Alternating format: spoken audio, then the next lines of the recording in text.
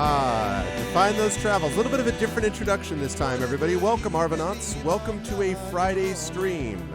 Something weird always happens when I try to use studio mode with one of my videos. I don't fully understand why it doesn't work, but it isn't working, and then I have to restart my entire program. It's just a pain in the butt. So instead of doing that, I think it makes more sense to go this way and use one of my own songs. And I'm glad that you like it, Polar. It's one of my favorite songs as well that I've written anyway. So I'm excited to be able to have it in another context just for change. So welcome, everybody. Welcome to D&D with Viewers. It is a Friday night. It's March 17th. Can you believe we are actually past the midway point now of March? I do want to start by saying congratulations to one of the schools that my father taught at when he was an adjunct professor, and he taught at Fairleigh Dickinson. And for the second time in the history of the NCAA tournament, a 16 seed has beaten a 1 seed. The Fairleigh Dickinson Knights have just defeated the Purdue Boilermakers, and as I say, that's the second time ever. So they are now 16 seeds are now 2 and 150. So that is a pretty colossal record, I would say. So congratulations to Fairleigh Dickinson, and yeah, it's crazy, but congratulations to them, and they are on to the second round, and who knows what's going to happen. But that was kind of cool to see, one of my dad's old schools. But I hope everyone is doing well and is looking forward to some Into the Unknown tonight. Before we go any further, just a couple of ways to support us here on the channel. If you haven't done so already, please follow the channel. Of course, please check out our YouTube, the !ArvTube. Where you can see past broadcasts of this and many other streams, of course. !ArvCord is the Discord channel where you can hang out with the Arvanauts in between streams. !ArvTweets is the Twitter, where you can always post when I will always post, that is to say, when I'm going live. And you can follow me over there for as long as that site does or does not exist. Again, that is !ArvTweets, and the website for all of that is arvanelleron.com. Financially, !Arv Shop is the merchandise area. Triffid and I are working on reworking that, basically, and that's going to be hopefully by the end of, I would say, if not by the end of this month, then certainly by the middle of April, we'll have that thing back up and functional and ready for the next stage. There was nothing wrong with it before, but it's just out of date, and I couldn't really manage all of it, so now we're putting this back into position and getting it ready for Arv's Channel 2.0 or whatever, or the next era of Arv or whatever this is, the Age of Aquarius, whatever. So that's going to be available to you, and you can be able to get cool swag for yourself and stuff to support the channel. Of course, the Patreon, which is currently sitting at 21 patrons, $2.20 per month. We've had another person jump on board. I know that Polar was able to re-up support again, for which I was most grateful, but we also got another person who just jumped on board and supported at the year-long level, which is always awesome. That is something I like a lot, like to see a lot, because it really allows me to kind of plan things out over the course of the year. So thank you to that person. We are up to as high as we've been in a while, actually, now, 21 patrons, $2.20 per month. So that's pretty exciting, and you can get good stuff for yourself and the channel as we continue to move upwards. My hope is that we're going to be able to get another Talisman tournament rolling and another Arvanaut Idol contest, but we won't be able to do that until we get all the way back up to 300 plus, and then we'll be able to do all kinds of stuff, including that. So hopefully we will continue to move in that direction. But thank you for all the continued support on the Patreon side of things. Hey, what's up, Uber Jaeger? Good to see you. So we've got that going on. And then, of course, on the publishing side, Icarus is my graphic novel from the incredible Athos Arts. Of course, Library is my Tales and Tomes from the Forbidden Library. That's my 5e adventure and sourcebook from Alligator Alley Entertainment. And, of course, Grayshade, my novel which came out last year. The sequel to that, Renegade, is now in its final stages of preparedness, or moving into its final stages of preparedness. I have to go through some beta reads, then the proofreaders have to do their work, and I have to respond to those. And then finally, it will be able to go and be typeset and all that kind of good stuff. So it's on track, and we will have that out later this year. Very pleased about that book. Very excited to share it with all of you. And of course, the final book in that Grey Assassin trilogy series is Heretic, and that will be out next year at some point. The tabletop tabletop game of Grey Shade will be coming out later this year from Brandon O'Brien. So there's going to be that. And the audiobook of Grey Shade from one Trent Sparks is coming out later this year as well. So you can get all of that by checking out that link at !Grey Shade. Last but certainly not least, BLM, Black Lives Matter. Very important to affirm and assert the significance and importance of Black lives. Help Now, the World Health Organization page on suicide prevention.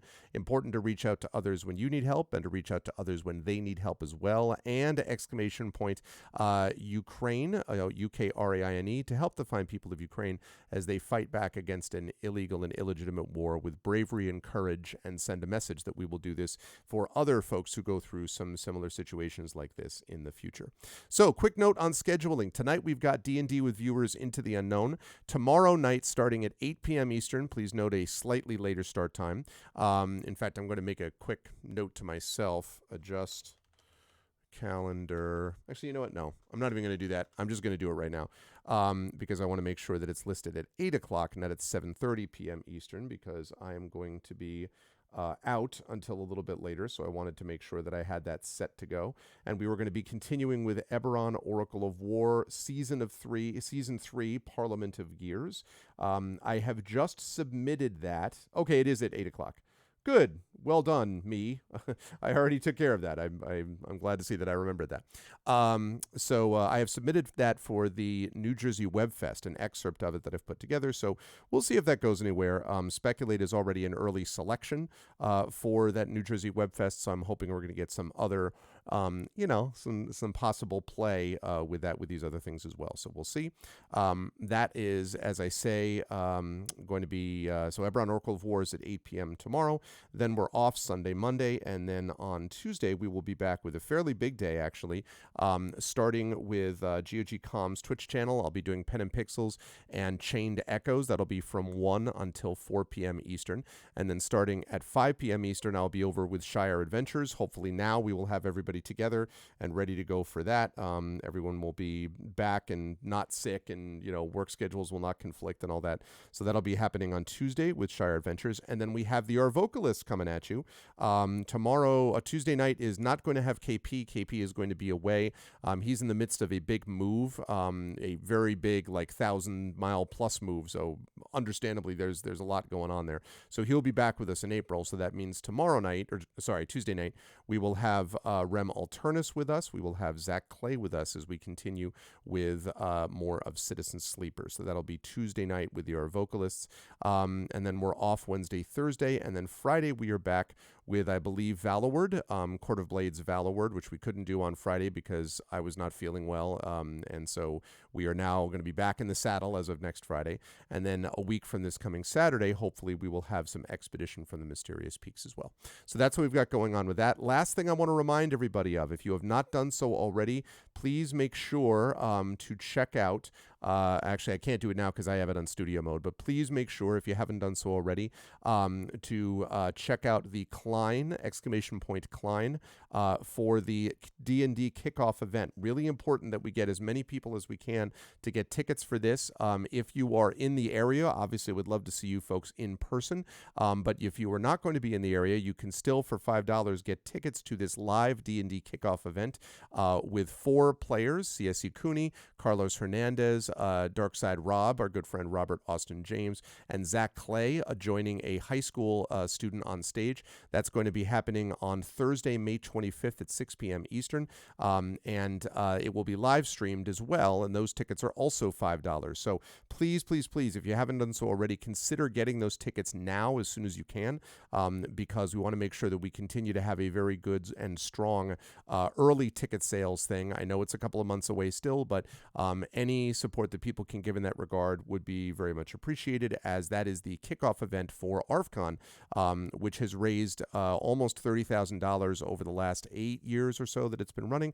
We're going to break that $30,000 mark this year. I'm hoping that we will break our record of over $7,000, slightly over $7,000. I'd love to be able to break that record this year as well, and the kickoff for all of that will be at the historic Klein Memorial Auditorium in Bridgeport, Connecticut. So please make sure to get your tickets for that. Now, with that said, let me see if I can properly do this transition. Let's see if this works. Hold on now. Aha! Welcome, everybody. Let me get rid of that Into the Unknown banner behind this. Now let me I want to double check something quickly and see if this intro video works. Hold on. Are you not hearing sound for this, I'm guessing? I know you see it, but you're not hearing anything. Is that right? Yeah. I don't understand. It is just so finicky about this stuff. Monitor only, mute output. No, that's not it. I think it's got something to do with studio mode. So that's fine. I will, address that later on. It's not something that's urgent right now, but I had it for a second because I was monitoring at the same time. Yeah, I know, but I still couldn't hear it though. So that is not so great. I just wish OBS were more robust about audio. That's the biggest problem, honestly, is the audio is just so shaky. Also, hi, Prince Justin, is the audio is so shaky when it comes to audio source. It's just very finicky. It does not like it when something like this is going the wrong. It just doesn't like it. And I find that frustrating, frankly, because I just don't think it should be that big a deal for it to be able to handle it. So that's frustrating. Let's see. Dear friend, I had spent too much of the day crying alone and I worked on, made someone sad. Kids are out of the house, turned on WoW to distract to see his friend's profile is offline. Oh, I'm so sorry to hear that, Emily. That's really, really difficult. Yeah. It's one of those things, right, where when these things happen, and you're dealing with something that painful, that everything seems to remind you of the person involved. And I mean, I went through something a little bit like that when there were a couple of scenarios. This is just a month ago where my dear friend Ewan had passed away. Actually, Ewan, that is to whom ArvCon is going to be dedicated this year.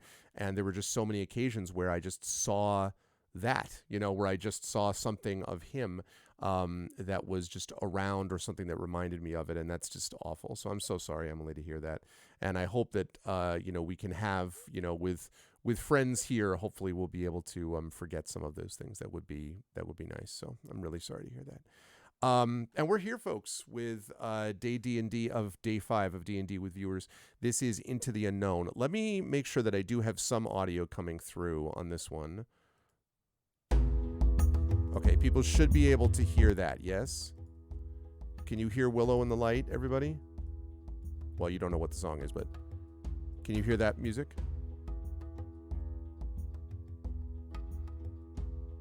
Yes? Okay, cool. All right. So welcome, everybody. And I think I'm going to move this... up here. Oh, I think I know why I was doing that, because I was putting the poles underneath there. And that way this looks very, very nice right there. Very nice, very nice. Okay, cool. So, as long as Alfie doesn't come back.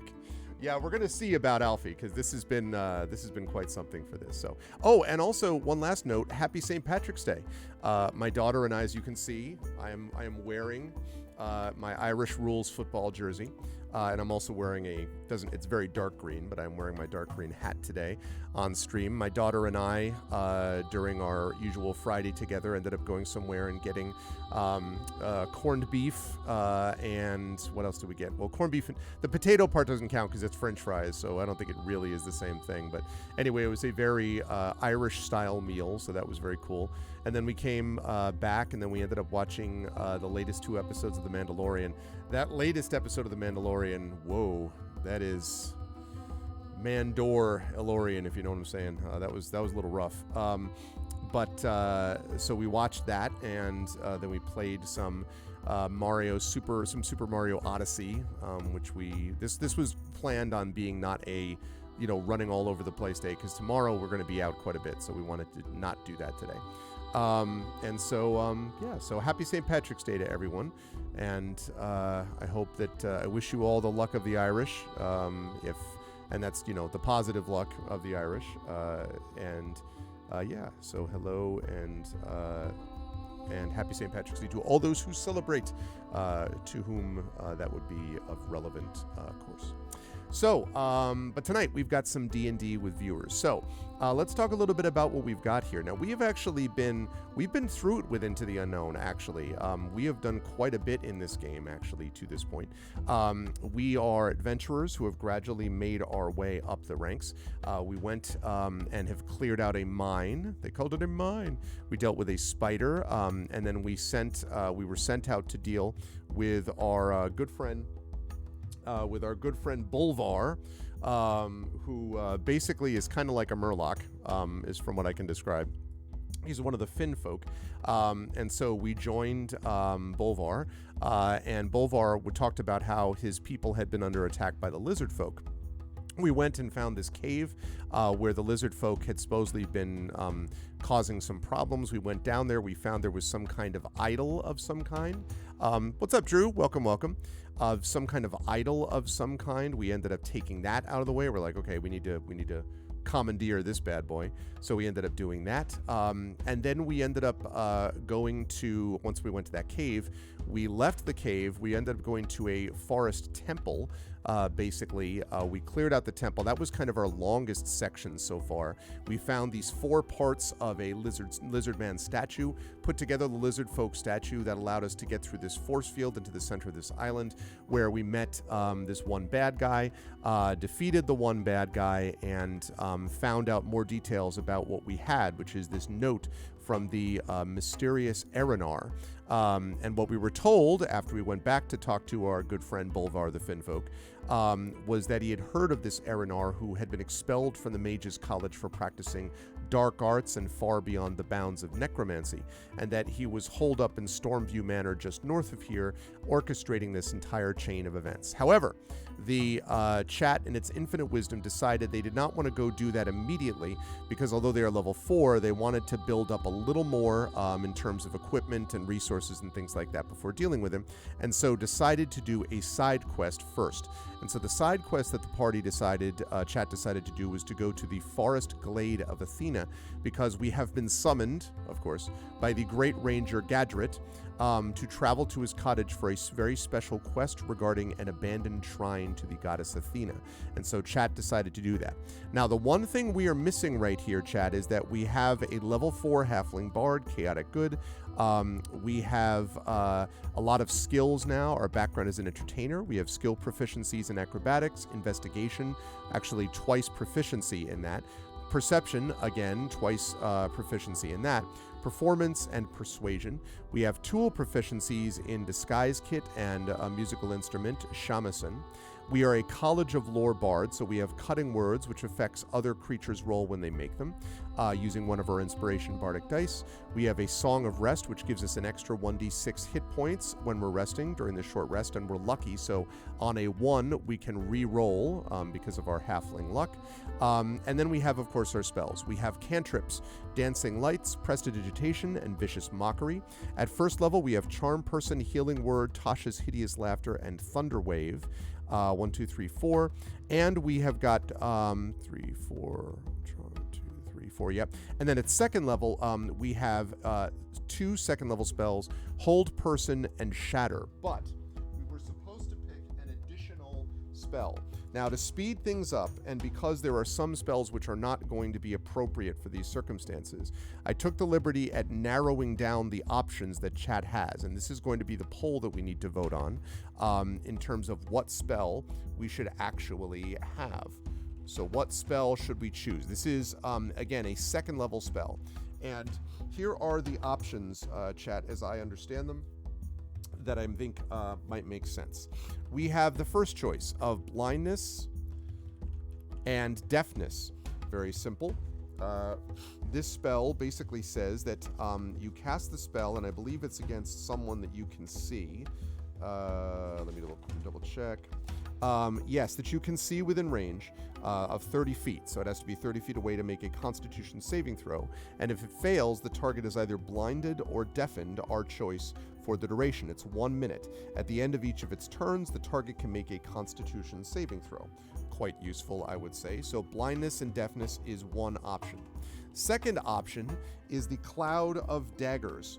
Always a popular spell. Whenever you want someone not to come towards you, Cloud of Daggers is a good way to go. This is a concentration-based spell, so you can only have one concentration spell up at a time. You fill the air with spinning daggers in a cube 5 feet on each side, centered on a point you choose within range. A creature takes 4d4 slashing damage when it enters the spell's area for the first time on a turn, or starts its turn there. Now, the only problem with this is that you can't move that cloud. You cast it, and then it has to stay in one place. And 5 feet, although it is sizable if you've got a passage that you want on lockdown, it's not as useful if people can just sort of walk around it. That said, Cloud of Daggers, it certainly has a lot of use, so there's that. Cloud of Daggers. We also have the spell Crown of Madness.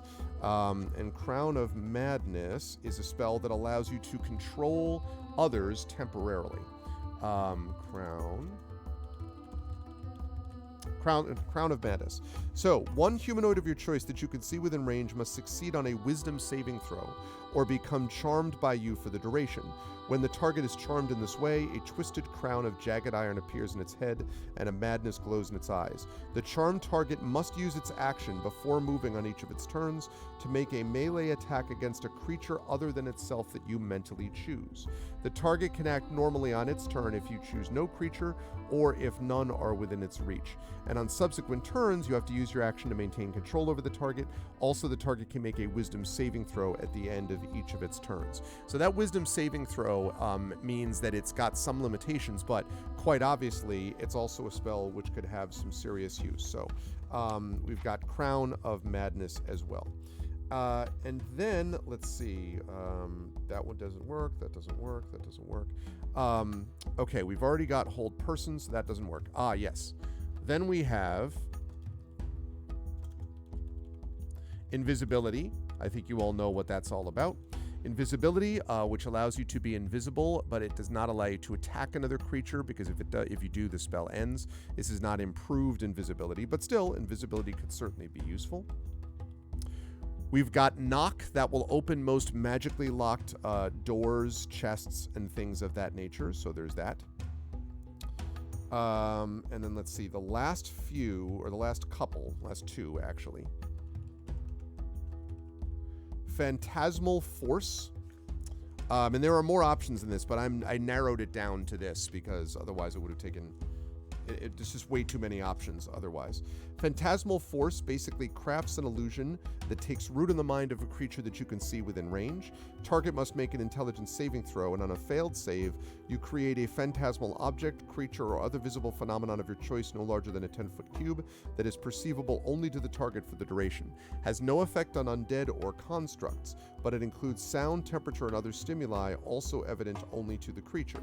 And you can do all kinds of things with this. You can create a phantasmal bridge over a chasm. It would then try to walk over it. If it falls, it would rationalize as to why it fell, like, oh, I was pushed or something. You can even take damage from the illusion. Each round on your turn, the phantasm can deal 1d6 psychic damage to the target, and so on. So there are a lot of values to this Phantasmal Force as well, although again, it can be broken if one is able to save against it. And then the last one that I want to mention, the last option for a spell, is Suggestion. And Suggestion is, as you might assume, you suggest a course of activity limited to a sentence or two, and magically influence a creature you can see within range that can hear and understand you. The target has to make a wisdom saving throw. On a failed save, it pursues the course of actions you declared to the best of its ability. And to be clear, you can't do something like throw yourself into a pit. Like, it won't do that. Anything which is going to obviously harm itself is going to end the spell and is not going to function. Nonetheless, there are many things that you could get out of this as well. So that last one is called Suggestion. So one of these spells is what we have to choose. Thank you very much, Nonstop, for the resub. And yeah, there's something weird with my notifications because of this weird thing with, like, it just does not love, it just doesn't love it whenever I do anything that screws up sound, that it sees as screwing up sound. So my apologies. Thank you so much, Nonstop, for the 67 months of Tier 2 support. Thank you. And you're just going to have to hear in your mind this time, this stuff, because otherwise I'm going to have to stop this and then, like, restart the whole thing, and it's going to be a pain. So that's why we're doing it this way. So my apologies for no thing. fact, I'm going to make sure I make a note. Restart OBS. Check sound. Okay, cool. So thank you so much, Nonstop. So there we go, chat. So your choices are, as you have now seen them, and let me fire up my polls, which is sitting there somewhere. There we go. Right, so there are the polls, and let me get rid of the adventure title text for a second. So what spell should we choose? I'm going to open this up for the vote. And again, chat, go ahead and get your vote in, and we will add that spell to our list. And then we're going to get right into the adventure after that, because we did everything else last time. So, $vote space 1 is blindness and or deafness is the second level spell. $vote space 2 is cloud of daggers. $vote space 3 is crown of madness. $vote space 4 is invisibility. $vote space 5 is knock. $vote space 6 is phantasmal force. And $vote space 7 is suggestion. So please get your votes in. The winner is going to be added to our spell list. These all have utility. Again, there were a bunch of other ones in here, like Animal Messenger and stuff like that, but they're things that are just not going to come up in the game, from what I can tell. So that's why I didn't include them in this case. These are the ones that I sort of narrowed down for the rest of it.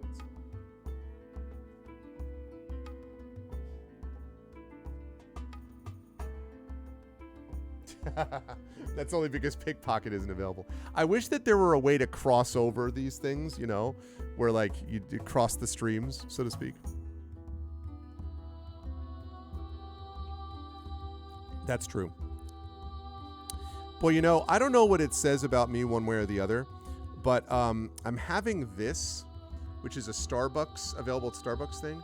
I don't know whether anyone's had this Spindrift, which is this sparkling water. I'm having the grapefruit one, and has literally 0% sugar. Like, it's literally just carbonated water, grapefruit juice.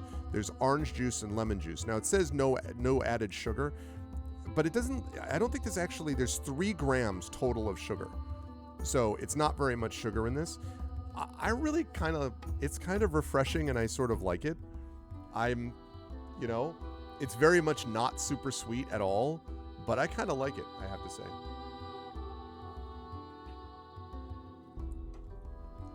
Yeah, it's kind of got a good, kick to it.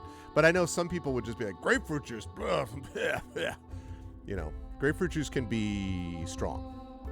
I think it would be fair to say it can definitely be strong. Effervescent. You know what, Polar? Effervescent is clearly a word that is what it does what it says it does, right?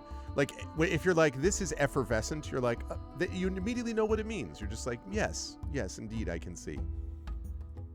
I can see what you mean. Okay, last call on this. Yeah. I'm bragging about how much grapefruit. I could take it. Well, I feel like there would have been a time in my life, Emily, where I probably would have been like, oh, God, it's too... But now I'm just kind of like, it's all right. I can get behind this. My father would have called this my palate maturing. That would have been my dad's term. Well, son, your palate's maturing. I'm like, you're right, Dad. My palate is definitely maturing. I feel it becoming more mature all the time. I'm frequently reminded. Yeah. And then I'll just be like, no, I'm not going to crush my hands. You crush it against your head, Emily. That's how the real man takes it and crushes and... Yeah. All right, invisibility. Okay.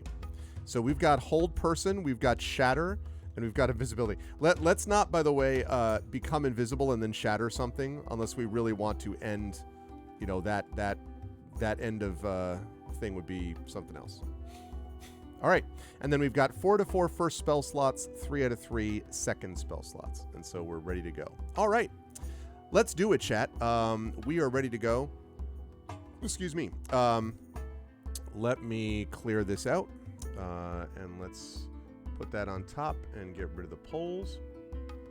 And let's do this. So we are going, as decreed by chat, to the Forest Glade of Athena. So let's do it. Forest Glade of Athena time. Which in a section which is literally called a side quest, in case you were curious. Even with studying for years at Farador Keep, you have only heard legends and tall tales about the legendary ranger. You've heard legends about a legendary ranger, Gadret. It is said that he is one of the highest-ranking advisors to Queen Hestia. However, he prefers to live off in seclusion away from the hustle and bustle of city life. He lives just down the stream, exiting the mountainside near Farador Keep, which, just if I can take a look at that, say that again? The stream exiting the mountainside near Farador Keep. So that's... Mountainside is like...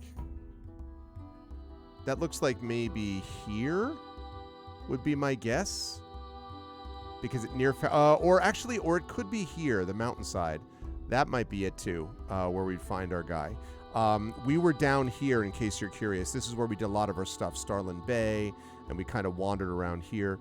But right here, apparently, is where... Oh, the Ranger's Cottage. Oh, I guess the Ranger lives in the Ranger's Cottage, chat. I guess that's where it is.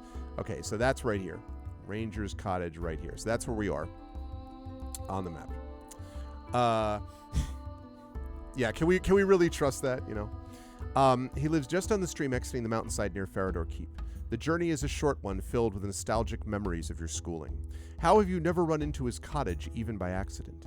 You cross a stone bridge across the stream to find yourself at a clearing. After an exhaustive search, you have finally found his cottage. You see an elven man sitting on a rocking chair smoking a pipe. You look down to his left side and notice a dog only a few months old lying asleep. As you approach, the elf, who you can only assume to be Gadret, calls you over with a simple wave. As you grow closer, he says, "I have no time for small talk, adventurer. As you can clearly see, I am incredibly busy this afternoon."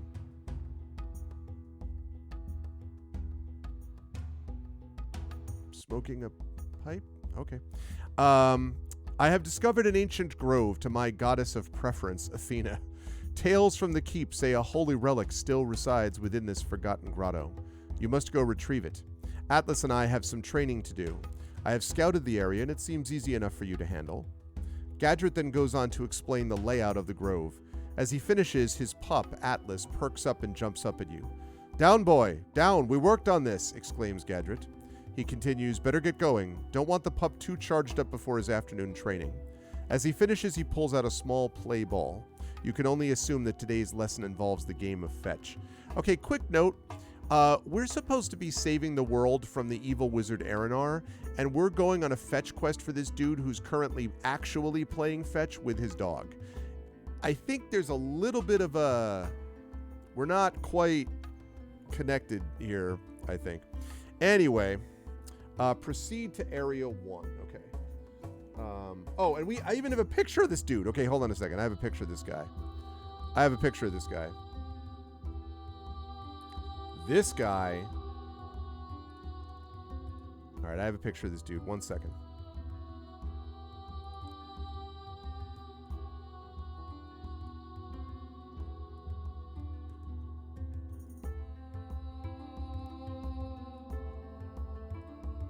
All right, chat. He looks like this.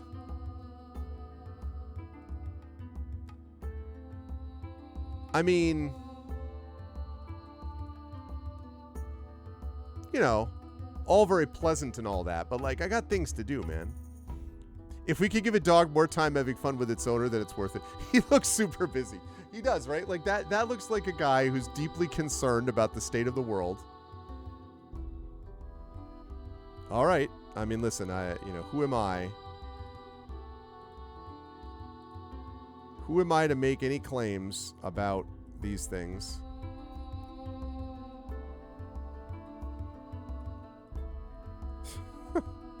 Okay. All right. Well, anyway, that's the guy. So, all right. Now, the good news is I happen to have for all of you, I have got our map already set. So, let me show you the map.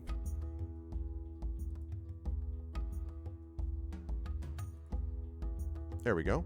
There's a large number 1 on the ground. That looks like that house, really? That's pretty cool. Okay. Area 1, it says.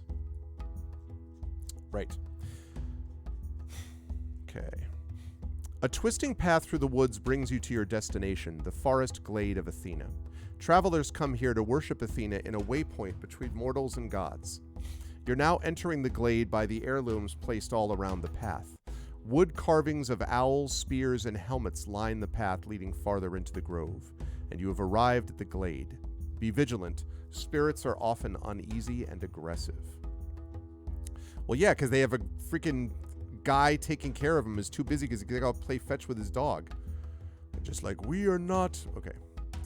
So now we're going to Area 2.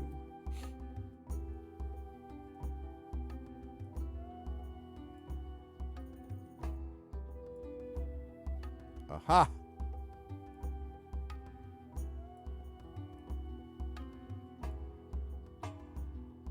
Okay.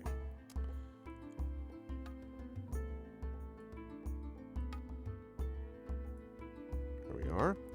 Okay, Area 2. The house in your old Ohio neighborhood. Nice. That's cool. The path leads to an intersection. To the east, the path stretches around a corner. You distantly hear the babbling of running water.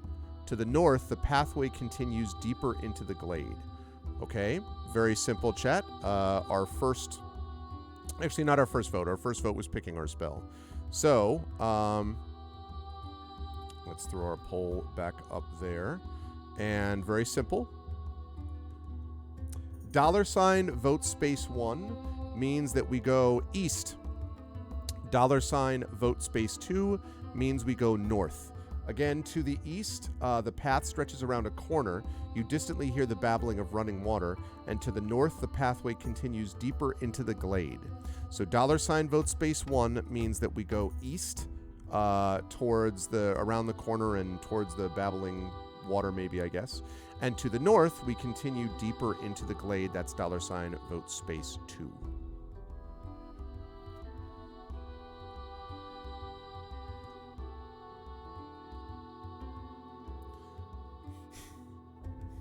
Well, if you want to go to the waterfall, I think that's to the east, Prince Justin.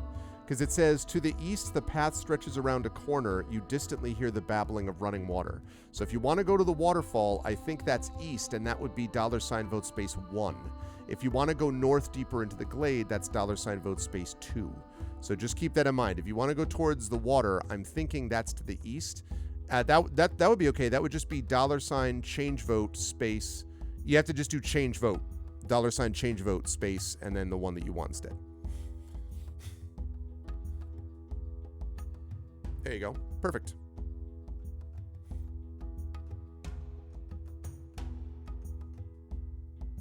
All of a sudden everyone has changed. All of a sudden they're like, wait a minute. I want to go see this waterfall. You know, Chad, I think it was a great philosopher who once said, don't go chasing waterfalls. Stick to the rivers and the streams that you're used to. Don't go chasing waterfalls.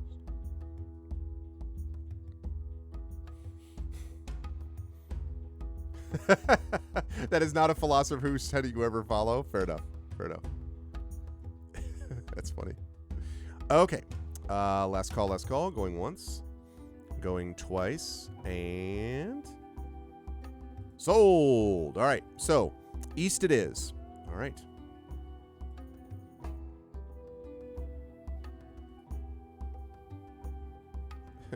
That's true. They don't want no scrubs. Scrubs, they don't want to go. Let's see. So, we're going to 3. All right.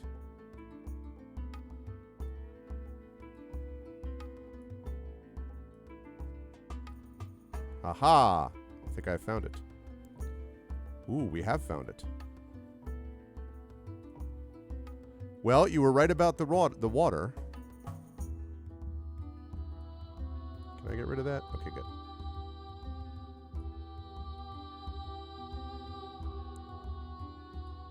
Love Willow in the Lights so much. Okay, here we are then, chat. This is what it says. You turn the corner to find an open clearing within the glade. A river running north to south is intersected by a large pool, and the water is crystal clear. It is mesmerizing in its beauty. You even notice a glint of gold at the bottom. So, chat, it also looks like there's no real way out of this other than back the way we came. But we can inspect the glint. So, chat, should we inspect the glint or not? $vote space 1 means we will inspect the glint. $vote space, whoops, sorry. $vote space 1 means we will inspect the glint. $vote space 2 means we will not.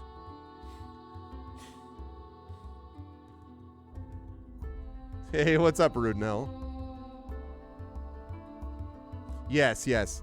I'm not a huge fan of it myself. I was just, it kind of was right there. Oh, and I'm sorry. This is probably not easy for all of you to see. I shall move that over there for the moment. We are on the right side there, on the eastern side.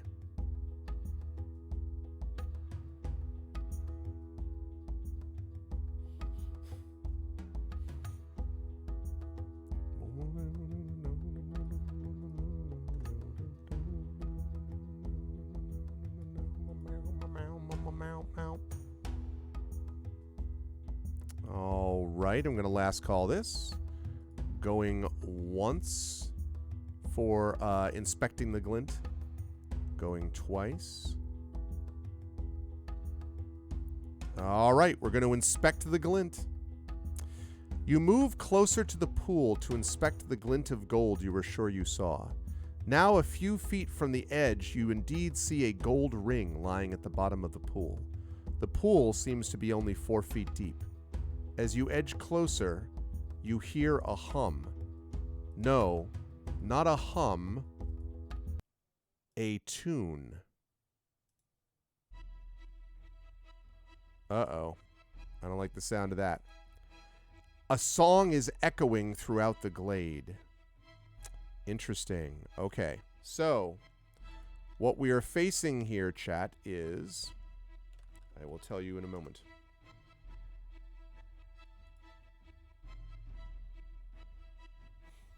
Okay.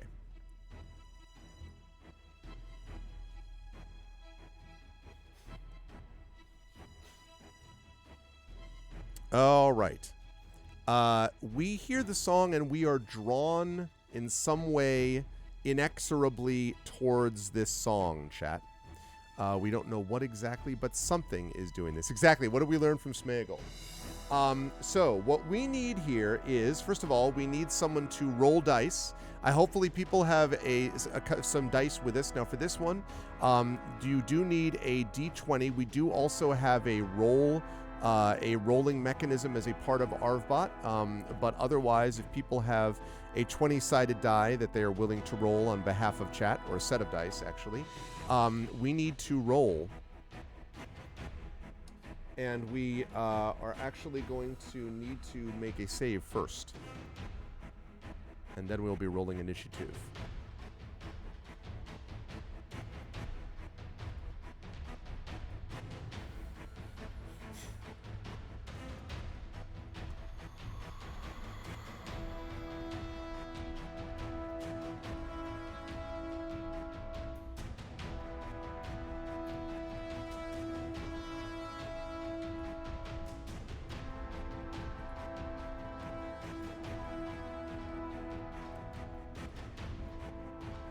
I got a picture for you, chat, in a minute.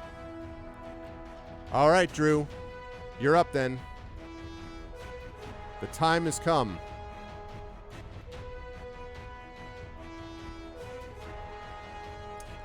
This is going to be... We are going to make a wisdom saving throw for this, by the way.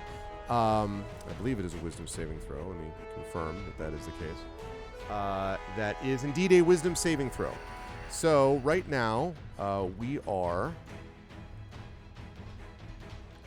have a wisdom of 14, so we have +2 to this.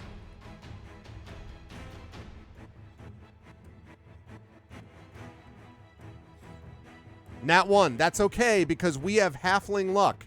We did not get a nat 1. We are lucky. Right here. Lucky is what I'm talking about. Booyah, lucky. We are lucky. We are not joking around. Luck, luck, luck. That's right. I'm not celebrating yet. I'm celebrating that we did not get immediately destroyed.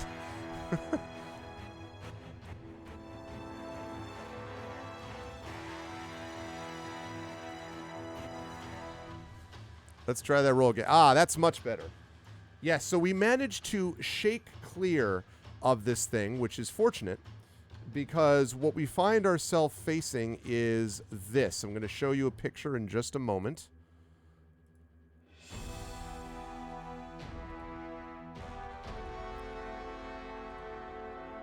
All right, hang on a second. I'll show this to you in just a moment. All right, this thing is basically sitting in a tree branch, staring down at us. And it is very clearly a harpy. That is what we are facing. The good news is, though, we have resisted its luring song, and its luring song will no longer affect us because we are made of hardier stuff than that, if you know what I'm saying. We know the deal, but we are now facing a harpy. So that means the time has come for us to do what must be done. Yes. Good work there, Drew. All right, so here we go. Thank goodness for Halfling Luck. Okay, so let's make a... you fight that in WoW way too often. I feel like everyone in a MMO has faced a harpy at some point. So let's make... let us do what we must do. Go ahead and give me your roll, please, for initiative. The harpy rolled horrifically for initiative just now, probably frustrated that we didn't fall for its nonsense. Yep. Okay, cool. All right, so now, chat, the question is, what are we going to do with this thing? So we are facing, we're facing this harpy. So right now it's sitting there, and it has got a club and it's got its claws. So we need to figure out how to deal with it. Now, as you can tell, if you take a look at our character, we have got some stuff that we can use. We can do things like we could use Thunder Wave. We could try to use something like Shatter. Hold Person is not going to work. This is not a person. It's a monster, so this is not going to work. If we had Hold Monster, that would be a different matter. We could, however, leap forward to attack it, because right now it has not taken flight. So we could attack it normally as well, or I guess we could try to viciously mock it. Remember, the only problem with Vicious Mockery is that if Vicious Mockery fails, then we've used up our attack. So I will throw this up as a poll for chat to consider as soon as I can get to my thing. There we go. All right, chat. $vote space 1 means we are going to attack.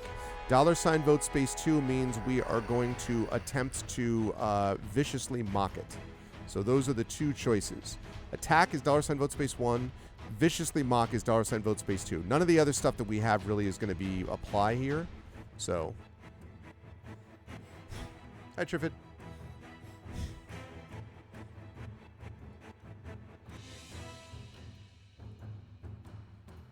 Hi, Lotwook. And also hello to Triffid coming in. All right, I sense a vicious mockery in our future.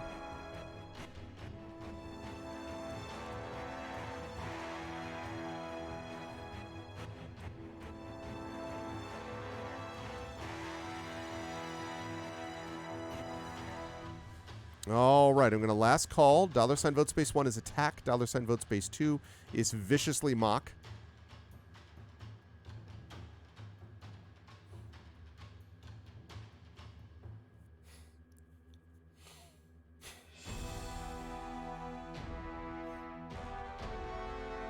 All right, going once. Going twice. All right. So we are going to viciously mock. That means it's up to me, playing the creature, to make a wisdom saving throw. Going to attempt to... Oh, boy. I sure didn't, I don't think. Let's see. Yeah, no, I sure did not. So that means that we have successfully mocked it. So it needs to take 1d4 psychic damage. It will have disadvantage on the next attack roll that it makes before the end of its next turn, which is going to be coming up in just a minute. So, Drew, I need you to roll a 1d4, please, as we viciously mock this thing.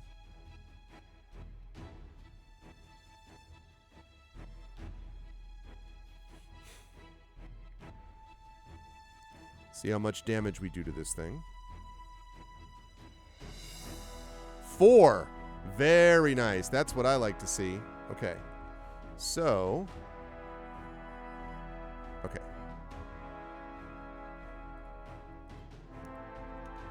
All right. So that definitely hurts it. And it gives it strange growl and attacks us. And is going to do so at disadvantage for the first one.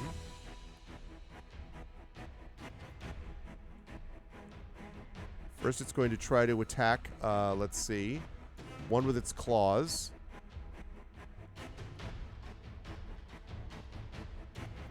At disadvantage, this one is. So, let's see. It's a 19 and a 17. Unfortunately, both of those are going to hit. So, it is going to hit us for a grand total of... Ugh. 7 points of damage. We have lots and lots of healing options available to us, though, which is nice. So, okay. All right. So, good stuff. Yeah, that was good. Oh, yeah, get the bad roll out of the way. There you go. Okay. So, now it is the... And that was at disadvantage. Now it attacks with its club.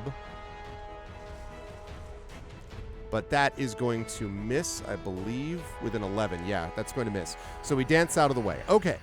So now, chat, we are back up to the top of the round, and now it's our chance to attack again. I'm going to give... So again, I'm going to ask chat. I understand the value of Vicious Mockery. I do want to point out that if we hit the thing through our normal attack methods, we have a +1 longsword. So if we hit the thing through our normal attack methods... and actually, I feel like we have our rapier too. So with the rapier is a 16, and then we would be making. So we basically have +3. So either D20 and proficiency, D20 +3 +2. So +5. So we have the rapier is D20 +5. The longsword would be 11 +1. This is not a creature that needs a magical item to hit it, though, so it probably makes more sense to use the rapier to do it. So the question is, and the reason I'm bringing this all up is that if we hit it, we're going to do a lot more damage than if we viciously mock it. Because it gets 2 attacks on its turn anyway, it means it's always going to get an attack at normal level. So that, I think, is important. But I will throw this open. Given what I've just said, are we going to attack normally or are we going to viciously mock? So $vote space 1 is attack normally. $vote space 2 is viciously mock. Yeah, 2 attacks. It has a multi-attack. One with its claws, one with its club. And, so yeah.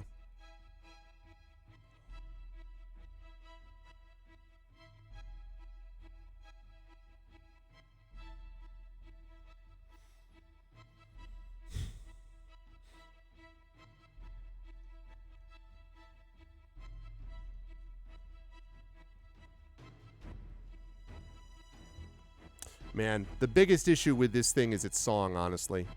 Once we get past that, then, you know, it's definitely more manageable. All right, last call. $vote space 1 to attack. $vote space 2 to viciously mock.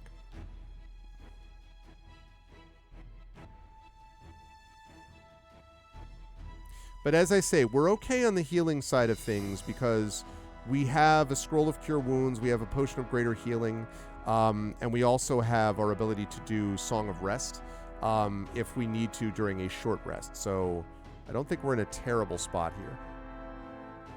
He said, knock on wood, famous last words. All right, going once. Going twice.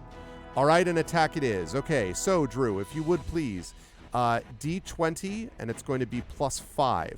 3 for dex, +2 for proficiency, because we're proficient with this attack. So we're looking at D20 +5 for our attack. We could technically, I suppose, even inspire us to do this, but I think we would be okay. A 14 is definitely going to hit. Okay, so now that means we can get in our damage here. And the damage is going to be 1d8 plus our dexterity. So 1d8 plus 3. Yeah, in the solo games, you can inspire yourselves, Prince Justin, yeah.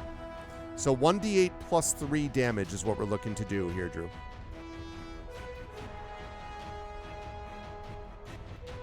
Okay, 2. So that was the 2 that you rolled, plus 3. So that's 5, okay. All right, we have struck it several solid blows. Now it is going to attempt to come down and attack us. First with its claws. And then with its club. Ugh. I really have to start rolling well. Stop rolling well. Okay, with its claws, it is a 19. With its club, it has a 20, not natural. So let's see. So claws first. With claws, it's going to do... This one was only a glancing blow, actually, so that's 4 points of damage. With the club, though, it is going to do... That's another 3 points. Okay. So we've been hit a few times, for sure, by this thing.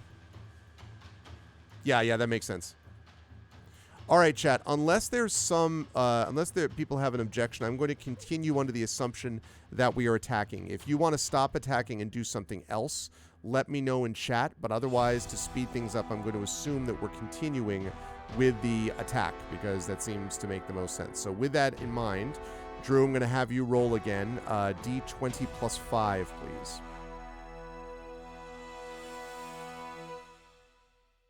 As the second round comes into play. You rolled a 3? Wow. All right. Well, that is definitely not going to hit. Okay. So, it's going to get its chance to maneuver.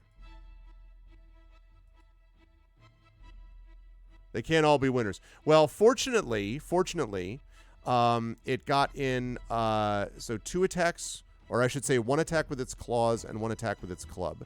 Fortunately, I rolled literally 1 and 1. 2 crit misses. So that's good. That gives us back up to the top of the round. So go ahead and roll, Drew. Let's see if we can hit it this time. That was just a slap fight there. I was just like, we're like all trying to be impressive, and it's like, you know, Aah! And by the way, the harpy, there you go. That's now we're cooking with gas.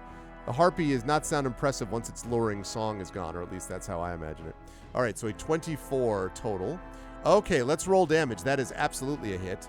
So 1d8 plus 3, please. Let's roll our 1d8, and then we'll add 3 based on what you just said, Drew.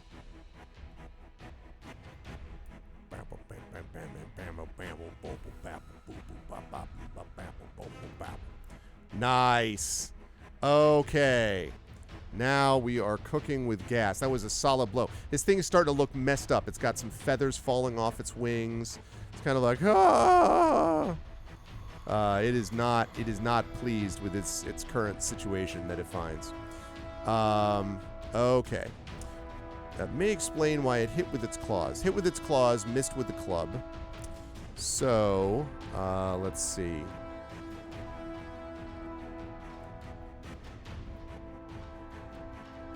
Okay.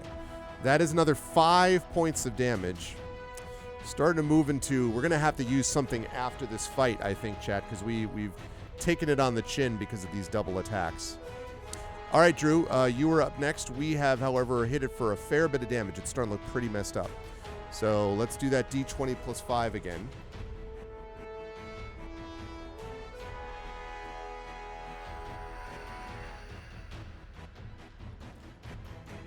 Hmm, 4 plus 5. That is a miss. Okay. All right, this time it hits with the club, but not the claws, although fortunately it is just a glancing blow, just 2 points of damage. Yeah. All right, back up to the top. Let's make sure we hit it this time. No more misses. Lots of strong hits. I feel the hits coming. 17, that is absolutely a hit. So let's go with that 1d8 plus 1. Plus 1. 1d8 plus, what did I say? Plus 3 is the attack, is the damage actually. 1d8 plus 3.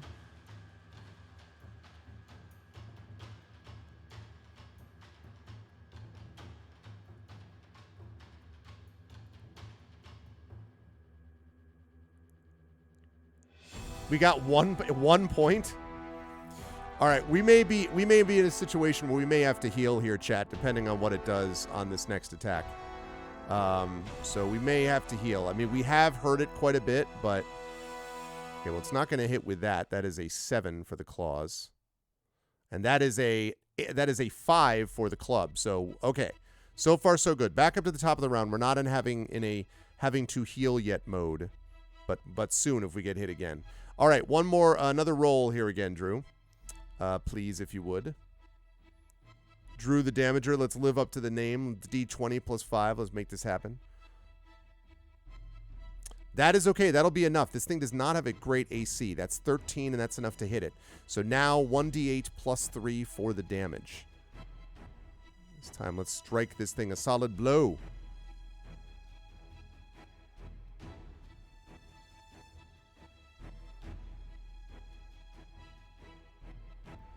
Four plus 3. Okay, that's good. That's good. 7. So now it's starting to look, you know, it's breathing heavily. Lots of feathers falling off of its wings now. Yeah, armor is not her strong point. This is a good point. Yes, you make a good point, Arudno. You make a good point. Okay. Okay, so the good news is that she misses with the club. The bad news is that she critically hits with her claws. So that means that she does 9 points of damage, meaning we're down to 3. Chat, we are going to have to heal now because we're in major trouble. So we have 2 ways that we can do this. Time to heal is right. So we've got 2 ways to do this. We have a potion of greater healing and we have a scroll of cure wounds. Right now, the scroll of cure wounds would cure between 2d8 plus 3. So that means 5 is the low end and 19 at the high end. Potion of Greater Healing does, if I'm doing my math properly, it's 44 plus 4. So the Potion of Greater Healing would be 8 at the low end, and it would be up to 20 at the high end. So my guess is that the Potion of Greater Healing is the way we want to go, but I will leave it up to chat to decide. So we are down right now 30 hit points. We are at 3 out of 33 because we got kind of messed up a little bit by this harpy. So we need some serious stuff. So potion or scroll, basically. Potion. Do I see potion? I feel like I'm an auctioneer. Potion mode. Do I hear potion? What do I want to do? Greater healing with the potion. Soul to the... Okay. Potion of greater healing. Okay, I would agree with this. So, all right, Drew. So for this one, I need you to roll 4d4, and then we're going to add 4 to that. So 44 plus 4. 44 plus 4. Unfortunately, actually, I think it's I think taking the potion of healing should be a bonus action for us.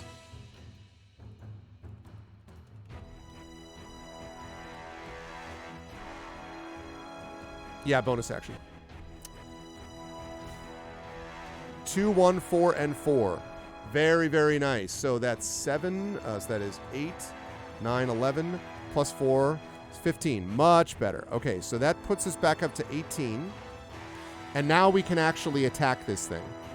Good call. I think we were in a position where we really had to do that. Right. Agree, Arudnell. Agree. Okay, so that's back up to 18. Now let's roll and hit this thing. Let's take this damn thing out. It is quite hurt. So...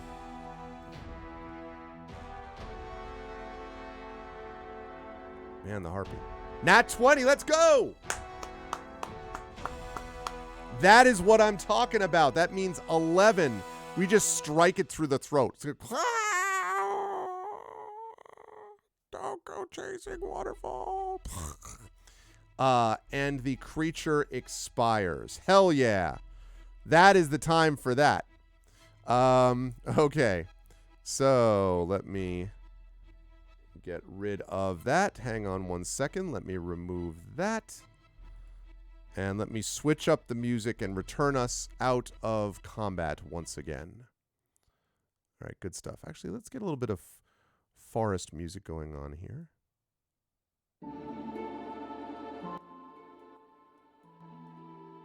Okay. Woo! Yeah, there was a lot going on there, but we pulled it out in the end. All right, now, chat, here we are. We are sitting at 18 points out of 33. There doesn't seem to be, in case anyone is curious, anything on the actual harpy.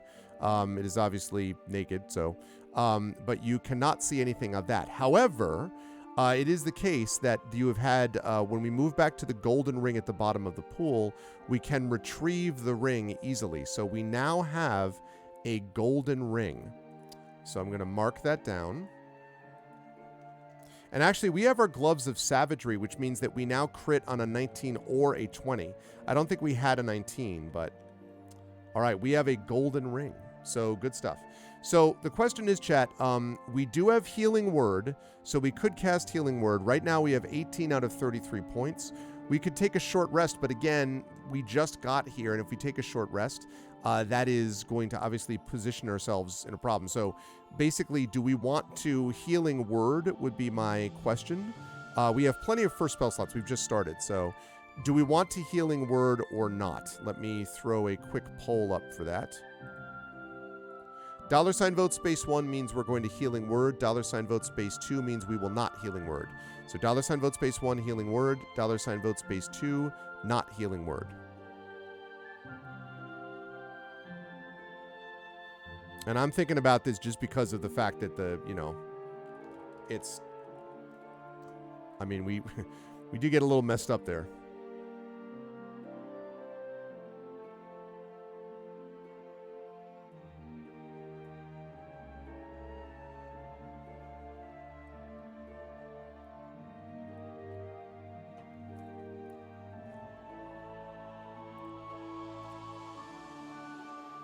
So Healing Word, $vote space 1, $vote space 2 means not using Healing Word. And then we're also going to have to make one additional point, which is whether or not we want to, what spell slot we want to do it at. But we will talk about that in a minute. So last call. Last call, last call. Going once. Going twice. And, excuse me. And that is yes. Okay, now, here's the thing about Healing Word, chat. This is going to do 1d4 plus our spellcasting ability modifier, which is Charisma. So it's 3. So it's going to be 1d4 plus 3. However, we could cast it at second level if we wanted, and that would make it 2d4 plus 3, because we're down 15 points. We have 4 first level spell slots and 3 second level spell slots. So, same kind of question. Do we want to do it at first level or second level? $vote space 1 means that you want to cast it at first level, which would be 1d4 plus 3. $vote space 2 means we're going to want to cast it at second level, which will be 2d4 plus 3. Also, I think that I've undercut it, and I think that Charisma... I think it's actually...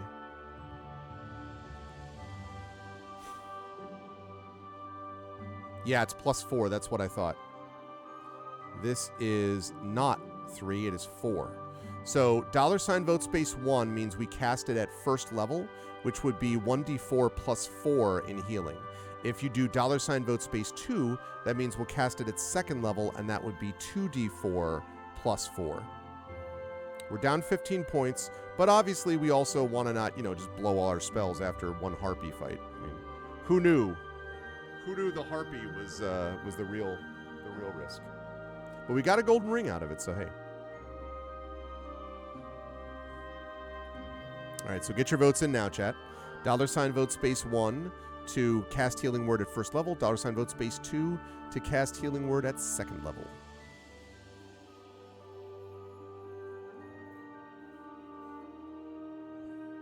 I looked at it and I'm like, wait, that's not +4.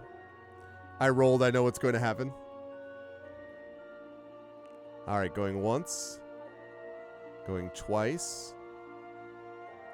Okay. 1d4 plus 1 it is. All right, plus 4 it is.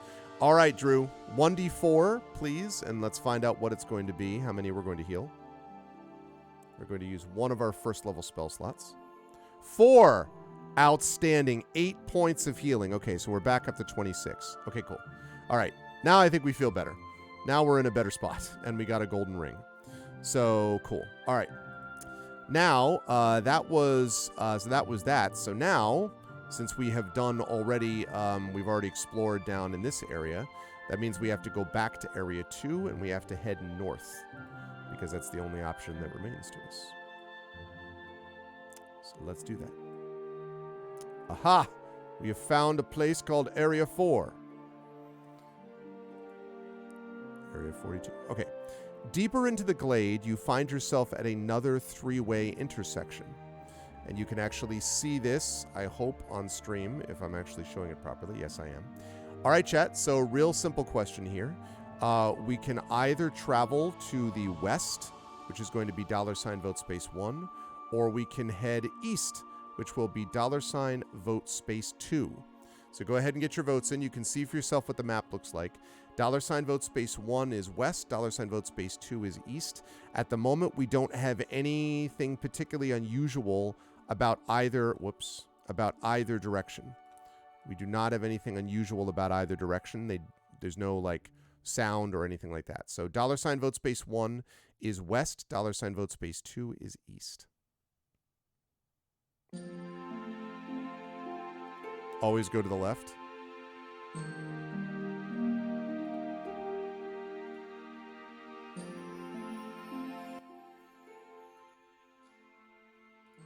Okay.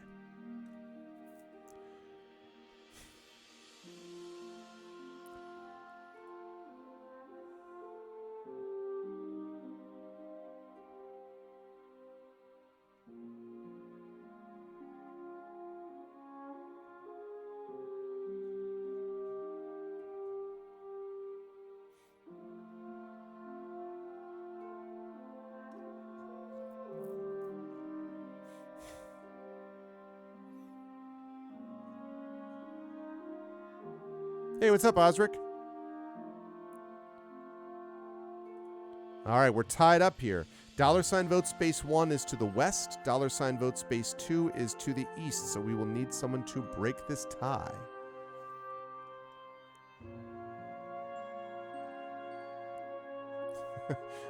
These are always the systems, right?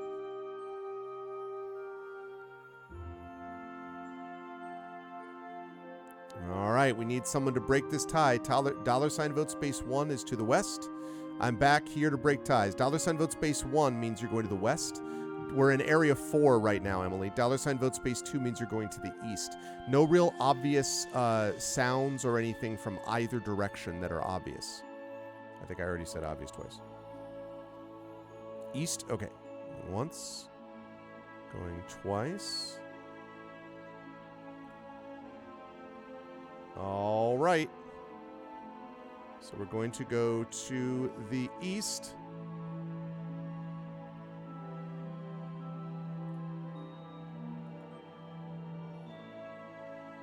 All right. Let's see what we find when we go east.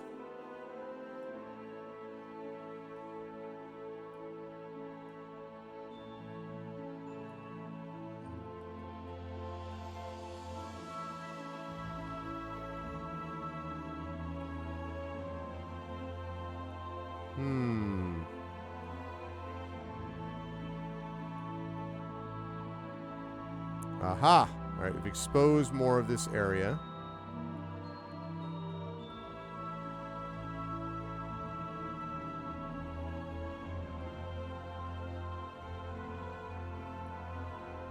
Aha! Note, if you will, chat. We are looking at something. All right, let's see what we see. You follow the path to a large clearing within the glade. You have found it. It is the shrine to the goddess Athena. Even without upkeep, the grove is a beautiful sight. Vines have overgrown the gorgeous white marble altar, but it still feels dignified. Surrounding the altar is a large mound of rocks meticulously put together to provide a roof arching over the altar. On top, you spot the owl artifact resting ever so vigilant. You approach, but are immediately met with a wailing howl. From behind the altar, you see a blur. You spot it again, but then it disappears. What is this sorcery? A second later, and you are face to face with this. Let me show you all what you see, chat.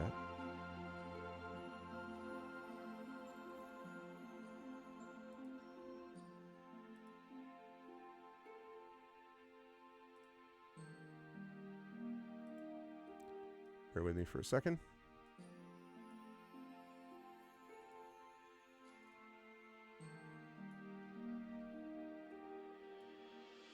All right, this is what you see.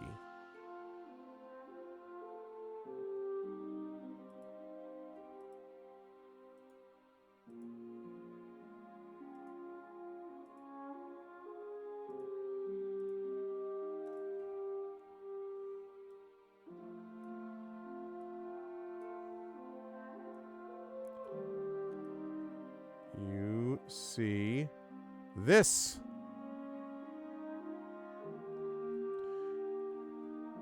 You see this creature that faces you, and it kind of sort of floats just... I was going to say, that's Arvin Elrond, not on my better days. And it sort of floats around in the front and kind of reaches towards you and then back and reaches towards you. And your very body, the hair stands on end. And you can feel almost like little currents of electricity running up and down your body. And it is time for us to roll initiative, chat, as this terrible creature is facing you, whatever it happens to be. Who knows what it is? But it is facing you, and it does not like what you're dealing with.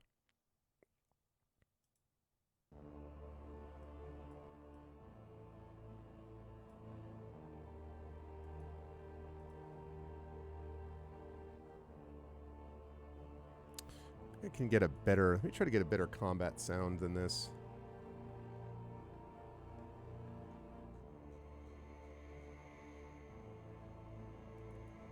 Whoops.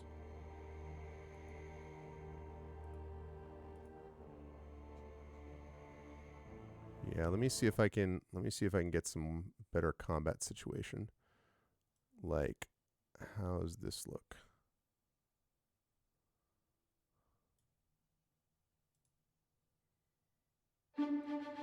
No. That's more like it. Okay, I like that better. Does look like you in the morning. Okay. So, if you add that to our dexterity, that means we are looking at a 17. Let's see what this thing rolls.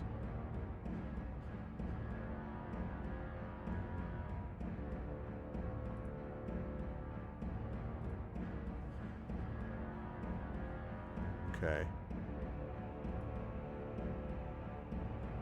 It rolled better. Believe it or not. Okay. Ramming speed. Okay. So, let's see. It is going to attempt to hit us. You'll be happy to know, however, that it only has one attack, not two. And that first one is not going to hit. That is an 11. I would recommend, however, that we not get hit by this thing because it looks a little disturbing. Okay, now it's our turn. Now, for this one, this creature does seem to be magical in nature. I think that at level 4, we would know enough to know that this is a magical creature. And that means that, unfortunately, if we want to actually damage this thing, we're going to have to use either spells against it, or we're going to have to use our +1 longsword. So, can we hand it a latte? It probably could use one.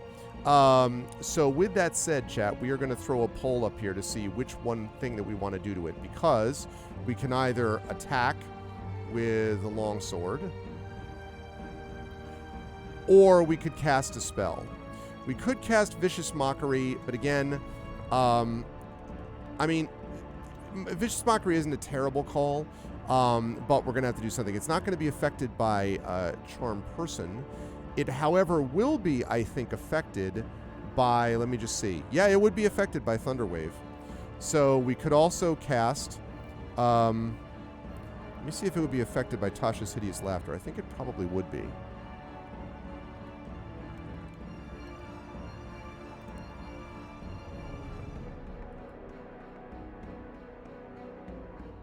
Incapacitated and unable to stand up for the duration. Well, that would be pretty useful, actually. So we could cast Tasha's Hideous Laughter, which would mean that it was, if it fails its Wisdom saving throw, it becomes incapacitated and unable to stand up for the duration. It could try to repeat that all the time. Or we could cast Thunderwave on it. You all know Thunderwave. You all know and love Thunderwave. Thunderwave would mean that we would, if we hit from it, Thunderwave has to make a con. They have to make a con saving throw. On a failed save, it takes 2d8 thunder damage and is pushed 10 feet away from us. So we could do that, and we could also cast. Hold Person's not going to work on this. We could also cast Shatter.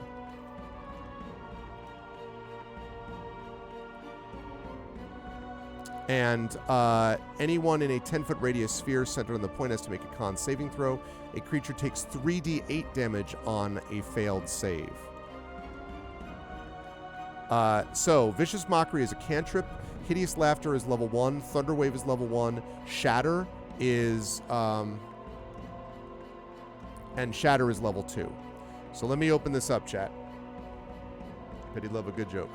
So we could cast Shatter. So again, we could attack it with our longsword, our magical longsword. We're using strength instead of dexterity, but we would hit it with this thing, and it would do, +1 our normal damage. We could cast Vicious Mockery on it, which would do up 1d4 damage, and if it works, if it misses its Wisdom saving throw, 1d4 damage, and it has disadvantage on its next attack. Tasha's Hideous Laughter, if it fails I believe it's Wisdom saving throw, then it is incapacitated, which means we can then do a lot of damage to it if it works.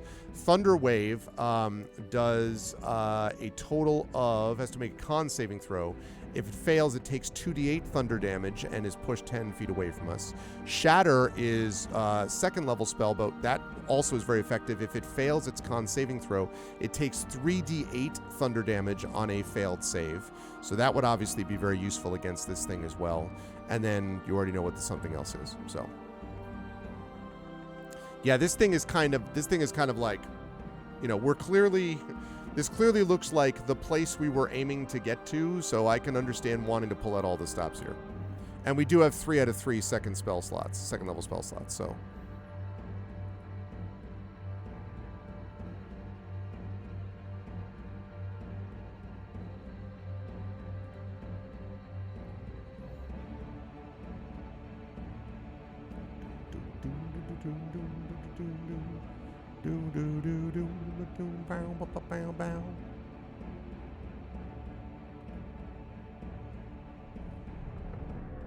All right, last call, going once, going twice.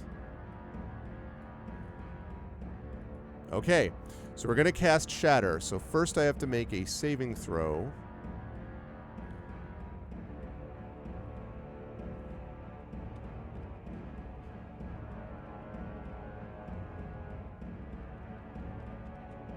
A lot of windows open. Okay. It does not make its saving throw, I'm here to tell you.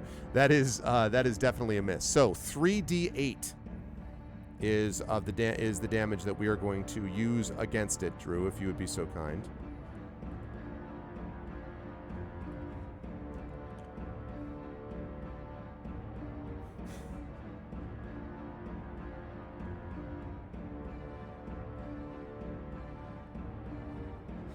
Four, 3, and 2. Okay, so 9 points of damage. Very nice, very nice. And hold on a second here. Okay, that's what I thought.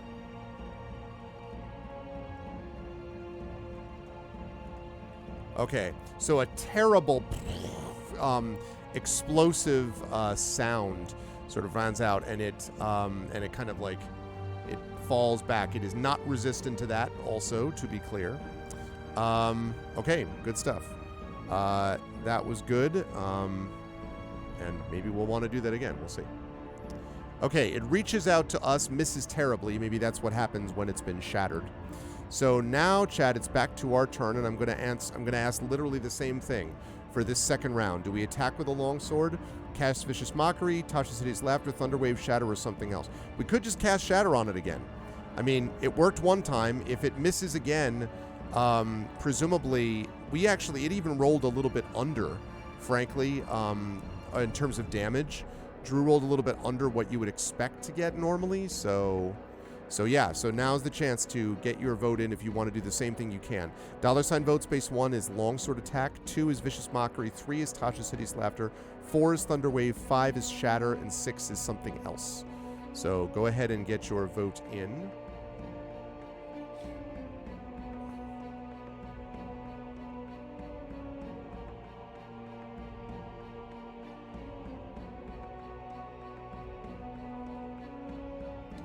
To look something up whilst you're getting your vote in. It was hit by it, but it is definitely not it's not close to death yet.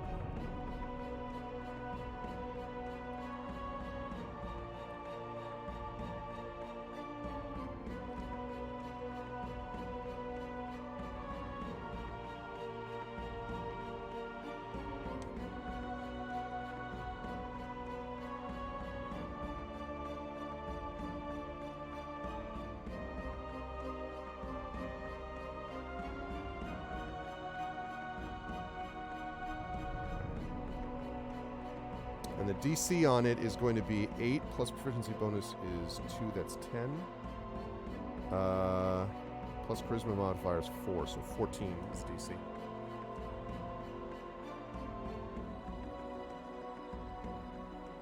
All right.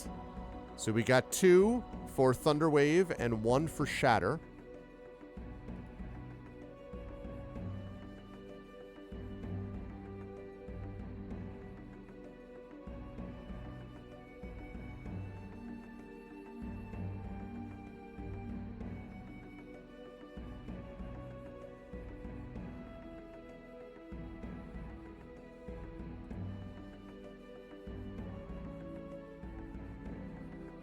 And actually, now that I'm looking at it, now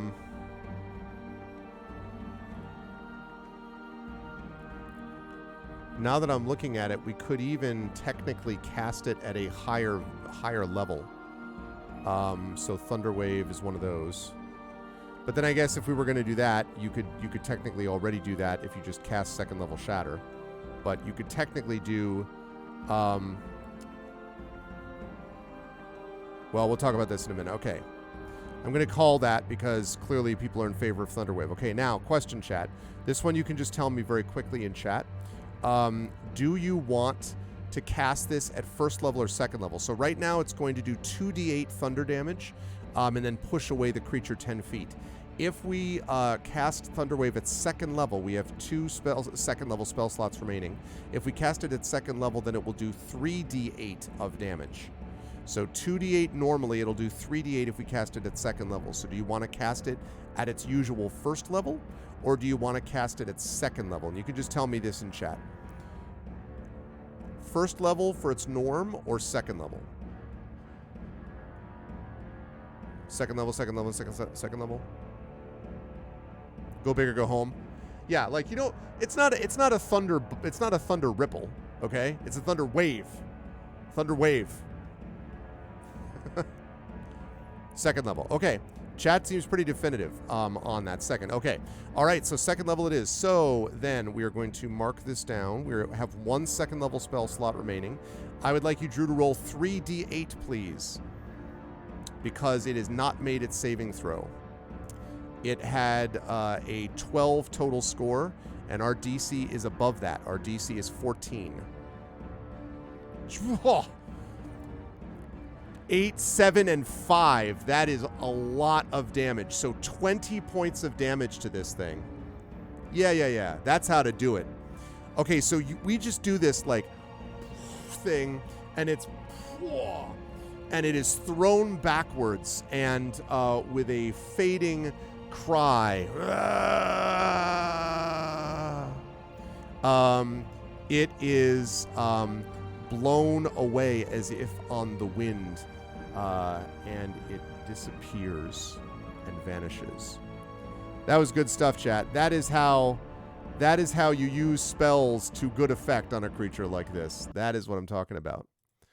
All right, let's get some music rolling again on this. Okay. We didn't even get hit on that thing. We had more trouble with the harpy. Okay. Right. So, oh, and I even had a picture for this, chat. Man, I even had a picture. Let me show you what that picture was.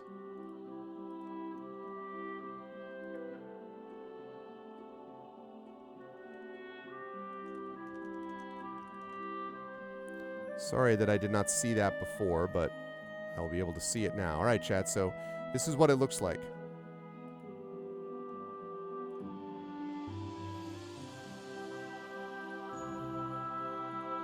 It looks like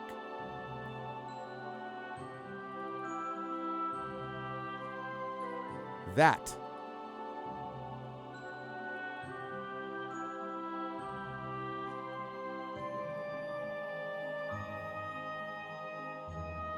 Yeah, this ghost is just, it just blew right away. So that's it. That's what we're looking at, and we have defeated this thing. So, with that said, let's see what actually happens. With a final strike, the forlorn spirit's expression of aggression turns to fear. For a moment, you feel pity. Perhaps the spirit did not choose this outcome in life. Sensing your sympathy, the spirit gives a slight smile. A second later, it begins to ascend toward the sky and dissipates like mist. Shortly after the battle, you proceed to the altar. Aside from the owl relic, nothing of obvious interest is here. You remove the relic from the altar, and a wave of bright blue light emanates to your right. You quickly spin around, ready for whatever threat this illumination poses. However, you do not find a threat at all. You find a woman, like none you have ever seen. Beauty is always in the eye of the beholder, but this type of beauty is innate. Her white robes flow off her body like a wave crashing against a sparkling shore. Her stormy gray eyes pierce your heart. Her smooth black hair falls perfectly over her shoulder as if darkness has finally agreed with light. She nods her head and says, "Thank you," and fades away. With that, you are set to return to Gadret. The journey back to his cottage is uneventful. You return to him to find him training Atlas. It seems that even in that short time they have made great... I know, right, Triffid? They have made great strides together. He thanks you sincerely for your efforts, and we are rewarded with 2 things, chat. One is 125 gold pieces. Hey-o! So that's 189. Let's see. 20 is 209, and 5 is 214. So, 214 we're now up to. And we have recovered we have been given an item, a nocturnal bow. So let's see what that is. It is a magical item, we are told. It says the following. A nocturnal bow. No, not new monsters. I want new weapons. Here we go. This rare bow was created in the fires of the Forge of Hephaestus and blessed for a child of Athena. This bow functions as a +1 magical bow, but at night the bow taps into its nocturnal owl nature and becomes a +2 bow. The user may also cast the Bless spell with it once per day, which uses your spellcasting ability and spell save DC.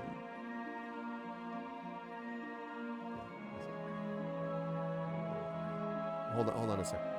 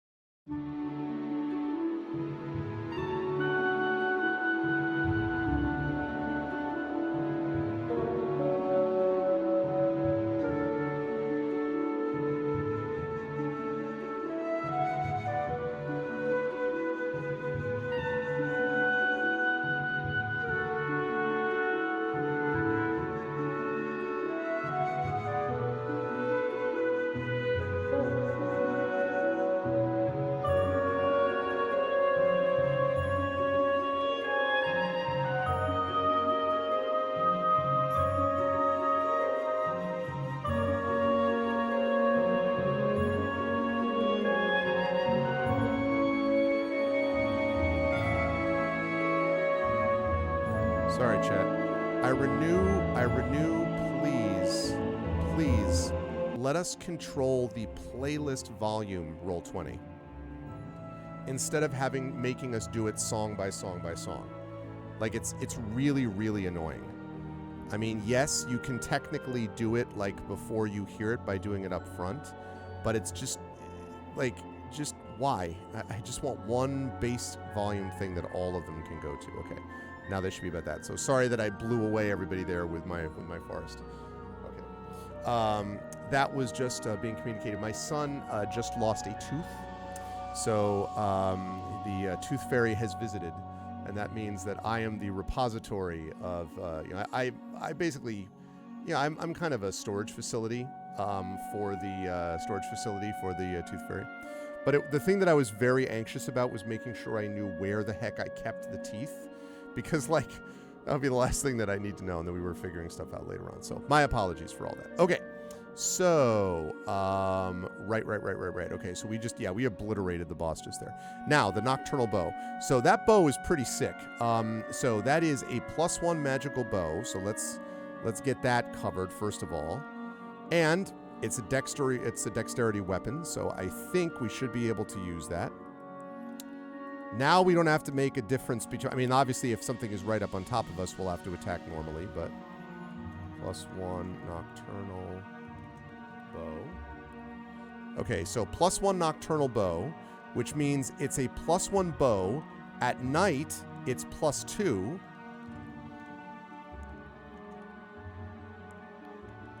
And we can cast Bless once per day, which is pretty sweet. So that is a nice item, chat. We didn't level up or anything there, but that is a very nice item to have. That is a very effective side quest, I would say. So, okay. I love that. Okay. Now we are in much better position, I think, as we go into this. Okay. So now that we've done that, requires attunement, yeah, but that's fine. We will have a chance to attune to it as we go off to do, the next thing that we're doing. So, good stuff. All right, let me get back up to, that was this item.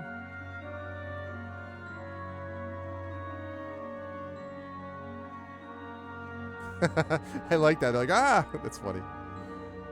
Okay. All right, so here is where we left off. So, we did that. We go back up to...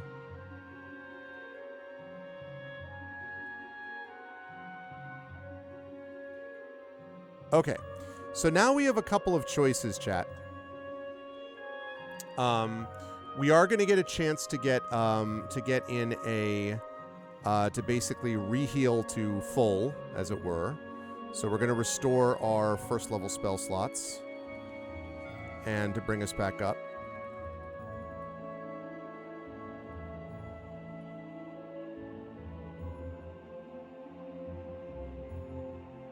Oh my goodness.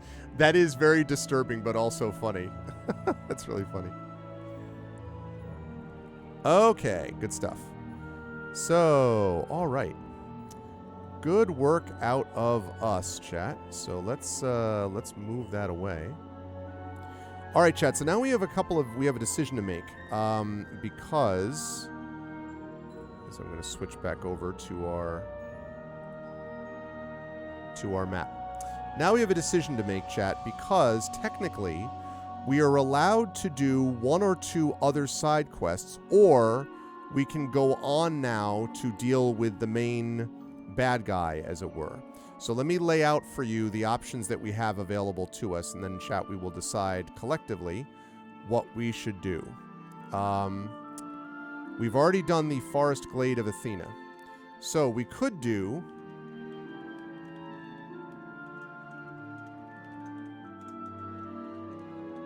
We could do the Crypt of King Dalryn. This is reports of the undead rising have surfaced from the Divine District of Mackendire. Is this a cry from a confused commoner or a portent of darker forces? Find out by exploring the Crypt of King Dalryn. So we could do that. We could do the East Watch. And the East Watch is the long-abandoned East Watch guard tower is active once more. Commoners of Mistwood have seen creatures of the night moving in and out of the tower. Travel to the classic town of Mistwood to save the citizens of the realm from what lurks to the east. Or we could proceed to Stormview Manor, which is the main quest, and basically heading towards the big bad guy. So what do you think, chat? So, $ vote space 1 means we do the Crypt of King Dalryn side quest. $ vote space 2 means, sorry for that misspelling, that we do the East Watch guard tower with those creatures of the night. That's also a side quest. And $ vote space 3 is proceed to Stormview Manor, which is the main quest. And important to remember, by the way, that we used up our healing potion already to get through the forest glade. So I do want to point out it's not like we spent nothing. We can obviously get benefits, as you saw, from the fact that we got only not just gold, but we also managed to get that super awesome bow. However, we also did use a healing potion as well. So you have to think about balancing resources off against each other. Do you want to sort of, going to Stormview now means we take what we have and we've got our stuff and we've got our full equipment just about, and we go after it. Because it doesn't look like we're going to level from these, from what I can tell. So those are our choices, basically. Side quest or go on to the main quest. So $ vote space 1 would be the Crypt of King Dalryn. $ vote space 2 would be East Watch. And those are both side quests. And then $ vote space 3 would be proceeding to Stormview Manor, which is the main quest. Gotta always think about that balance.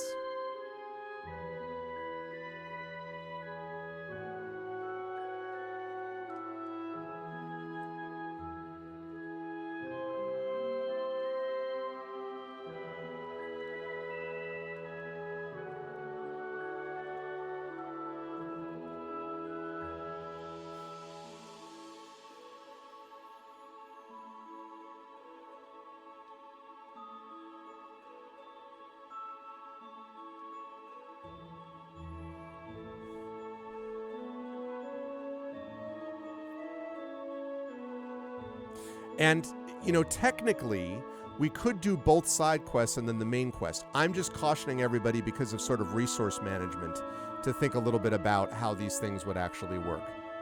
And also, technically, what we're well suited to do. I mean, Forest Glade ended up being, good for us. We do have a Nocturnal Bow. Maybe that will help us, but I don't know whether we're going to be good against the undead, which is what it sounds like we're dealing with because we, I don't know. But it might be also.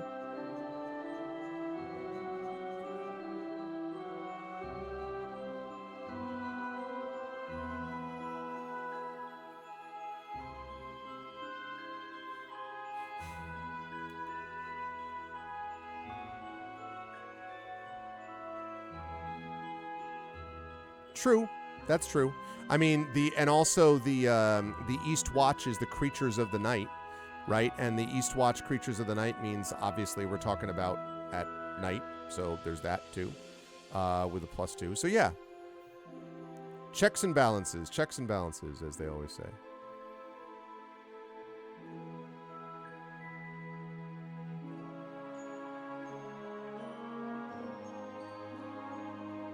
Hey, what's up, Rising Tides?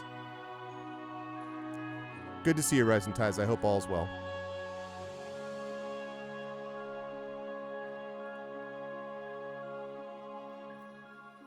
All right, we've got 2 for the Crypt of King Dalryn, 1 for the East Watch.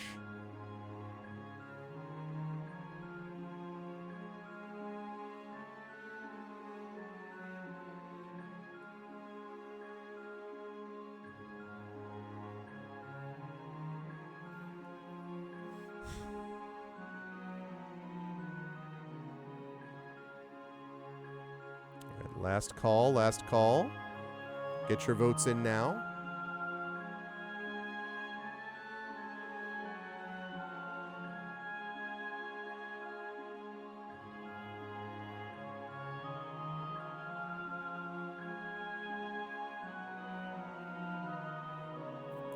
And my best guess, by the way, chat, I'm not 100% sure, but my best guess is that once we're done with Into the Unknown, My best guess is that next we'll be going back to a more traditional D&D, gather a couple of people together and then playing an adventure format is my guess. I'm not 100% sure, but I'm thinking because we do these kinds of things with sorcery as well and the Fighting Fantasy game books, that we probably don't need to do that for this also. I have really been enjoying Into the Unknown, though, and I'm glad that I got this. I think it's worked really well for us, but something to think about, as far as this is concerned, that probably will be doing that. And we do this every other month as well, so depending, we'll get through probably one if we do the other side quest tonight. My guess is that we'll be sort of launched on the final quest, and then it'll take us either 1 or 2 more sessions after this. So my guess would be May for one of them, and then probably July, and that would wrap us up, I think, before we go back into sort of more traditional D&D. Yeah, I've really been loving the Inkle games a lot. And when I'm done with the Inkle games, the next one up is going to be Jedi Survivor, which is going to be also amazing. Don't get me wrong, but I've really, really loved the Inkle games. The Inkle games and this one is not. Of course, this one that we're playing right now is not Inkle, but the one that we've been doing is pretty wild. If you were there for that last one, no, it is not. It is due out, I think, in April. I don't remember exactly when, either April or May, but it is not out yet. All right. Okay. Crypt of King Dalrin it is. All right, chat. You decided the time has come to the undead. All right. We're going to explore Area 18. I'm going to have to pull up the map, I believe. So give me a second here whilst I get the map ready. Yeah, I will. And I don't think there's another one right there. Nice. Okay, cool. So, we are going to do that. Paste that. We're going to rotate.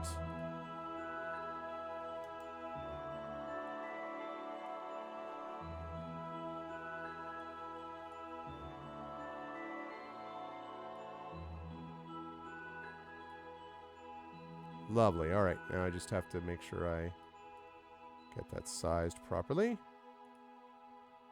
Wonderful, wonderful.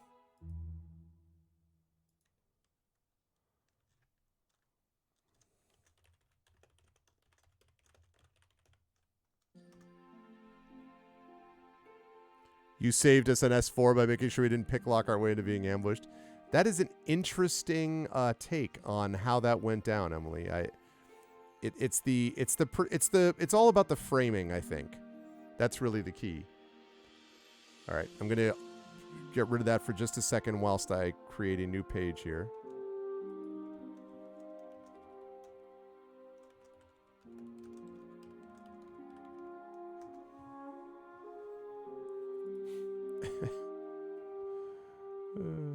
Okay. Let me make sure that I got that right.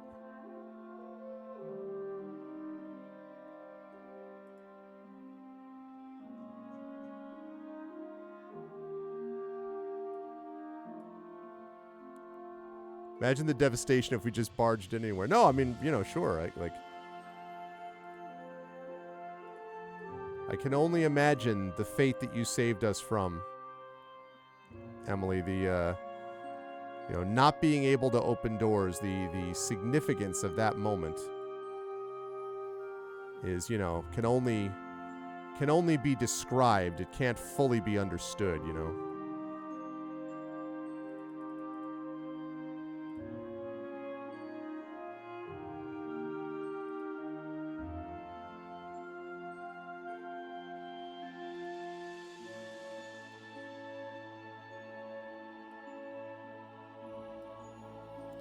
There we go.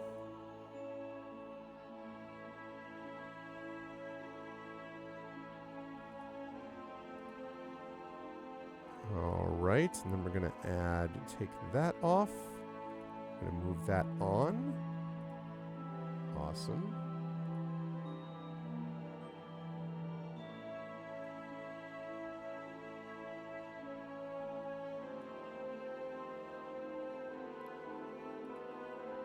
And we're going to increase the opacity on that. Lovely.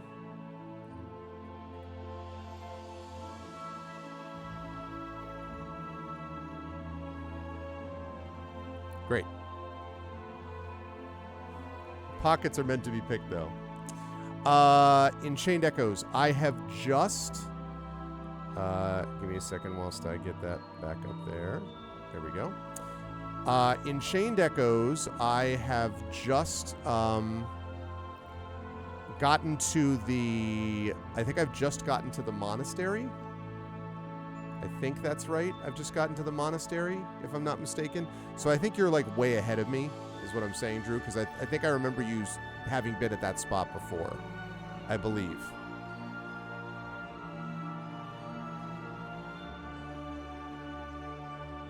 Yeah. Yeah, I think you're way ahead of me. But I've been having a great time with it.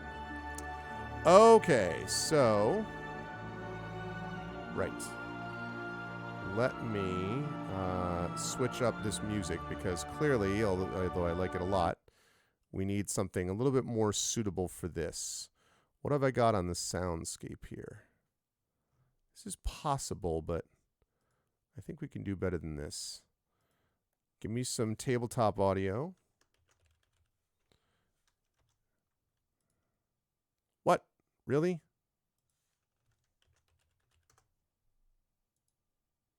Interesting. How about that? No. No. Ah. Okay.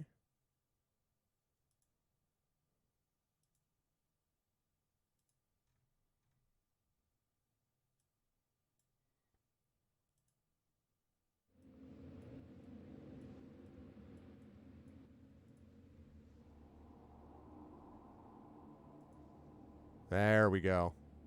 Perfect.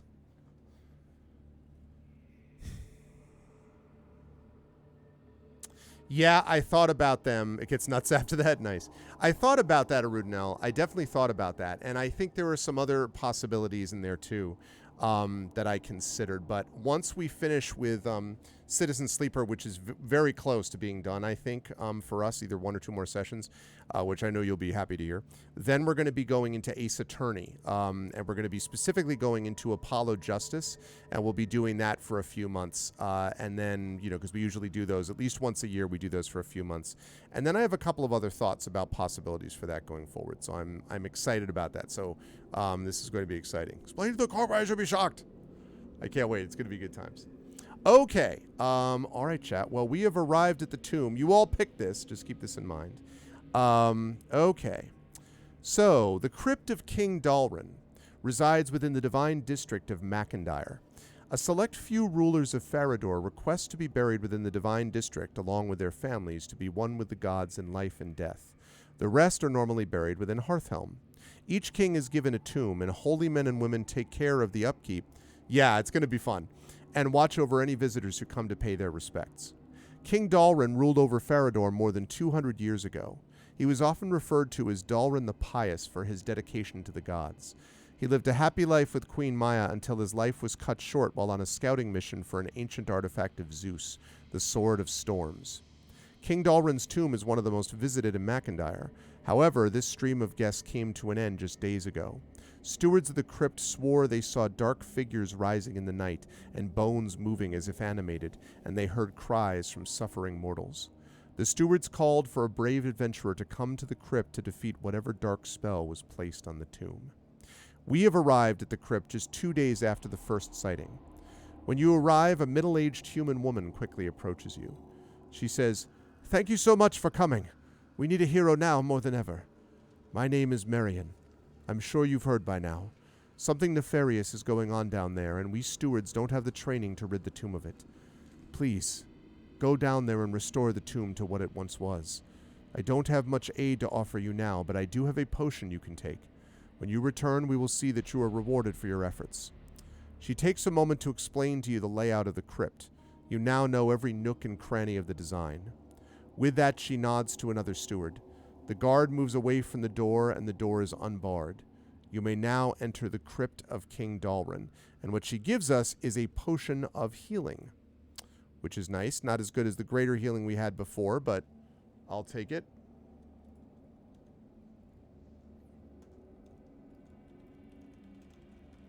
Which I'm pretty sure is 1d4.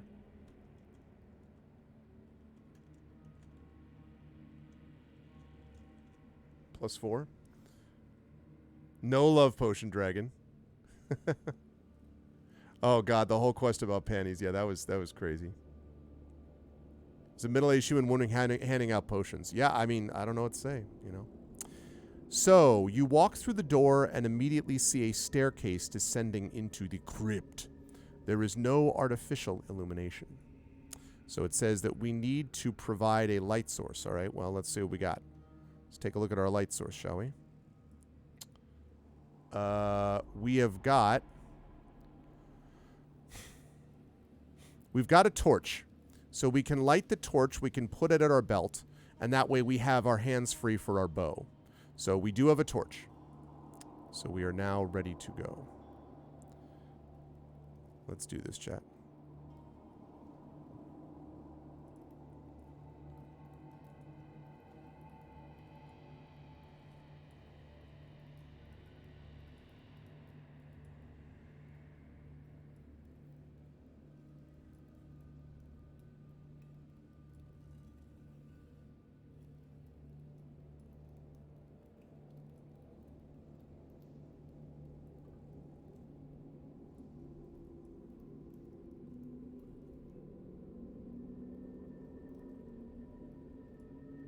Okay, here we go.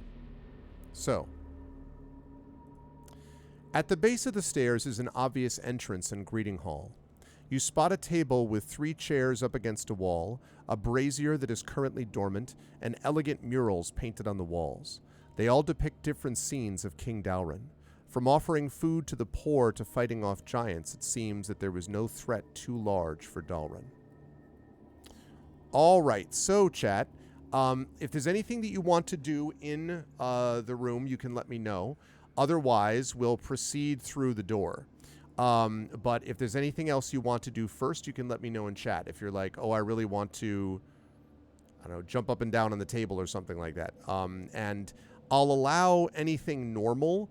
But if there's something like I want to, you know, light the brazier and then, like, you know, put my hands in the flaming coals or something like that would be a little bit controversial, then that's something we're going to have to vote on. Shut up! That's my favorite.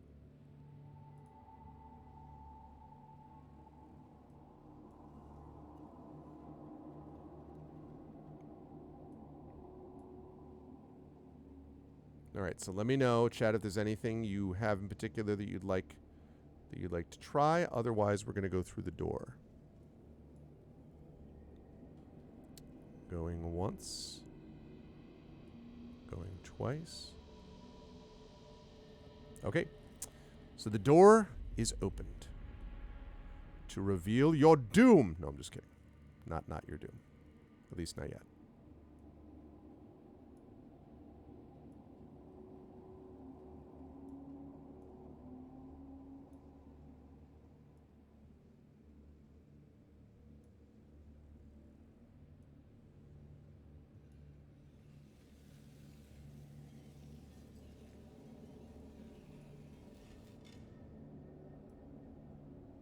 Aha, we found a number. 1 is the loneliest number that you'll ever... Okay.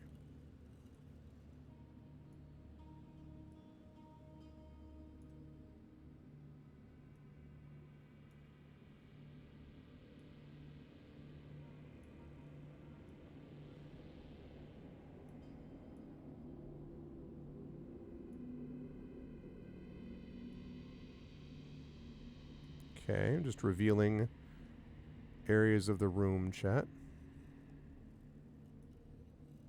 There we go.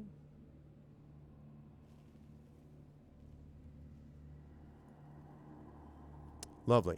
Okay. So, Area 3. The deeper into the crypt you go, the colder and more sinister it becomes. This room is quite different from the one you just traveled. This is obviously designed to prepare bodies to be buried and or house the tools necessary to complete the upkeep of the crypt. Since no one has been buried here for many years, you primarily find brooms, buckets, rags, and more items used to clean the crypt. One door leads north, and another leads south. All right, well, this one's really simple. $ vote space 1 to go north. $ vote space 2, chat, to go south. $ vote space 1 to go north. $ vote space 2 to go south.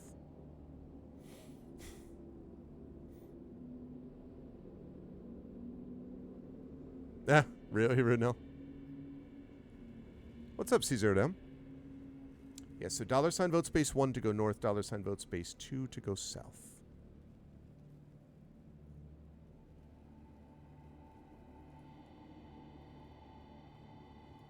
So I'll reduce this a little bit. So we can put this here and see the whole map.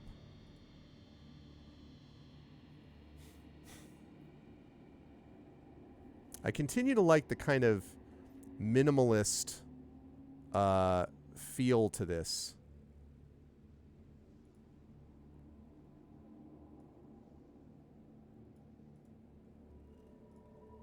To the aesthetic.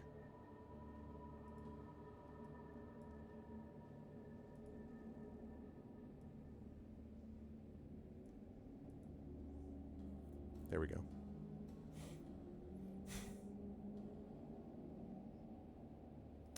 All right. So, last call, going once, going twice.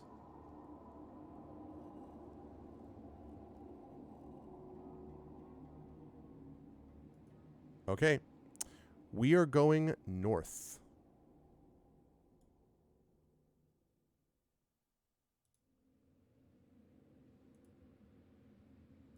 Let us do so.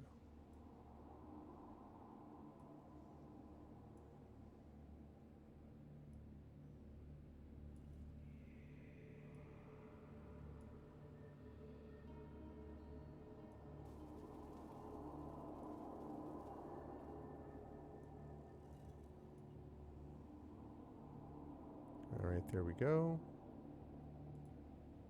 This does not, I don't think this has anything, but let's just, make that clear. Okay, so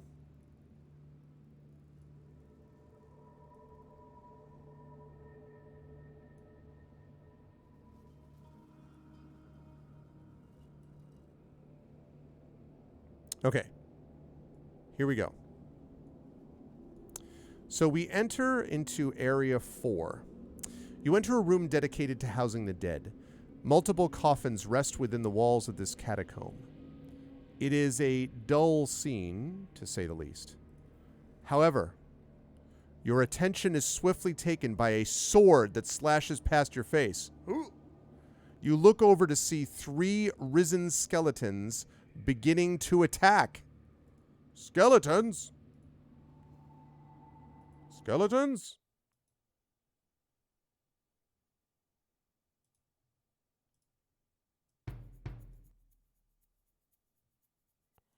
Skeletons. Okay. So, here we go. We got some skeletons. And let's get rid of that thing down there.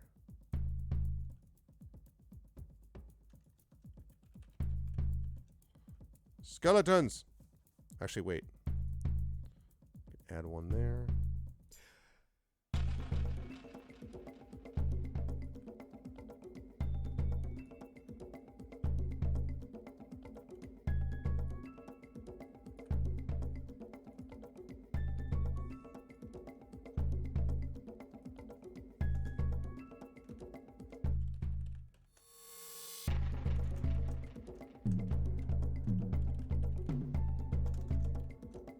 Okay. Skeleton, skeleton, and skeleton. Okay. I would like you please to roll initiative. Please, Drew, if you would.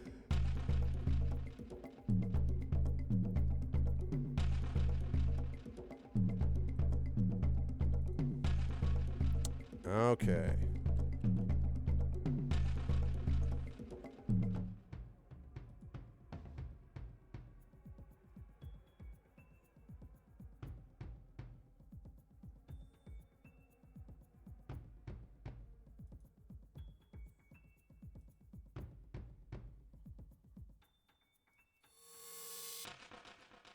on a second here.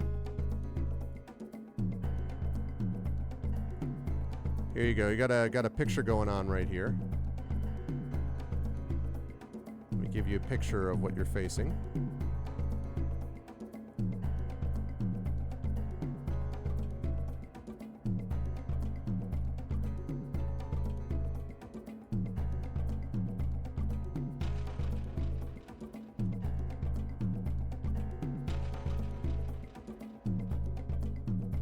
Aha! Here we are, this thing. Right there. Okay. So, let's see.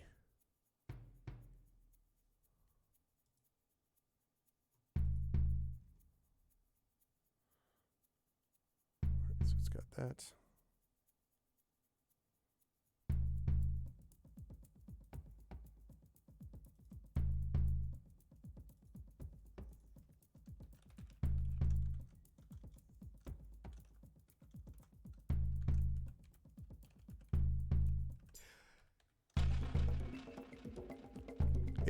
It should be a Draugr. It's a Fuss. Okay.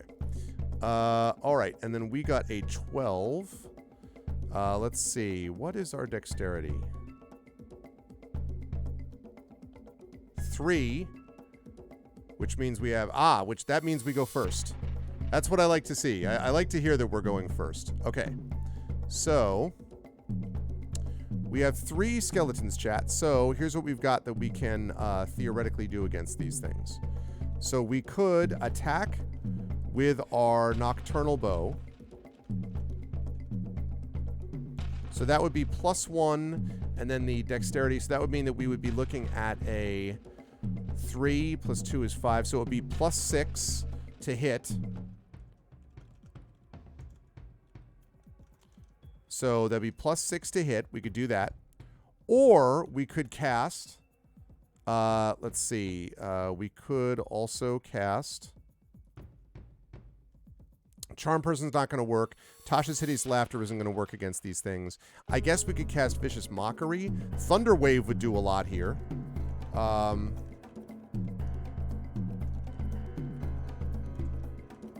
Because it would hit all of them. Or Shatter. Or something else. Okay, so we could, yeah, we could. They are close together. They're close enough that we could probably hit all of them in one fell swoop if we wanted. Yes, we could do that.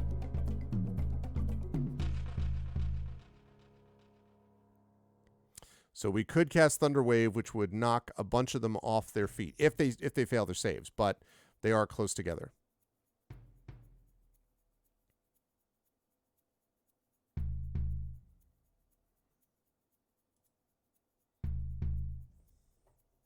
Yep.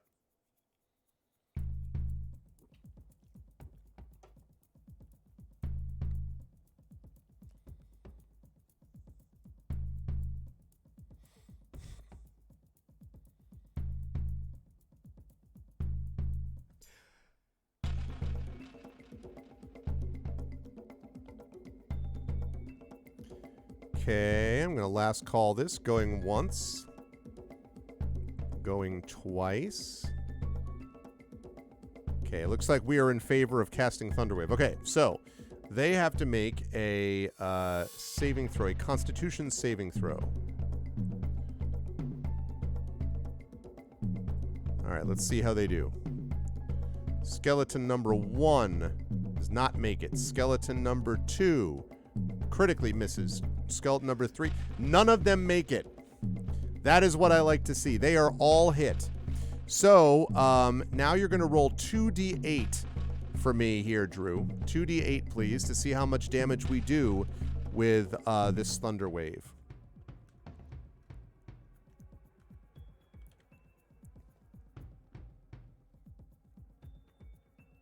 One shot, 3 kills. Well, let's see. 11 points of damage. That's not going to be enough to kill any of them. It's going to do a lot of damage to them. They are exceedingly hurt. They are pushed back, and they look like just a stiff wind would blow them over at this point. And they're also pushed away 10 feet. Now, they're still going to be able to come back up to you on their turn. But that was pretty nice. That was pretty nice. Very nice. Okay, now they're going to come up and they're going to try to swing away using their swords. So, let me get to my... There we go. Let me get to that. All right. Ooh, is it... I wish it was bludgeoning damage. That would have been even better. Yeah, seriously, that would... Right? Okay, they're going to try to... They will each get an attack. So 3 attacks with their short swords as they step forward. 3 attacks with their short swords.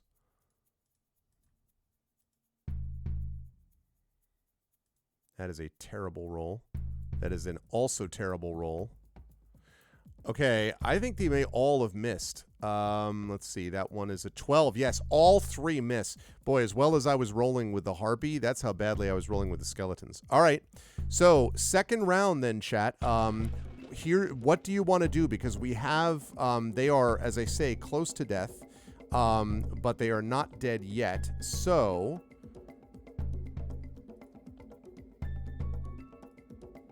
I'm going to open that same thing. We could attack with our Nocturnal Bow. We could cast Vicious Mockery, Thunderwave, Shatter, or something else. They are quite close to death, but all 3 of them are still alive as we speak. So what would you like to do, chat? $sign vote space 1 to attack with the Nocturnal Bow. $sign... Yeah, terrible. Certainly good for us. Terrible for the skeletons. $sign vote space 1 is attack with the bow. $sign vote space 2 is Vicious Mockery. $sign vote space 3 is Thunderwave again, just like we did the first time. Shatter is 4, and something else would be 5.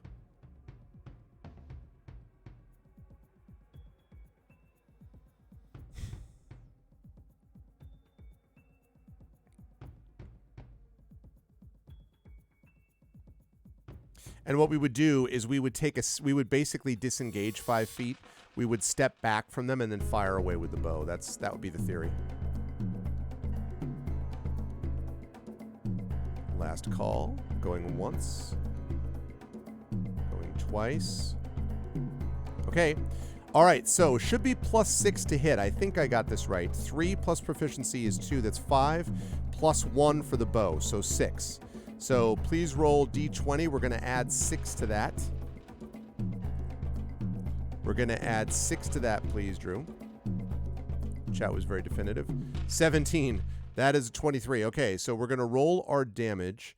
It is like a... is this a longbow or a short bow? Actually, I should have asked that.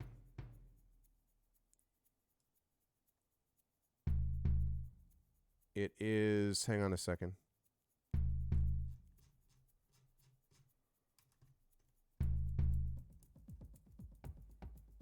All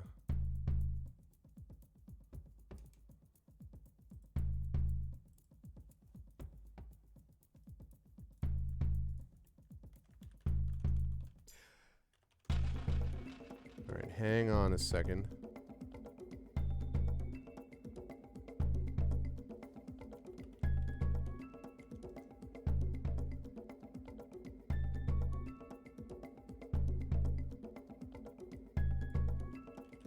I think this is actually probably a short bow, which is what we'd be proficient with. So...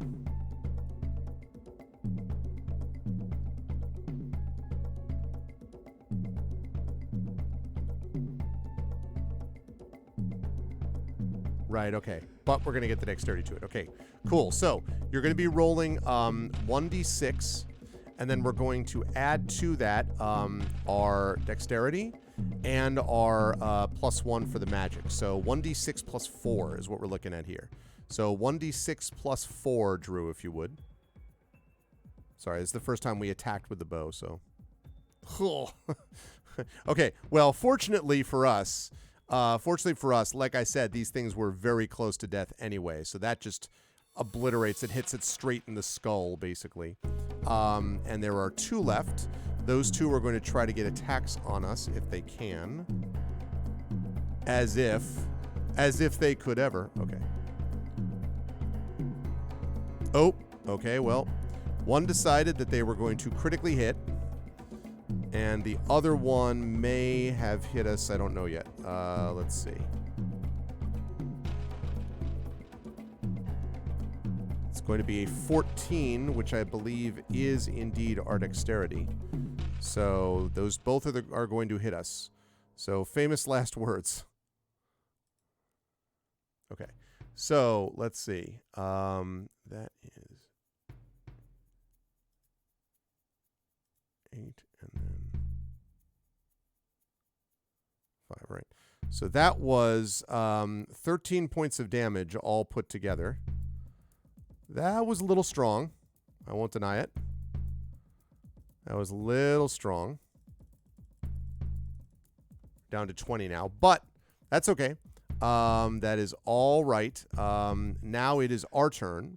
So now we've got 2 of these guys left. So I'm going to assume, unless chat tells me different, that we are going to keep attacking unless chat wants me to do something else. So assuming that chat is okay with that, Drew, I'm going to ask you to roll again then, please. So D20 plus 6 on this bow.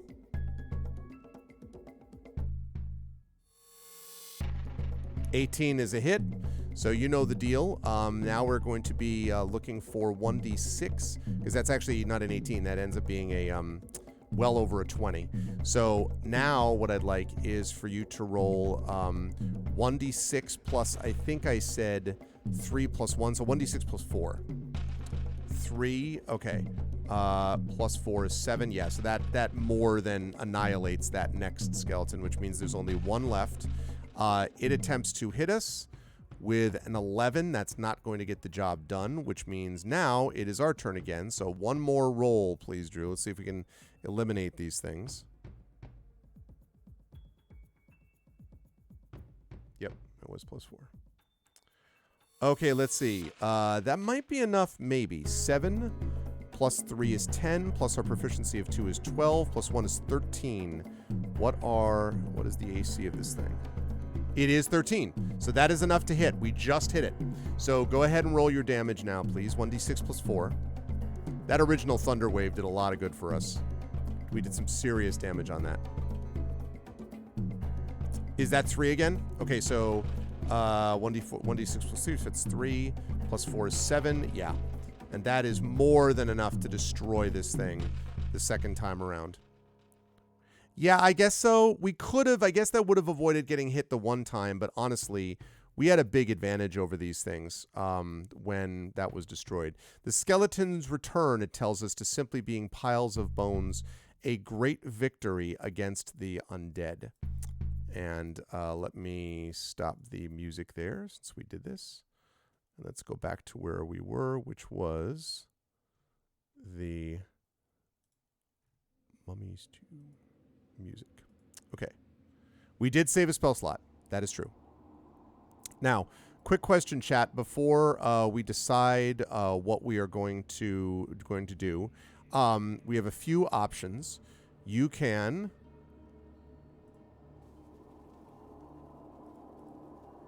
okay. We could search the room. Actually, let me start this. We could heal.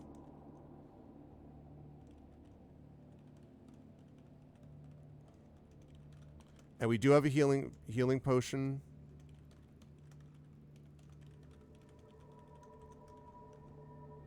We could search the room. We could head east through the door. Or head south through the door. There we go, chat. Yes. So what do you want to do, chat? We can either heal using a short rest, a scroll, a healing potion, or a healing word. We can search the room. We can head east, or we can head south. And while I'm on the subject, I will get rid of this since this thing is no longer functional.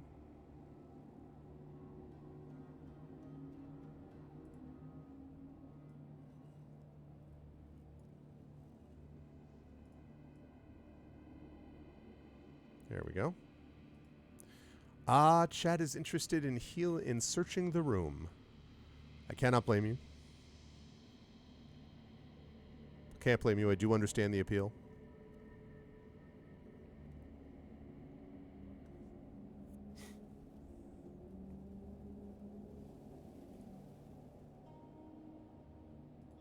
Last call, last call. Loot everything. Once, going twice. What if you step in some oil and then you're hit by a scythe trap, though? Oh, wait, that's scary. Okay. All right, you're going to search the room. So a quick search of the room reveals a couple of things. First of all, there are 3 open caskets that, if you had to guess, belong to the 3 skeletons. At the moment, there are 4 other caskets that are in the wall, which remain sealed. So at the moment, they are not open. And opening them would take some considerable force, or you could leave them as is. So right now, there is, and I'll just do a quick poll. There are 3 open caskets. There's nothing inside those caskets, and 4 sealed ones. So $vote space 1 means you're going to try to break the caskets open, the sealed caskets open. $vote space 2 means you're going to leave them alone. So you've searched what you can without having to, like, pry open, you know, one of the caskets. So $vote space 1 means figure out a way to pry them open somehow. $ basically make strength checks. $vote space 2 means you're going to leave them alone. Leave the casket alone.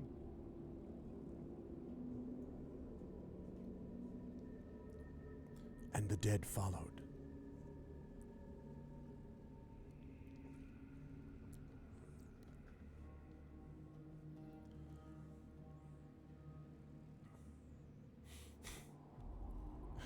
You use your magic bow and pry it open, thereby snapping the bow in half. Wait, Arv, why would you do that? We never would have done that. Ah!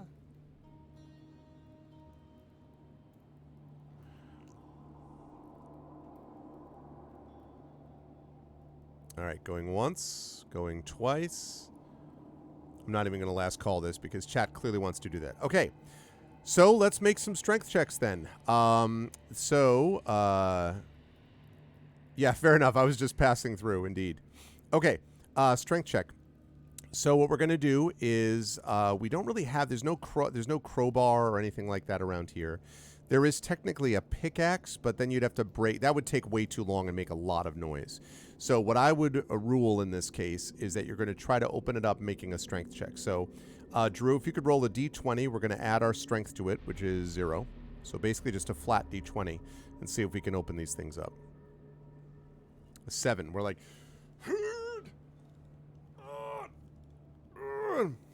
the coffins defy you. We are utterly incapable of opening them. They remain sealed. And if you had to guess, they are going to remain sealed for a good period of time. If you had to guess.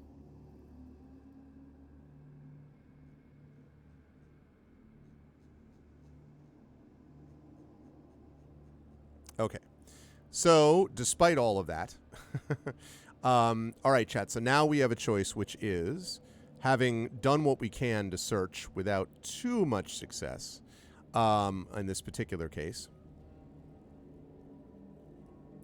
I'm going to move this up here.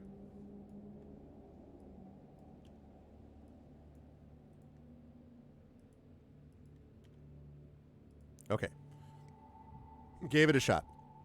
We can either heal, short rest, scroll, healing potion, healing word, head east, or head south. And south is where we came from. East is, but again, there's obviously another door to the south you can see for yourself. Right now we're in room, what room is this? We are in room number 4, right here. We're right there. So we could go back here and go south again. We could go east here, or we could stay where we are and try to heal. So again, $vote space 1 is going to be healing of some kind. $vote space 2 is heading east. $vote space 3 is heading south.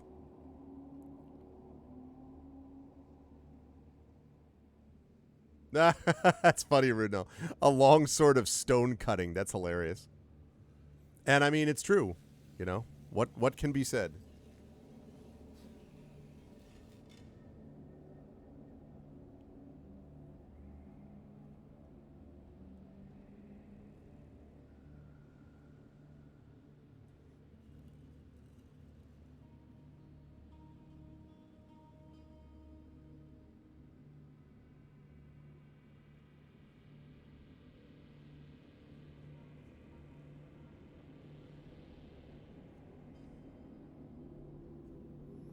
Long sword of stone cutting. Probably related, I would assume, Prince Justin. An homage, no doubt. All right, we have a tie score. We have a tie right now, chat. So far, we have 2 in favor of healing and 2 in favor of heading east. So now is the chance to break this tie, chat. $ vote space 1 is heal. $ vote space 2 is head east. $ vote space 3 is head south. So please break this tie if you can.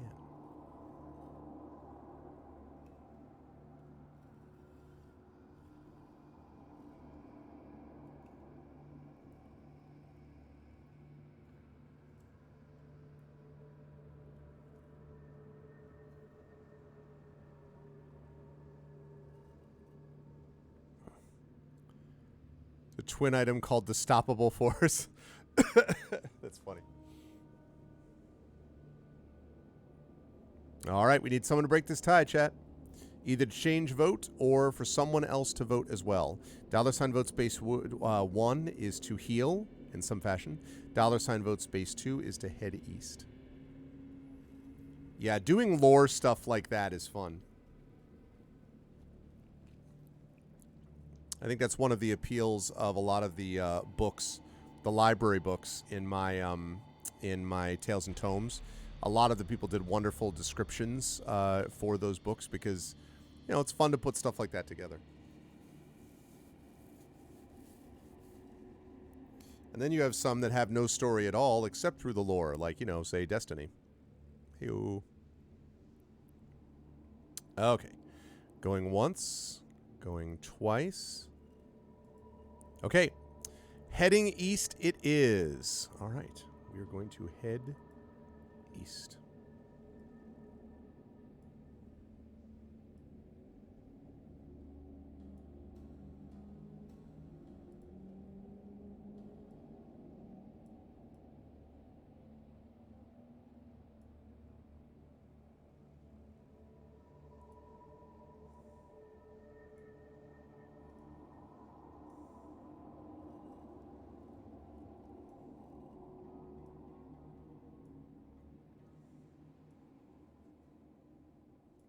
Okay. As you turn the corner to go deeper into the crypt, you see another beautiful mural painted on the wall. This depicts a young boy, likely Dalrin, in humble commoner's clothes feeding the poor with fish and bread. It then shows that same boy a few years older riding in a chariot race. He seems to be in the lead. It then shows him as a young adult being crowned king. The mural cuts off here, but it seems to continue on the other side. And if you look down sort of farther to the south, you can also see that the passageway extends down this way, and there's a door on the western corridor. So, pretty simple here, chat. Pretty simple.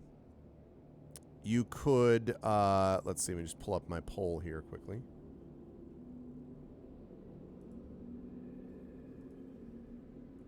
$ vote space 1 means you go back to the west. $ vote space 2 means you go south along the corridor here to where it says number 8. So right now you're here. $ vote space 1 means you go back into this room and then presumably down here to go south. $ vote space 2 means you go down this way towards that door and that passageway. So $ vote space 1 is this way. $ vote space 2 is this way. Go ahead and get your votes in, please.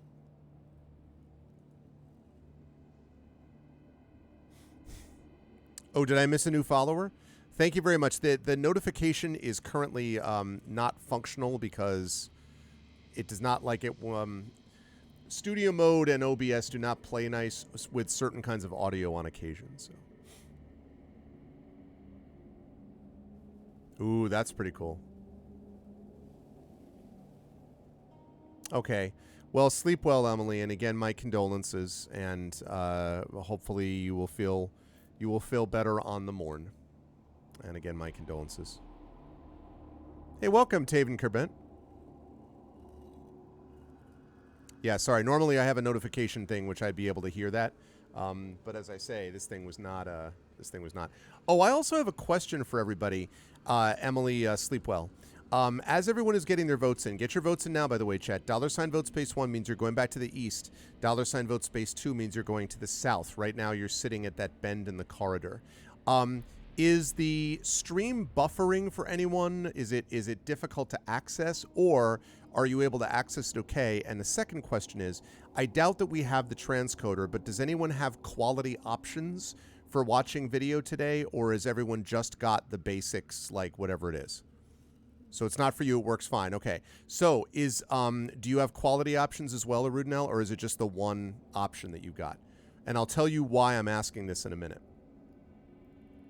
But I do not want to bias. You do have quality options. Okay. Anyone else? Okay, cool. Let me hold that thought on Arudinel. Anyone else? Anybody else? It's on 720p right now. Okay. Does anybody else have does anyone else have options, quality options? That is, they can watch it at different like resolutions. And is anyone having buffering or anything like that? Okay, cool. And are you having any like buffering or anything, Drew? No buffering, okay. Because what happened was when I was trying to fix the other day my Stream Deck, because as I mentioned, there was an update that was installed and it kind of messed a few things up. I fixed it.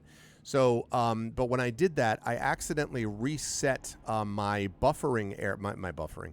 Yeah, my resolution that I stream at. Instead of streaming at 720 by 60, I'm streaming now at 1080 by 60. Now, my internet is easily good enough to handle that, but I've always been a little bit wary because I don't want to make anything for like mobile viewers or anything like that difficult.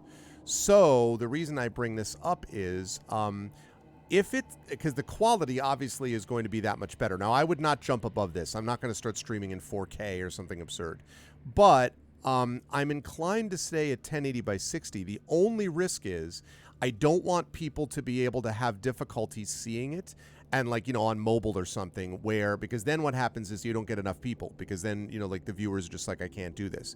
But if it's true that people are able to see this okay and they have quality options available, then I'm inclined to keep it here for now and kind of see where that goes. Now, admittedly also, this is not a very demanding thing because I'm just playing with a bunch of images and stuff like this. This is not taxing on my system in the least. But I wanted to see what it was like for you folks. So this is just a bit of an experiment. An accidental one in a way. They broadened quality options. Yeah, I mean, it was an accidental experiment. I didn't mean to go up to that number, but right now it's 1920 by 1080. So the resolution it streams at for you is 1080 by 60. And as opposed to 720, which is what I have typically been doing. So, okay, cool. I was just curious. I will continue to keep that in mind.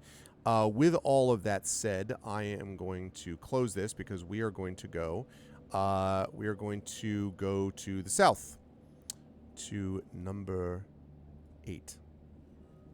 Okay. First of all, oh, and Tavern Can Bent, again, I apologize for but that time I saw it, even though we didn't have an audio.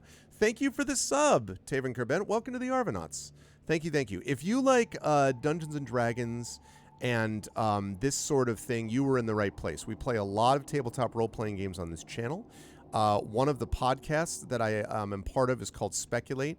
It's just been named as an early selection for the New Jersey Web Fest. I have a number of sponsored campaigns as well that I run both over on here and GogCom's Twitch channel.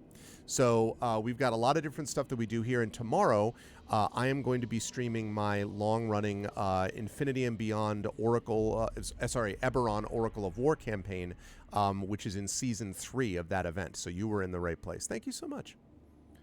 My stream title is wrong? Did I not? I didn't fix the freaking thing. Oh, God almighty. It was because I was having so much trouble with the audio with OBS. I was so focused on that. Oh, my goodness. Man, no wonder. I was like, why are there... This is odd. Why are we in a different spot? And they're like, because you already did this. Damn it. Well, crap. I wish that I had just an automated thing that just updated all this at once. Shoot. Well, all right. Little late now, but for me to have just noticed it. Thank you, Drew. I wish I had noticed that before.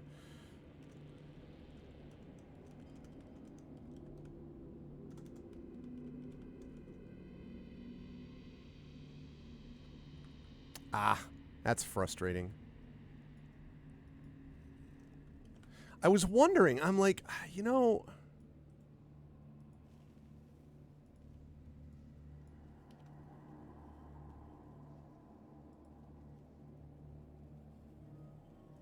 All right, now the stream info is updated. Man. Shoot, shoot, shoot.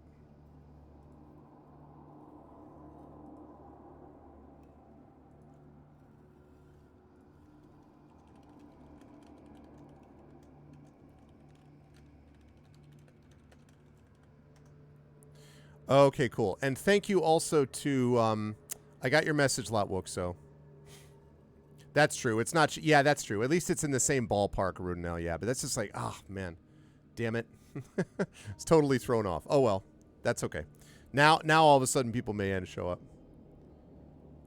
Yeah, when you said Inkle, I wasn't really... I was like, I just thought you were thinking about the other source. Anyway, it happens. My bad. But anyway, if Lotwook is still here, thank you, Lotwook. I got your message and yeah... Shoot. Okay. All right. So we have gone down to number 8. Let's talk about what happened. Yeah, I should have seen it. It's my bad. It happens. As you come to the final door of the crypt, you notice one last mural on the wall opposite the door. It is Dalrin in his later stages of life with gray hair and a matching beard. He stands as if posing for a portrait, but all around him are different figures, each placing a hand on his shoulder. They seem to be all the Olympians. You spot Zeus, Poseidon, Hera, Demeter, Athena, Artemis, Apollo, Hephaestus, Aphrodite, Ares, Hermes, Dionysus, and even Hestia and Hades. The gods are with Dalrin and you.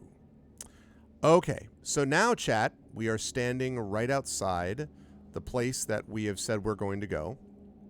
So the question is, very simply... There we go. Now it's updated properly. The question is very simply, are we going to go into the tomb? That's $ vote space 1. Or are we going to continue going south? That is $ vote space 2. So please get your vote in. $ vote space 1 means we're going to enter the tomb, which you can see right to the west of our position. That's right here, basically. So go through this door. $ vote space 1. $ vote space 2 means we're going to go south along this passageway. Oh, that's totally fine, Taven Kerben. We appreciate very much the support. If you're able to play, awesome. If not, obviously the support is very much appreciated. Okay, that's awesome. Thanks, Rudinell. Yeah. I can't believe I did that. But thank you, Rudinell. So yes, get your votes in now, chat. $ vote space 1 means we're going to go into the tomb. $ vote space 2 means we're going to go south down this passageway. We're standing right here. $ vote space 1 into the tomb. $ vote space 2 down to the south.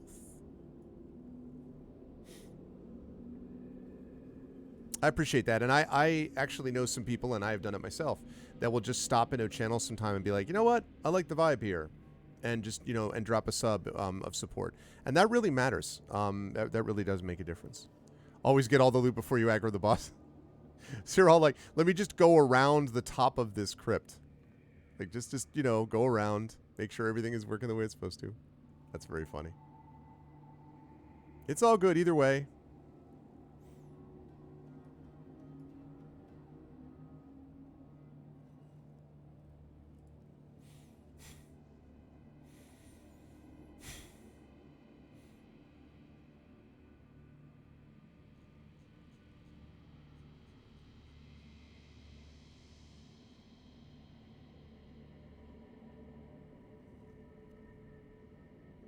All right, I'm going to last call this, I think.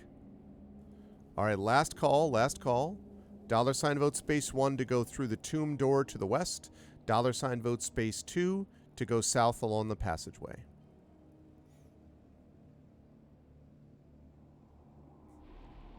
You know how that works.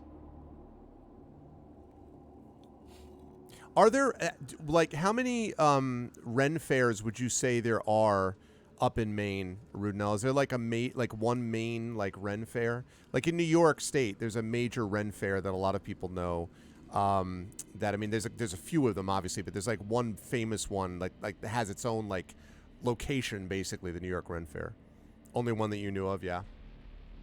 I need to find out. There may be a Connecticut Ren Fair. I don't know. I'm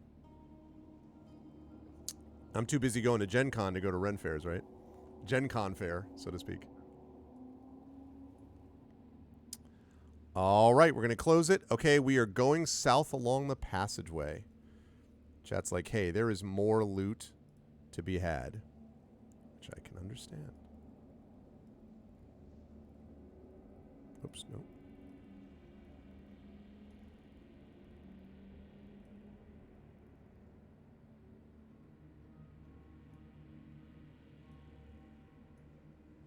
Okay. That brings us to here. Another mural is painted on the walls here. The first scene shows Dalrin as a young man. He stands in front of his army defending the pass to Mog Boldar from a stream of orcs trying to penetrate Farador. It then shows Dalrin walking a mountain path in a blizzard while he wears only simple rags. The last image is of him as a middle-aged man worshipping before the Temple of Olympus in the Divine District. So this side of the mural seems to depict Dalrin as an adult rather than a child.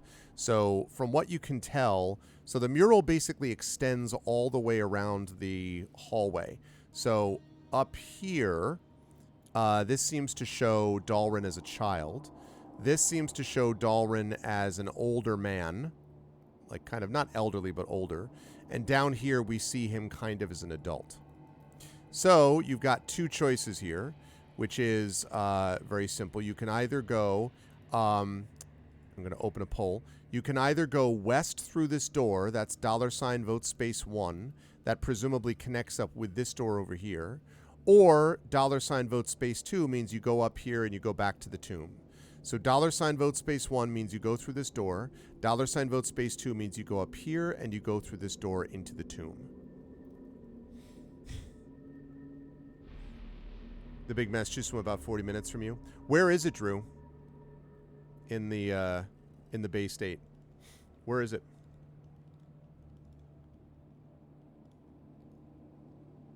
Oh, wow, Rudno. Your own chainmail tunic.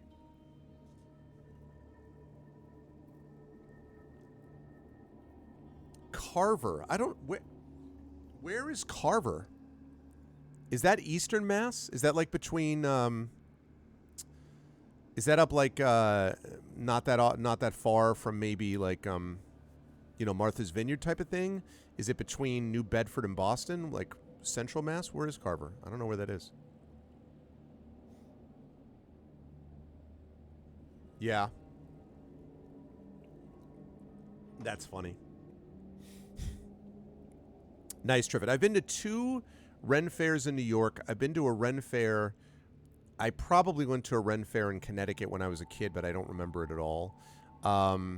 And one other one, which I don't remember where exactly it was. South Coast, not far from the entrance of the Cape. Okay. Yeah. Yeah, see, I never got over that far. I was either, when I was up in Boston / Waltham, I was in Waltham, I was in Brighton, I never got down that far south. Except when I visited a friend of mine who was in the New Bedford area.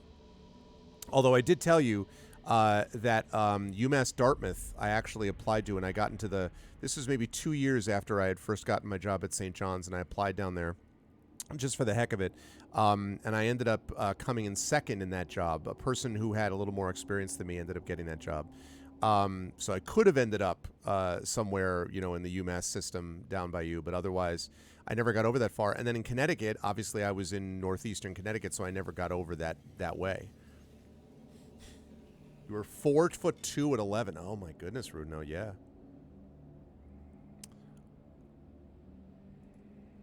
Okay, last call. Okay, I'm sorry. What did I say? $sign? I completely forgot my own poll. $vote space 1. What did I say? $vote space 1 was? Did I say $vote space 1 was the door, or was this door, Or did I say that $ vote space 1 was the tomb? I think I said this was the door, was $ vote space 1, and that's the tomb, right? So $ vote space 1 is the door, 2 is the tomb. Okay, all right, gotcha. Yep. That makes sense. All right, I'm going to close that.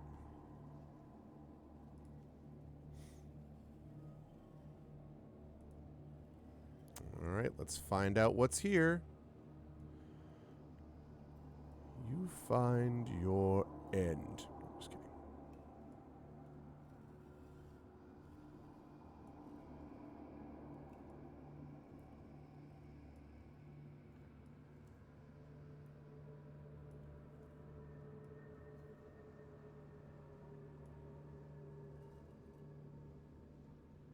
All righty.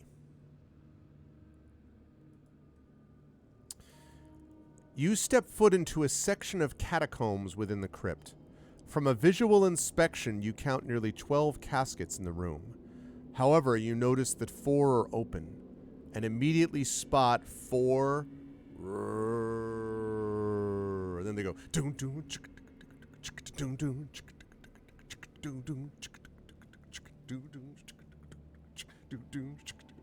They don't actually break into Thriller, but they are, in fact, 4 zombies walking towards you. So it is time to roll initiative against the zombies. Because this is Thriller night. Okay, and I've got to use this music because this is Zombie Chase. So clearly I have to do this.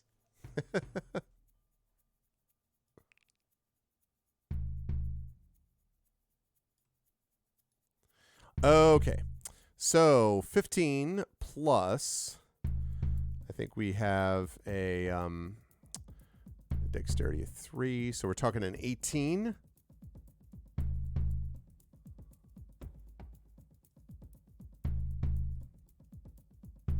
How old is this tomb?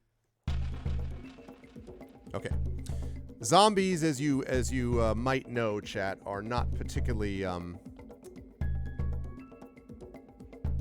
zombies are not what you would call particularly dexterous.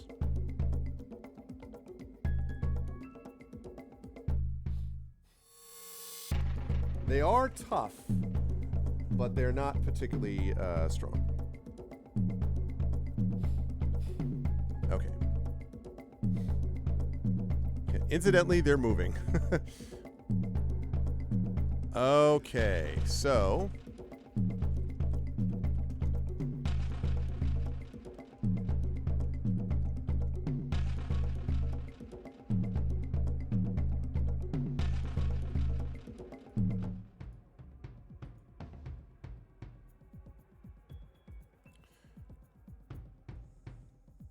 and just to set the mood here, let's make sure that we've got this one going here.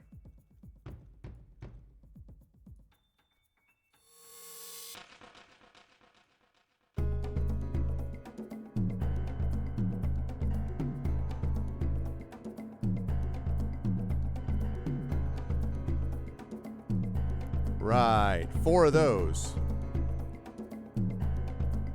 There we go. Maybe a little loud. Okay. All right, chat. So we obviously have some options available to us. So let's talk about those. So we could attack with our Nocturnal Bow. That's +6. We could attack with our... Well, it doesn't make sense to attack with our Rapier, so I'm not even going to give that as an option. He's handsome. So we could attack with our Nocturnal Bow. We could cast a spell as well, and we do have some promising spell options available to us. We could, Charm Person is not going to work, Vicious Mockery is not going to work on these things. So what we could do is, neither will Tasha's Hideous Laughter in this case. We could cast Thunder Wave. Hold Person will not work. Shatter would work. So we could attack with our Nocturnal Bow. We could cast Thunderwave. We could cast Shatter.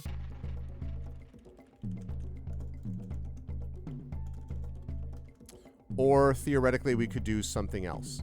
And we have 3 out of 4 first-level spell slots and 3 out of 3 second-level spell slots, but we have not yet gone to the main crypt yet, so just be aware of that. So we have our Nocturnal Bow. We could cast Thunderwave, Shatter, or something else. And there are 4 of these creatures who are walking towards us slowly, doing the Thriller music.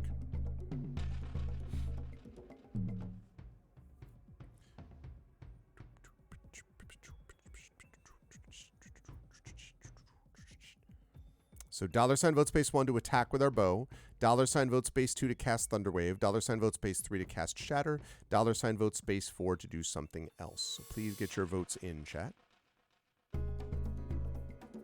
Get your votes in. Oh, get your votes in. Get your votes in.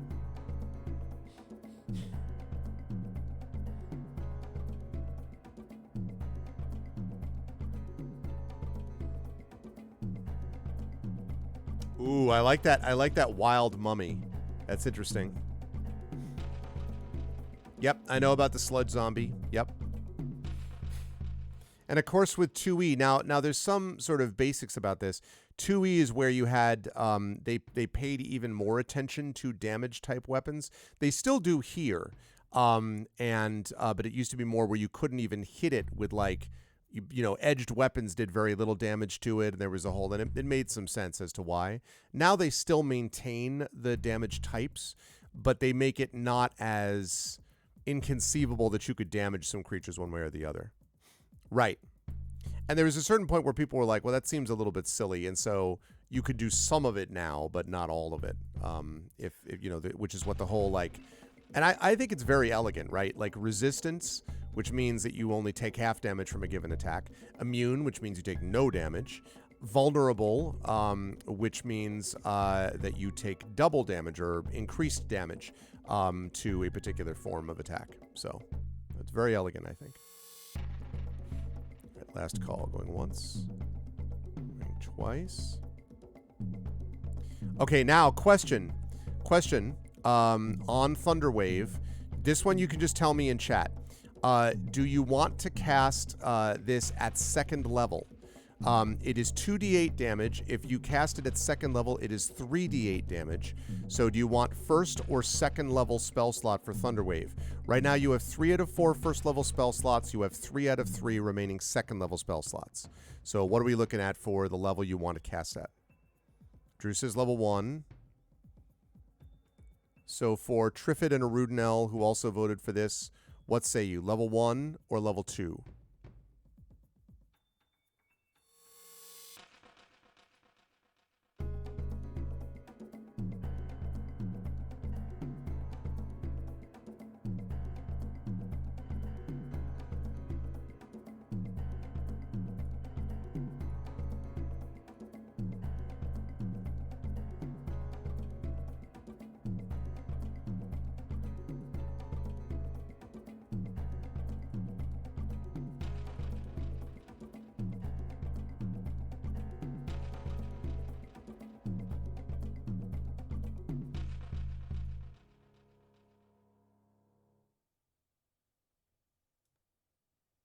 Hang on a second, it's doing something weird.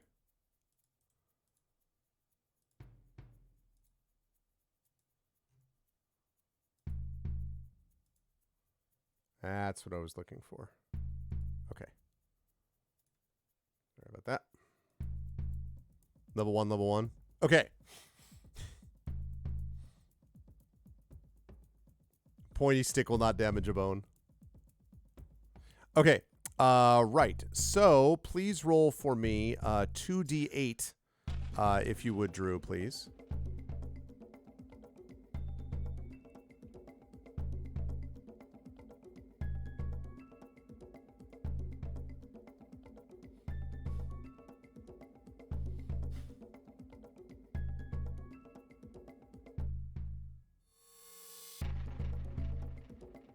Seven and 7. Very nice.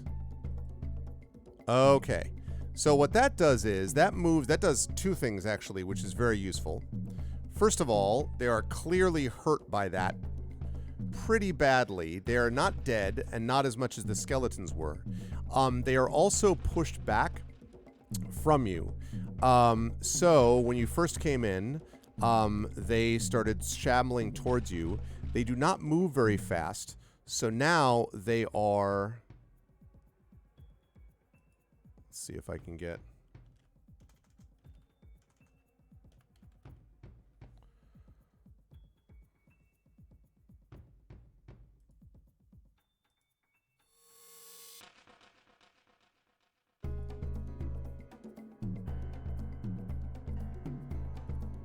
Hang on a second here whilst I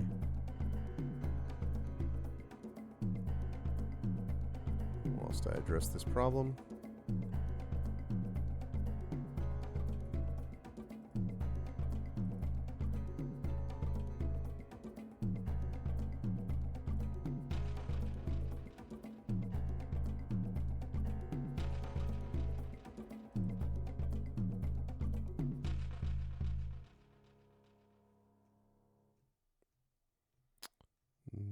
No.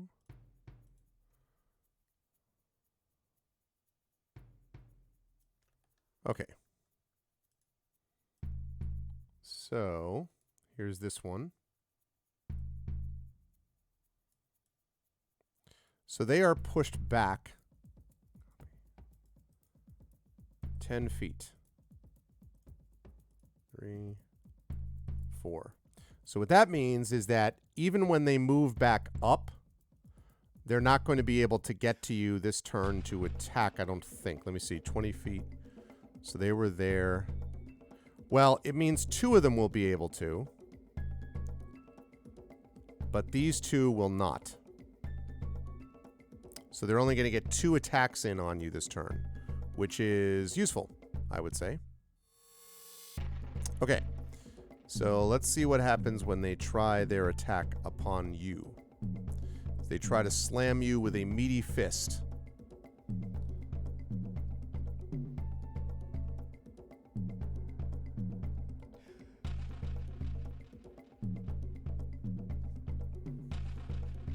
All right, so one of them is going to miss with an 11. The other one is going to hit with a 17, and they are going to do 6 points of damage. So they do slam into you. Okay. These guys hit hard. All right. So now we are up to the top of the round again. There are 4 left that are standing right in front of you. And you could do sort of a second verse, same as the first kind of thing, because they are all clustered up here. Nice little honey bunches of oats, so to speak, right there. So you could do that again. So $ vote space 1 is attack with the bow. $ vote space 2 is thunder wave, and you're standing right at the door, so you would hit all 4 of them again. $ vote space 3 is shatter. $ vote space 4 would be something else. You have got currently, I think, 2 first level slots left. No, you have 3 first level slots. So you do have 3 first level slots here. And if you cast it again, then, you know, so yes. Yeah, I think I can see some value to this.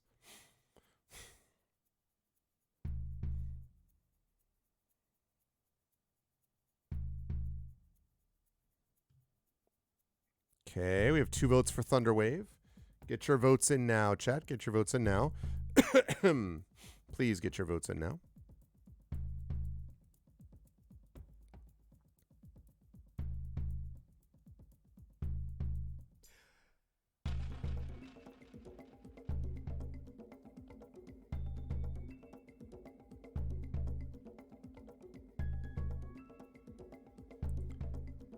Gonna last call this. Gonna last call. $ vote space 1 for the attack with a bow, 2 for Thunder Wave, 3 for Shatter, 4 for something else. They are, again, clustered up on top of you.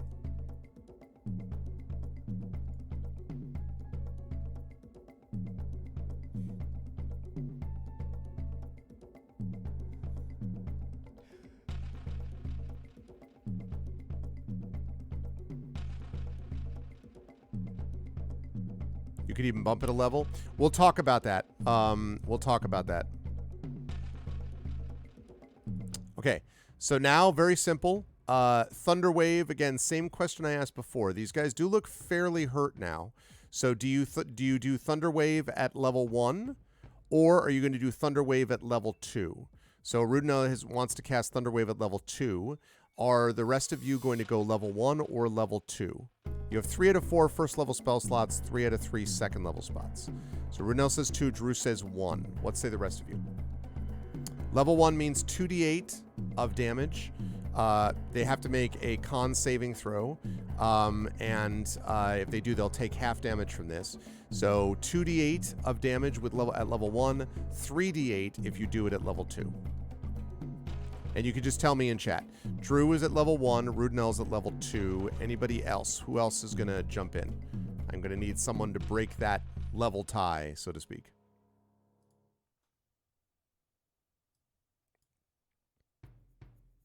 Level 1 for Thunder Wave or level 2 for Thunder Wave?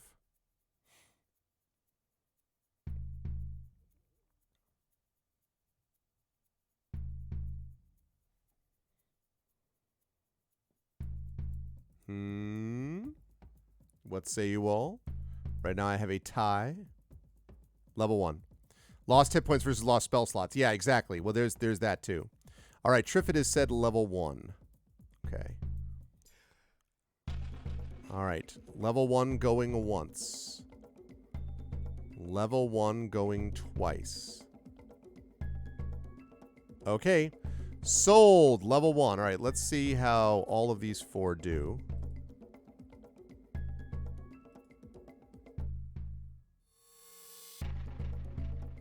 Okay. Let me see. 3. It's 8, 11, 13. Okay. One of them, the second one is going to make their save. The other 3 will not. So now, Drew, if you would roll 2d8, please. We're going to see how much this works. Incidentally, this is 100% how I would do this in a video game, where I'd just be like... So you're just basically like, Fuss, Rona, Fuss, Rona, Fuss, Rona. Oh my goodness. 7? 7? So close. Okay. Well, you'll be sorry to hear that that's not going to kill any of them, actually. They are now, like, if you just sort of looked at them, like, sideways, they'd probably fall over. They are exceedingly hurt, except for the second one, which is still pretty hurt. So they're going to walk back up, and again, 2 of them are going to get a chance to attack you. It helps that you're able to bottleneck them at the door, which is nice. So that's definitely helping. Okay. First attack is going to be a 15. I'll come back to the damage that does. And the other one is going to be a 22. Ugh. All right, well.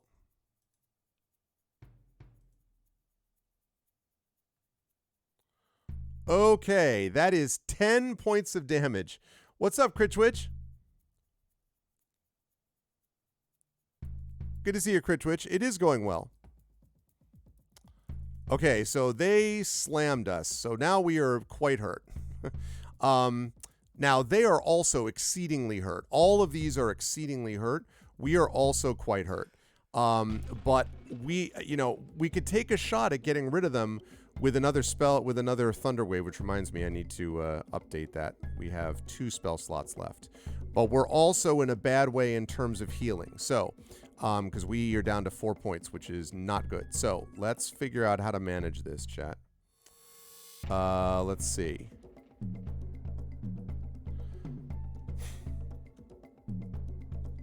I'm going to add this at the end. Using scroll. Heal using potion.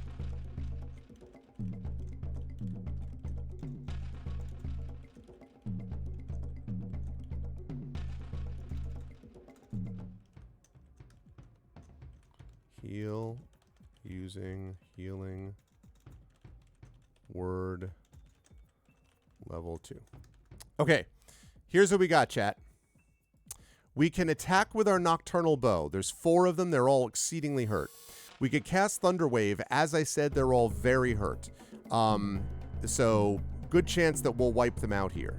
We could cast Shatter. That definitely means we'll wipe them out, but that's using a 2nd level spell slot, which we may want to save. We could heal using a Scroll of Cure Wounds. That's 2d8 plus 3, and that would use up our scroll, but it would definitely do a lot for us in terms of healing. And that would be a bonus action to use that. We could heal using a potion. That's 1d4 plus 4. That's also a bonus action to do that. We could heal using Healing Word. That, I believe, is not a bonus action. That's a regular action.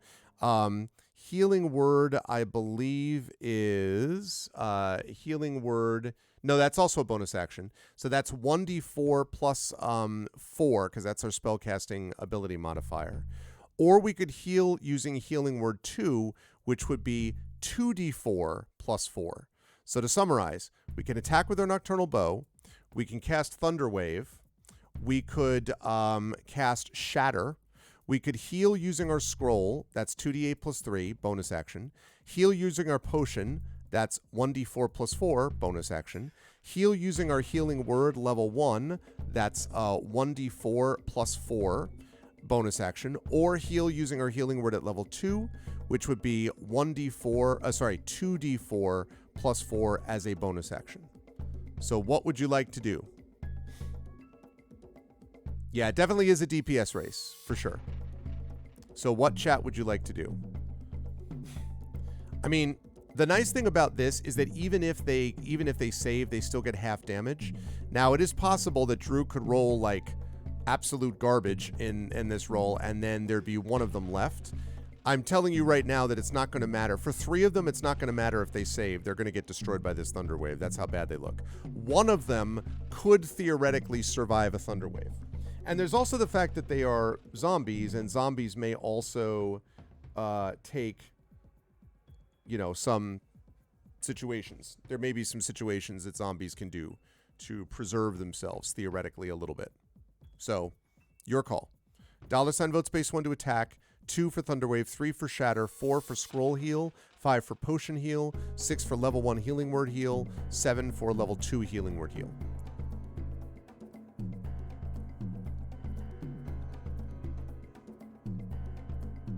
That last damage roll was unfortunate, because that would have taken out most of them if it had been a...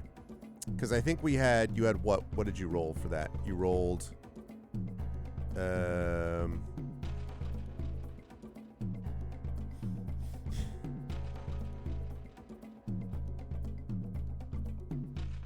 Yeah, 1 and 6.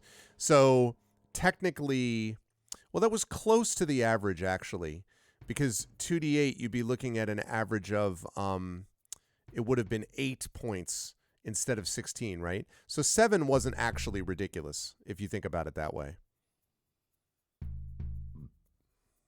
Zombies are tough, though. They're slow, and they are obviously vulnerable to lots of different kinds of things, especially radiant damage type stuff. But they do hit like a truck. What is up, Rippin' the Goon? How are you doing? How's everything going, Rippin'? How's the business? How is the business? I hope you are... last time I talked to you, you were doing well, but it's exhausting. So I wonder if it's still the same now.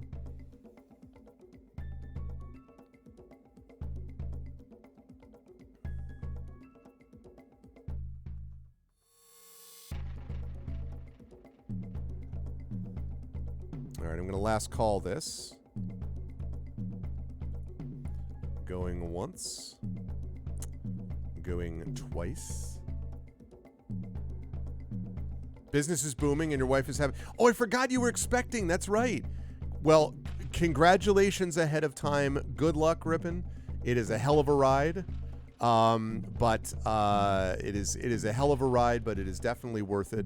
I have found, anyway. My youngest is going to be turning 7 in June. My oldest is a freshman in high school who turned 15 2 months ago, about a month and a half ago, I guess.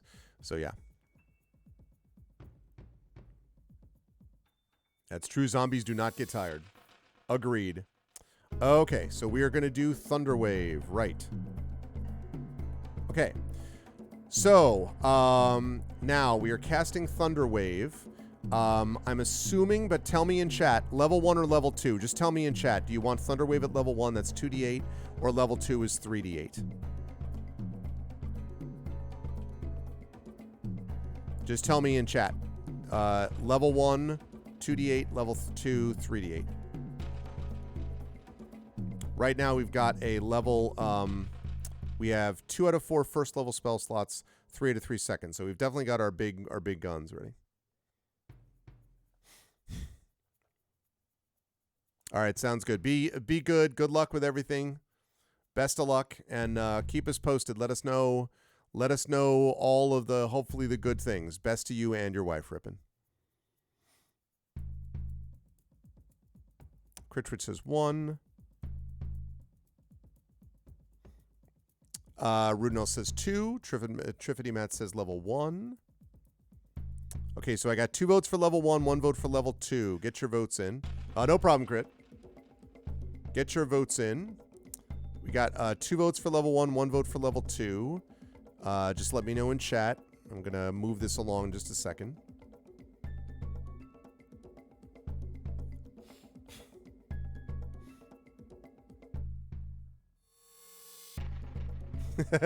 Exactly. All the people who are just like, we're saving it for the boss. All right. Okay, level 1 it is. So they're going to try to make their save. Drew, if you would please, let's get the 2d8.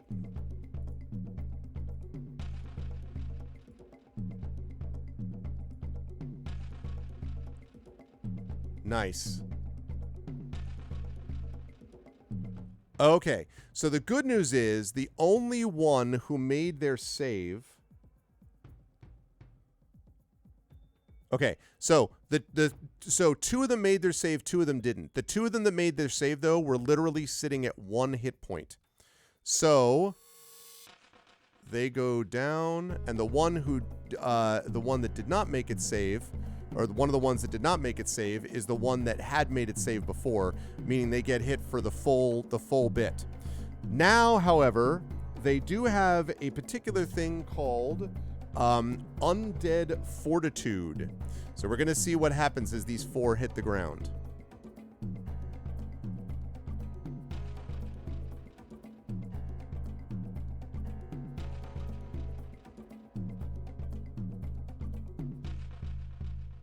Okay. So 3 of them drop and just don't move, but 1 of them drops to the ground, having been hit by this, but then pulls itself back up. It is still weak, but it is alive. So 1 of them is still alive.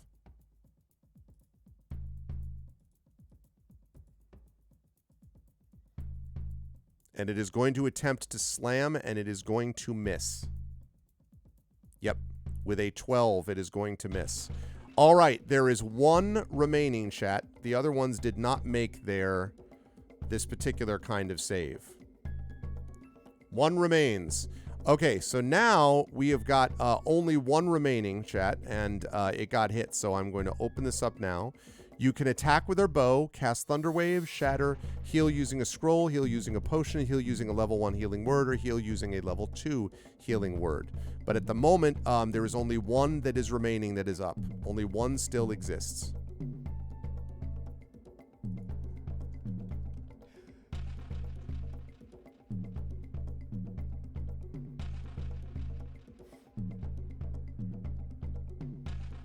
Yeah, that Undead Fortitude is a little troubling because you're just kind of like, wait, what? Unless you hit it with, for example, radiant damage. But in this case, this thing...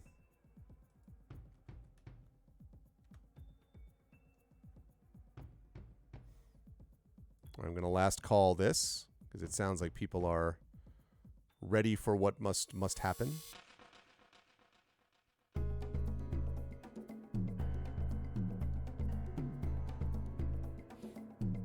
Going once. Going twice. Okay. Attack away. So that's going to be a +6 that we're looking at for the actual attack. So we are looking, because we're looking at 3 plus 2 is proficiency is 5, plus 1 for the bow is 6. So D20 plus 6, please, Drew, against this one remaining zombie.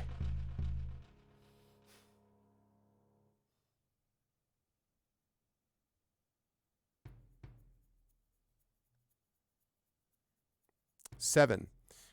You will be happy to know that 7 plus 6 over 13 is going to easily beat this creature's AC of 8. Yeah. So that means we're looking at 1d6 plus 4, I believe it is, for the damage. So let's roll that, please.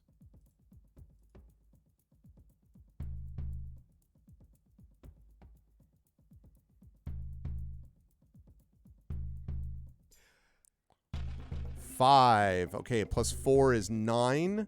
And it's going to not make its fortitude save on that one either. And so this one drops as well.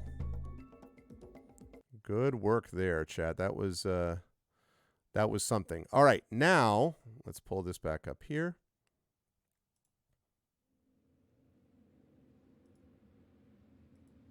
Okay, good stuff. The Walking Dead fall to the ground in defeat. This battle against the army of the dead. Okay, so now we have a couple of options. We can search the room, head to the tomb, heal with Healing Word, heal with Potion, heal with Scroll, heal with Short Rest. All right, chat. We can search the room. That's $vote space 1. We can head to the tomb, which is this thing right over there, which is where the shrine of this guy is. We can heal with Healing Word, healing with Potion, healing with Scroll, or healing with a Short Rest. Now, if we heal with Healing Word, and if we use level 1 to do it, that is going to use up our final first level spell slot. So we could, and then we would have 3 second level spell slots left over. So we could do that. We could also Short Rest. That would be a few hours. But we could also try to use one of our Bardic Inspirations to get 1d6 extra hit points during that time. Obviously, healing with a potion will give you 1d4 plus 4. So, Scroll of Cure Wounds will be 2d8 plus 3. Potion of Healing would be 1d4 plus 4. Healing Word is, I think, 1d... what is it? 1d4 plus something. 1d4 plus our spellcasting ability modifier, which is 4. So Healing Word is also 1d4 plus 4. So we could do that. So Word, Potion, Scroll, Short Rest, or none of the above, and we could just go out there with 4 hit points and say, you know, devil take the hindmost. So get your votes in now.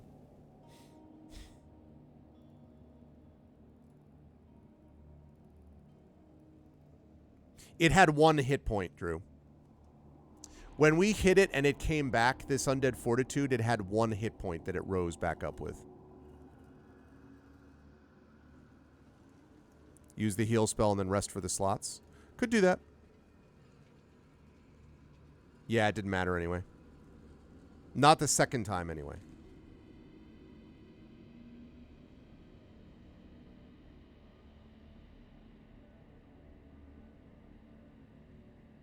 So yeah, so $vote space 1 is search the room. $vote space 2 is head to the tomb. 3 is heal with Healing Word. That's 1d4 plus 4. 4 is heal with Potion. That's also 1d4 plus 4. 5 is heal with a Scroll. That's 2d8 plus 3. 6 is heal with a Short Rest, which would be, we would be able to use our hit dice, and then could use our Song of Rest to get extra hit points during that time as well, using one of our Bardic Inspiration dice, which we have 3 of. And the only real issue there is that that obviously a Short Rest means that you're talking about, you know, a couple hours, basically hour or 2, to be able to restore some of those things. But Healing Word is also reasonable. I mean, that means that we use up our last first level spell, but we got all our second level spells still. So that's useful. In fact, it means that most of what we have there, like Healing Word, Thunder Wave, the first level stuff, we can just cast at second level using a second level slot, but we can still functionally do that. So get your votes in, chat. And I think our last encounter of the evening is going to be to deal with our the guy who's waiting there for us theoretically in the tomb.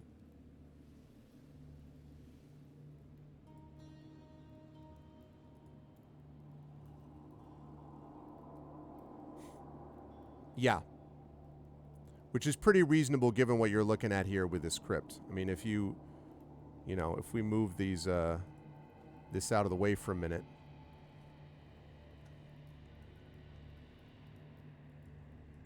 You can see for yourself what the crypt looks like. I mean, you folks have pretty much cleared it out. So, except for that last one right there.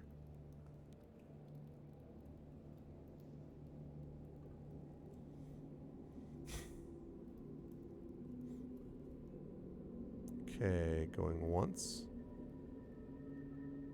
Yeah, it's a con save, but it's a con save, but that's the basic idea. And it's also based on the amount of damage that they take in terms of what the DC is. All right, last call, going once, going twice.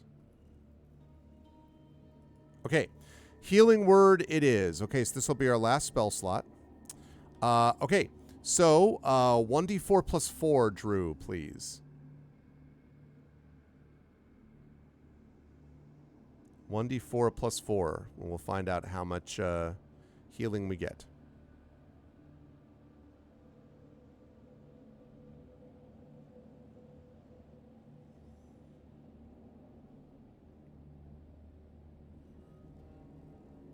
Okay, that is good. So we're talking about 8.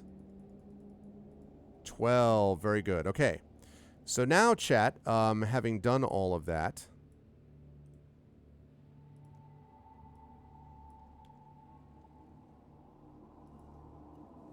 okay, now $ vote space 1 is search the room, $ vote space 2 is head to the tomb, $ vote space 3 is heal with a short rest, $ vote space 4 is healing with a potion, $ vote space 5 is heal with a scroll.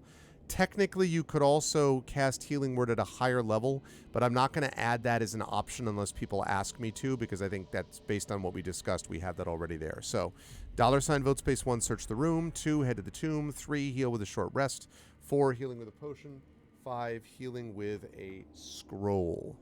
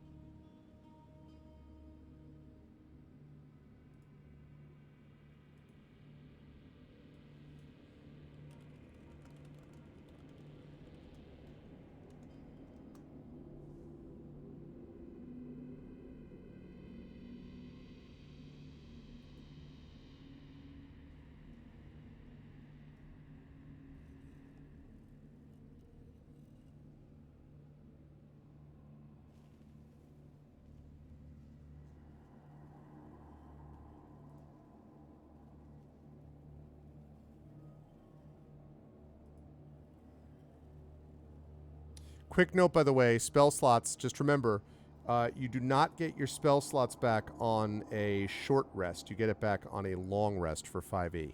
The only class that gets it back on a short rest is a warlock, and occasionally the druid or wizard does some stuff as well. But for bards, for clerics, for rangers, for paladins, for all those groups, for druids, they need a long rest to get spell slots back.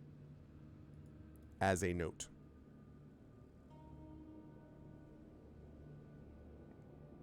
And yeah, that makes sense to me. But you can, of course, heal, which is what we're doing.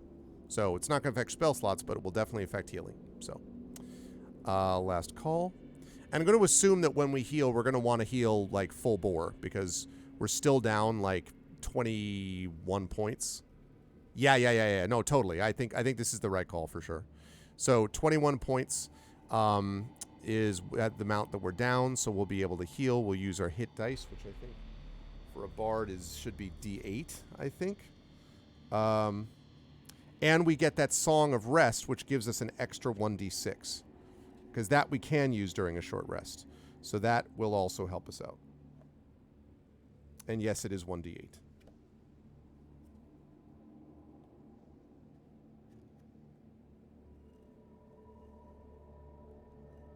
And we've got 4 of those to use. So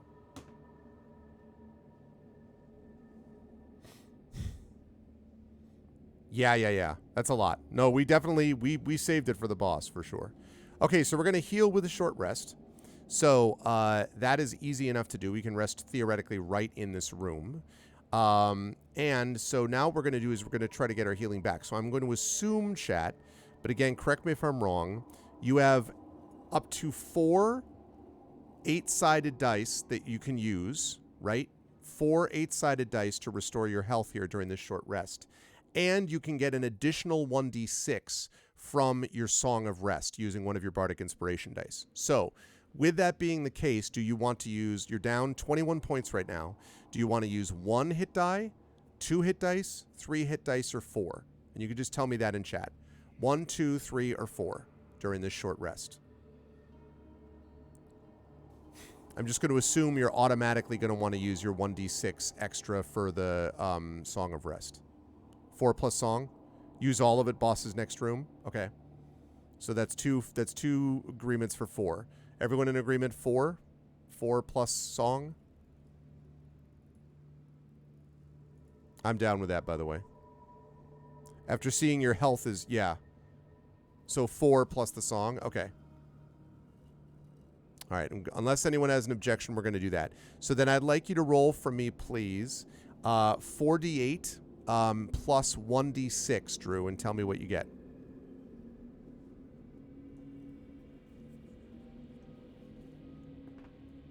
And actually, while I'm looking at this...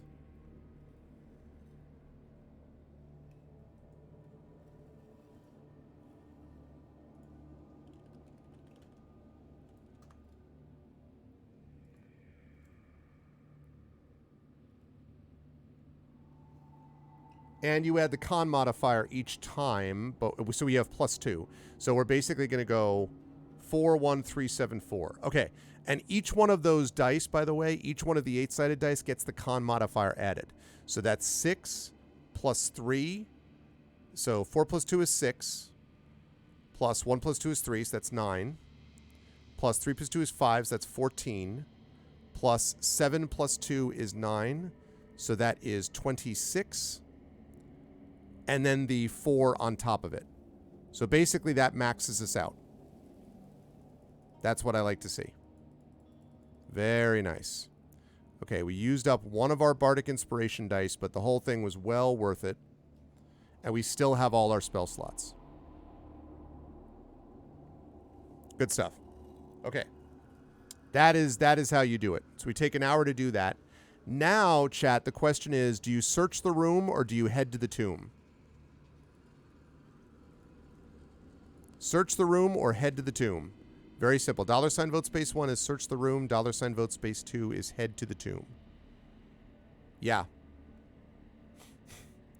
I mean, that was pretty I mean, if you were going to use all the hit dice for this, now you're out of hit dice, you know, but like, you know that you've got the room coming up, so it definitely makes sense. This is obviously much smaller than the last one that's going to be. Thank you for the Prime sub, Jay. Sorry I do not have my music up here. My notifications, again, for those of you just joining us, there was something kind of weird that happened with the whole, like, studio mode and all that when I was transferring things over, so something weird happened with the sound, and I didn't want to restart the whole stream to kind of fix that. Thank you, Jay.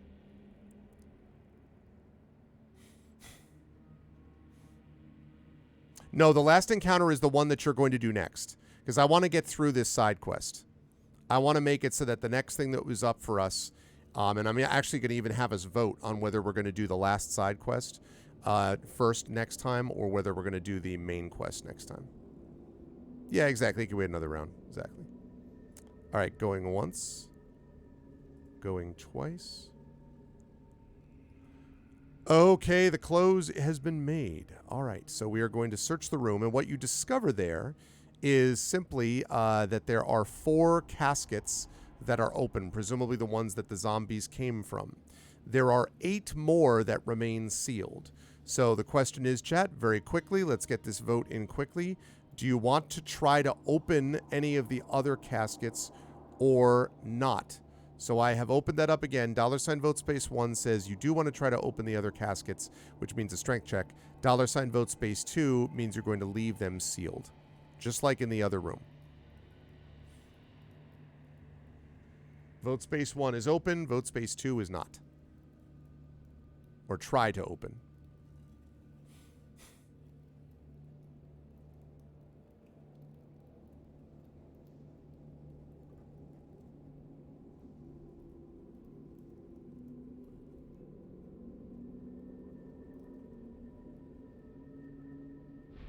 Not liking these odds.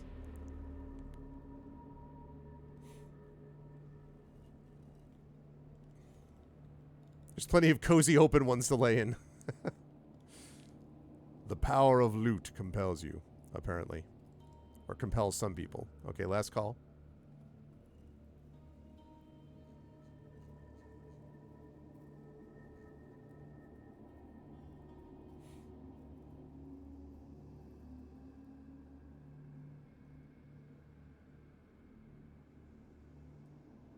All right, we have a tie.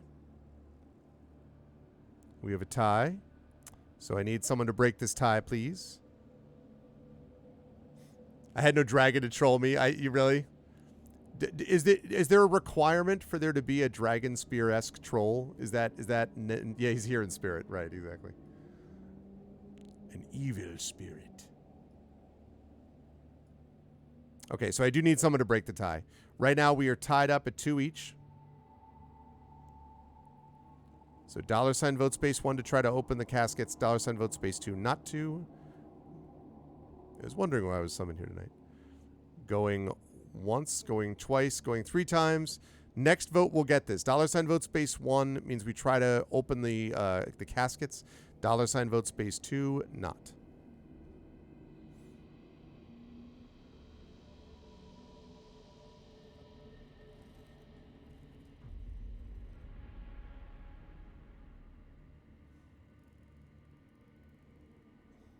Spirit, why do you torment me? All right, I need someone to break this tie.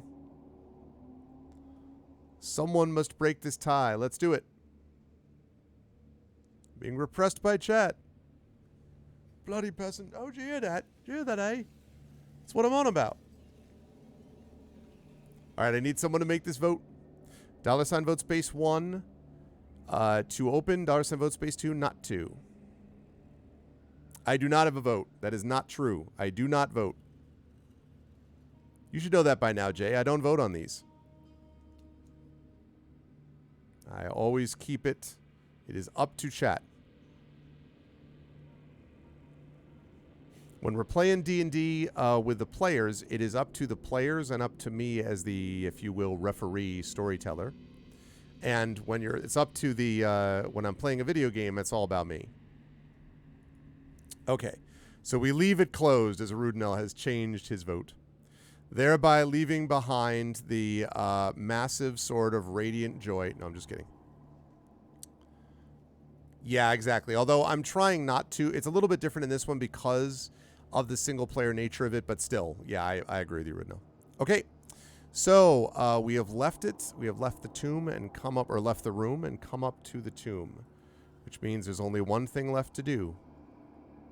That is to open that. Okay.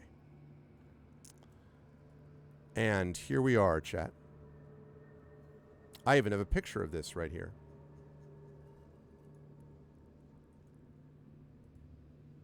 I have a picture of this.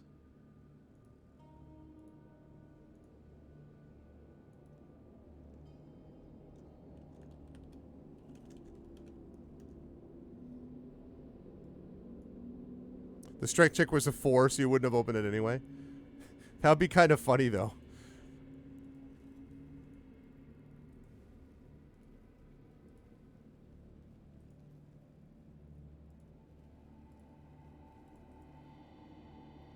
Okay. So this is what you see, chat, as the door is opened.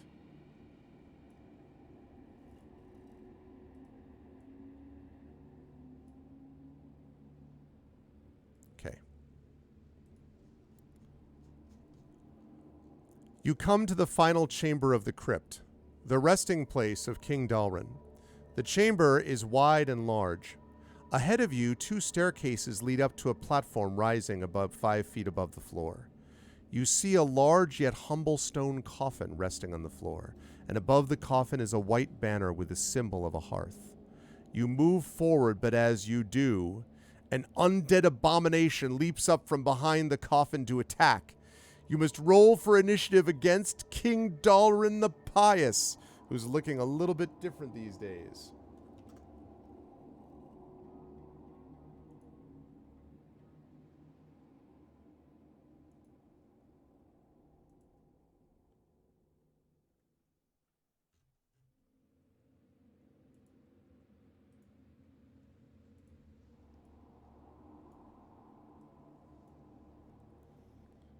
All right, let me show you what you see besides that.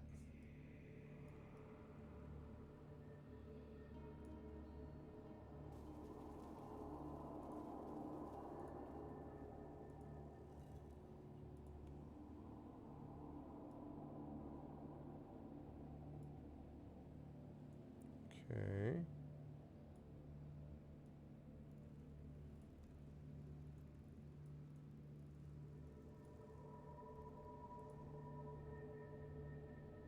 There we go. That thing faces you.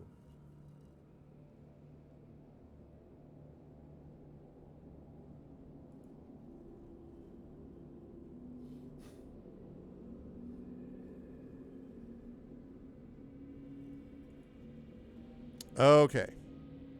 It is a little bit freaky. That is the case. Okay, let's get some initiative going on here.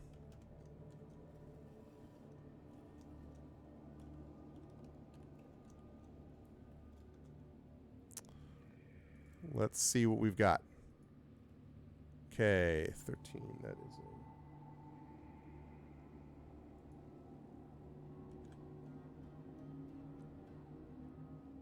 We had, let's see.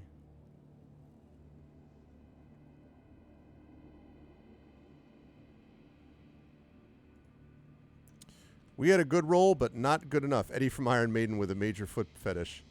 Foot joint connected to the lower leg joint. Could very well be. All right, so it is going to attempt to attack first, and we need some better, or some more upbeat music for this.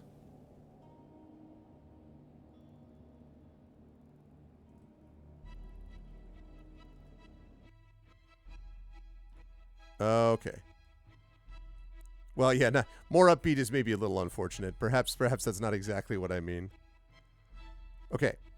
Let's see. We start with an 11. It swipes at us and misses terribly. Okay, chat. Now the question is, what are we going to do? Now, we've saved up, all our spells and everything else for this. So, what do you want to do? Should we attack with the bow? Nocturnal. Cast, and let's see what we've got. I think we've got, we have got... hold person is not going to work here. Neither is invisibility. But we could technically cast Thunder Wave at 2nd level. So we could cast Thunder Wave.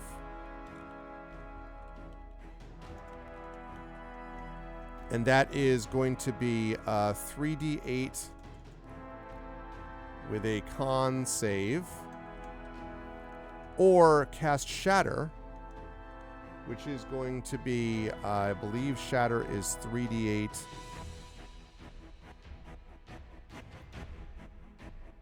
That's also 3d8. But, and is also, let me see, is that a con save?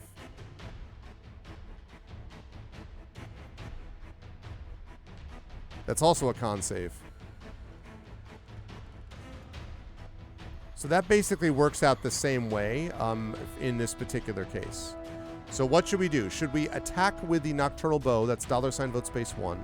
Should we cast Thunderwave at 2nd level? That's 3d8 con save. Or cast Shatter 3d8 con save. I don't know that Hideous Laughter is going to work on this thing. Let me double check on Hideous Laughter.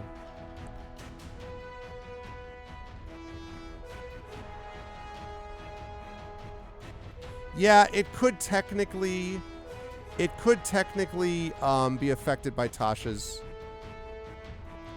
If chat wants me to, I'll put that up there. But for right now, I'll leave it at this. It could technically. Has to have an intelligence of 4 to be affected by it, but in this particular case, it does have slightly higher than that. And we've got 3 2nd-level spells, so slots. So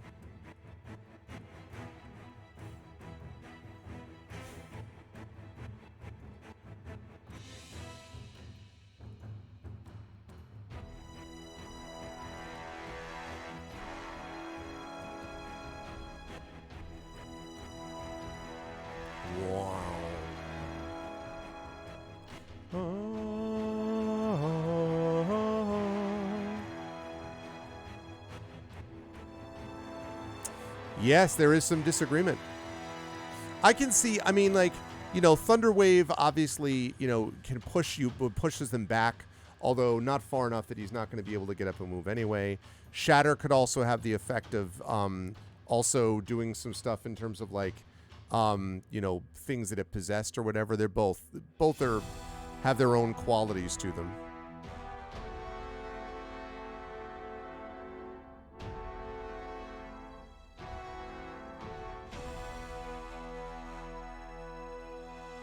I mean, Shatter is like narrowly focused, more narrowly focused. It's a 10-foot radius as opposed to a 15-foot cube.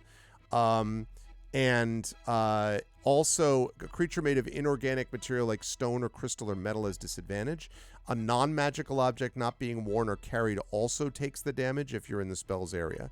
But it doesn't move. Whereas Thunderwave doesn't do that, but it will also push back in certain cases. So. All right, we're going to cast Thunderwave at 2nd level. So here's where we see if we save. And I don't think that's going to save. It is not. So that is 3d8 damage. So please roll 3d8 damage. It is going to take all of that, Drew.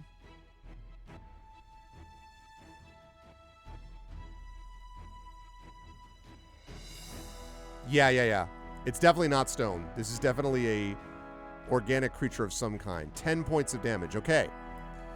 So, it is definitely hurt by that. It's not dead, or, if you will, undead. But it is definitely hurt. That's going to bring us down to, we have got 2 of those spell slots left, which brings us back up. It's going to attempt to attack. It will critically miss, because of course he will. All right, so question is, chat, it is our turn again. Are we going to do second verse same as the first? I will open that again. Attack with Nocturnal Bow, cast Thunderwave at 2nd level, or cast Shatter.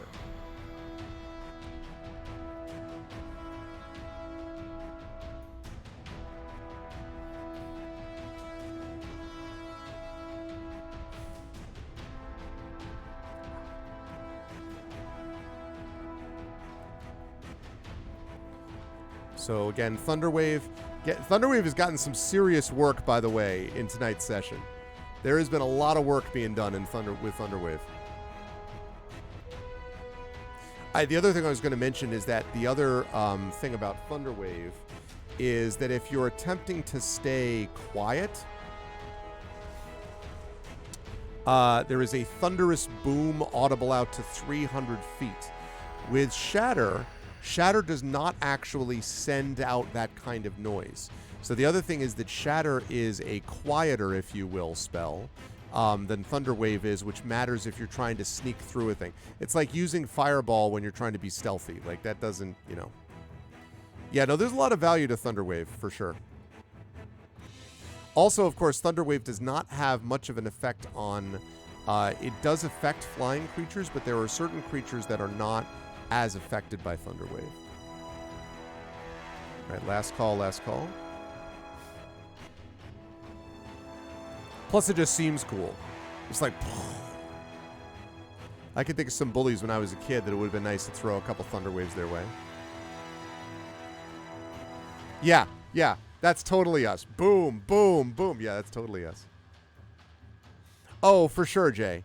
And under normal circumstances, I would say, you know, that there would make some sense. But, you know, in this case, also, we're thinking about slots. Although I don't want us to be the min-maxer types. But okay, Thunderwave at second level. So we've got one second level spell slot left. Let us see if it's going to make it save. Oh, it actually looks like it is going to make it save this time. That is... Yes, so it is going to make it save. So it's going to take half. So 3d8, half of 3d8. It's true. Okay, half of 3d8.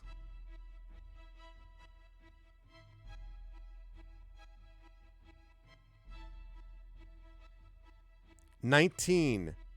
That is nice. So that means rounded down, we're looking at 9. Okay. That hit it hard. And it is now, it's now very, very hurt. It is exceedingly hurt. So it's going to come swinging in with its claws. It's going to miss again. These rolls have been terrible on this thing. That is an 8, and that's not going to be enough. Okay. So one last time, chat. We have one more of these spells. We also could attack it with our bow because it's very hurt now. So we could attack with our bow. That's $vote space 1. We could cast Thunderwave at second level one last time. We do have one spell slot left to do that. Or we could cast Shatter.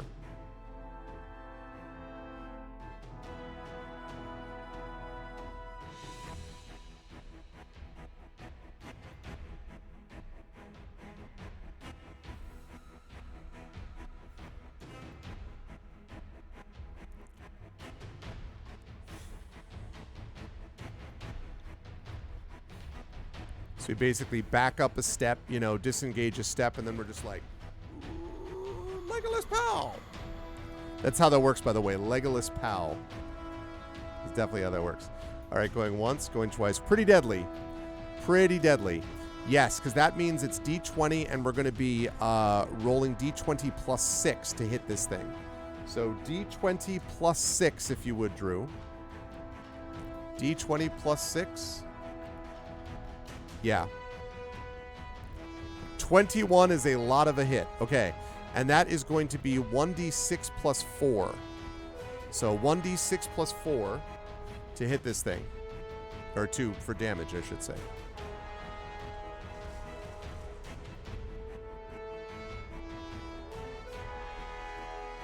That's the dex bonus plus the other thing. Hell yes! 10. Wabam! This thing is... So we literally, it just is like, comes up and then it's like, and just like, it's just like thrown backwards, the arrow through its throat. Bam! That thing is blown backwards and is dead or undead, as the case may be, as I switch back into the other music.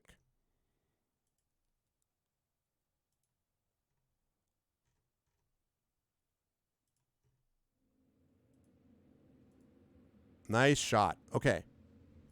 So...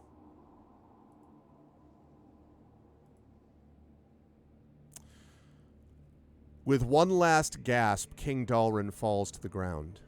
He will now have his eternal slumber. You immediately feel warmth and light enter the chamber. For a moment, you panic that somehow a fireball was set off. However, that is not the case. You look up to the hearth banner and notice that it is glowing a fiery red. It is emanating light and heat as if it were magical. That dead, exactly. Now that you have cleared the crypt of any harm, you return to Marion. She thanks you sincerely for taking care of the undead problem. A few days later, the high priests inspect the crypt. They conclude that some sort of curse was put on Dalren and his family at the time of his death. They will investigate this matter with more experienced adventurers, but for now you have solved this problem and receive 2 things. First of all, you receive a reward of 100 gold pieces, so we are now up to 314, and we receive something else. It is called a Ring of Requirement. You may ask yourself, what exactly is a Ring of Requirement? I'm glad that you asked. And I will tell you. A Ring of Requirement is this.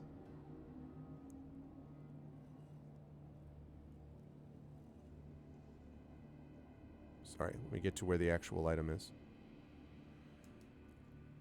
Once the wearer attunes to this ring, and you already have attuned to the bow, they may make a life pact with a god, goddess, or charity.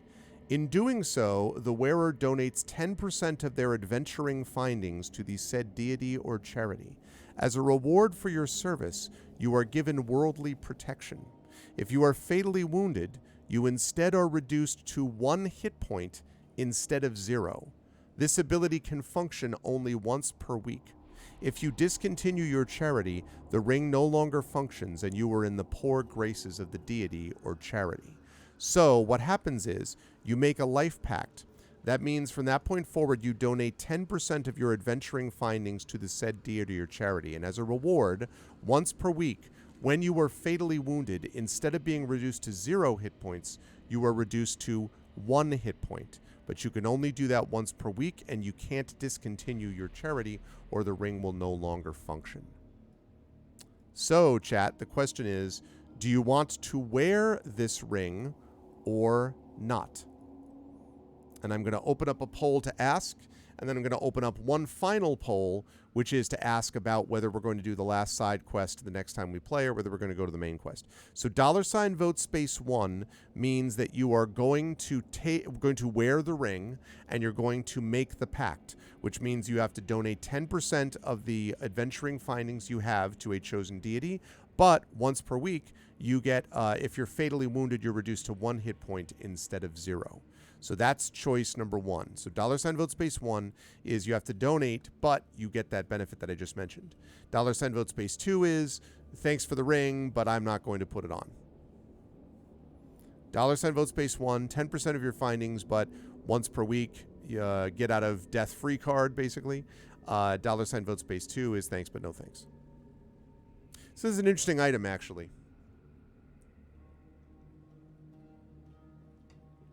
I would read that as the money, Jay, not as the item.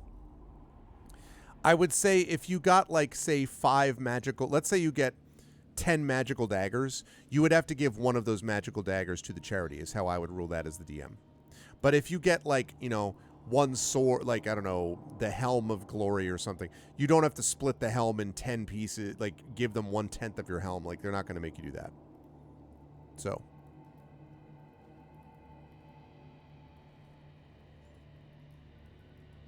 And you can usually only attune, I think, to 3 things at a time. You're attuned to the bow, and you would attune to one more thing, which would be, or this plus one other thing.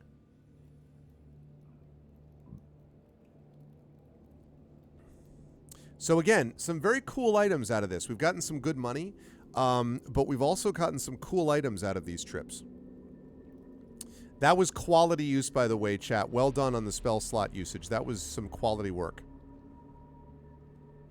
We actually never even got hit by this thing. Although if we had gotten hit by it, that could have been a problem because if it was indeed a ghoul, there was the risk of you being paralyzed. And that is no fun.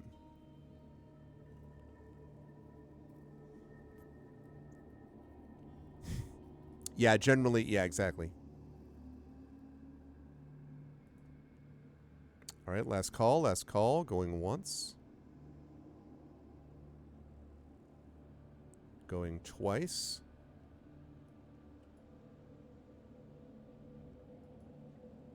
Okay. 10% of gold to charity. once per week. 1 hit point instead of 0. There we go. All right, good. I wanted to keep that on one page if I could.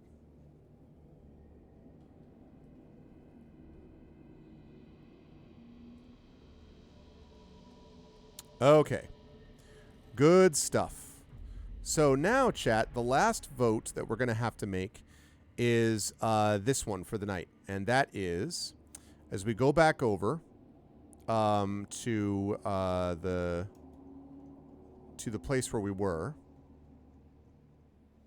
we have a choice to make. We've done 2 side quests. There's one more that we could do if we want. And if so, that's what we would start next session with, and then would go on to the main quest. Or we could just go to the main quest, because we have gotten the Nocturnal Bow and we have gotten this Ring of Return.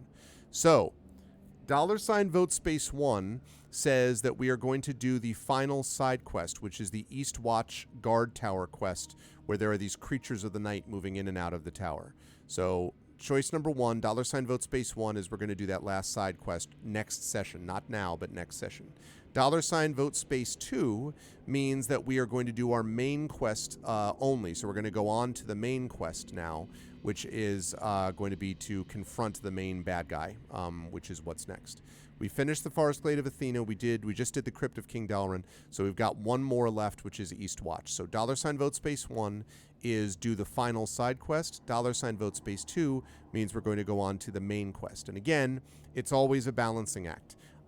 We will start out at full, health and all that stuff going into this session. We did use a healing potion on the first one, our Greater Potion of Healing. We did get another one, which we did not use this last time. So there's that. But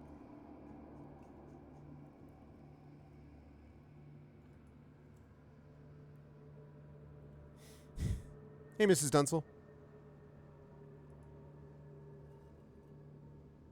Yeah, and I mean, we have definitely gotten some good items out of this, no question. So far, I think they've both been worth it. They've been a little combat heavy, but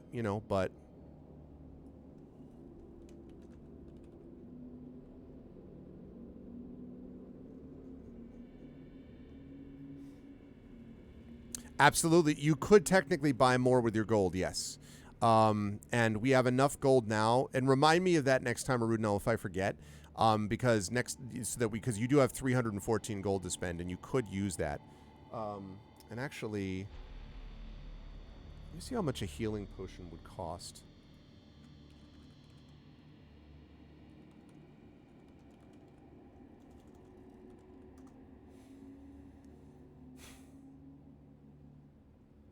$50 gold pieces. They do not have available all over the place, but you could probably pick up. I would list that at 2.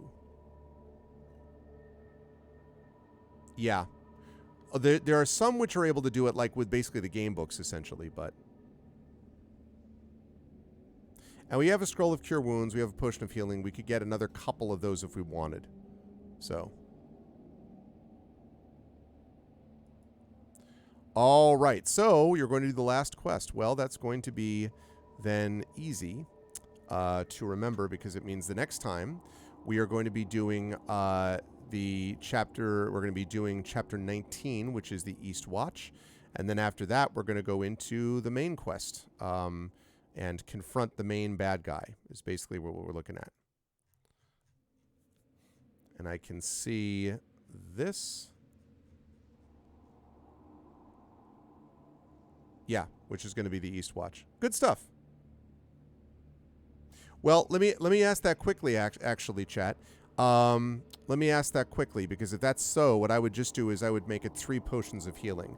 Do you want me to spend do you want to spend 100 gold and then get 3 potions of healing? So that would work out. Each potion of healing is 1d4 plus 4. Do you want to do that? So spend 100 gold. Is that, Chad, just tell me in chat if that's good. Does that make sense? I'm going to add it assuming it is, but correct me if I'm wrong. Yeah? Okay. Yeah, I think it makes sense. All right, 214 gold, but 3 potions of healing each at 1d4 plus 4. That puts us in pretty good shape, I think. And also, we don't have as many rations as we did. 5, 4. I'm going to say 4 days left of rations for that. Still, that puts us in very good shape, I think.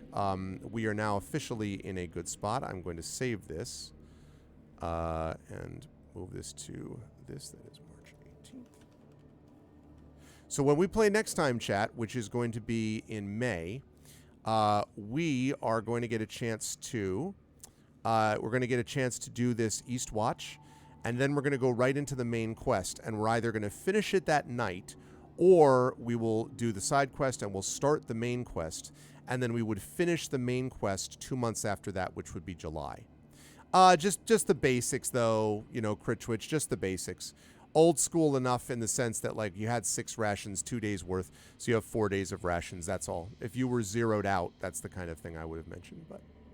But good stuff, chat. That actually works quite well. Let's bring this back over to Farador. Let's bring this over to this music.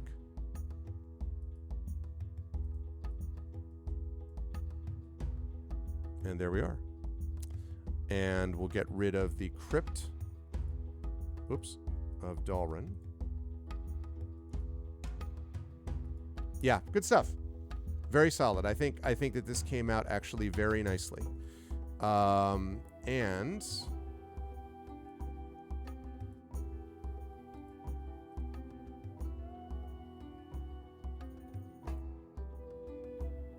let's see if I can do this properly.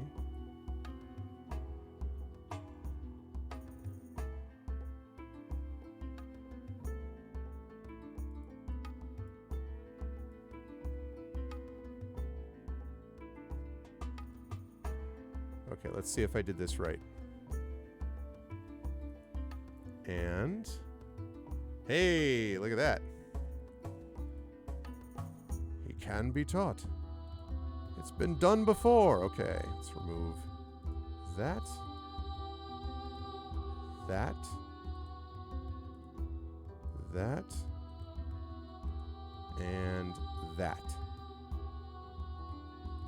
And also that. Lovely. I'm all big and living color. That is correct. All right. Good stuff, folks. Good stuff. So we are in good shape, I think, going into this last session / potentially 2 of these 2 things as we go through. And if I had just remembered to do that one thing before, that would have been very helpful. But I did not. Okay, the zombie is gone. We get rid of that. We can now officially close that and get rid of that. Good. Okay. You should see at one point, chat, how many freaking windows I had open. I had a lot of windows. I'm here to tell you. I had a very many lot of windows.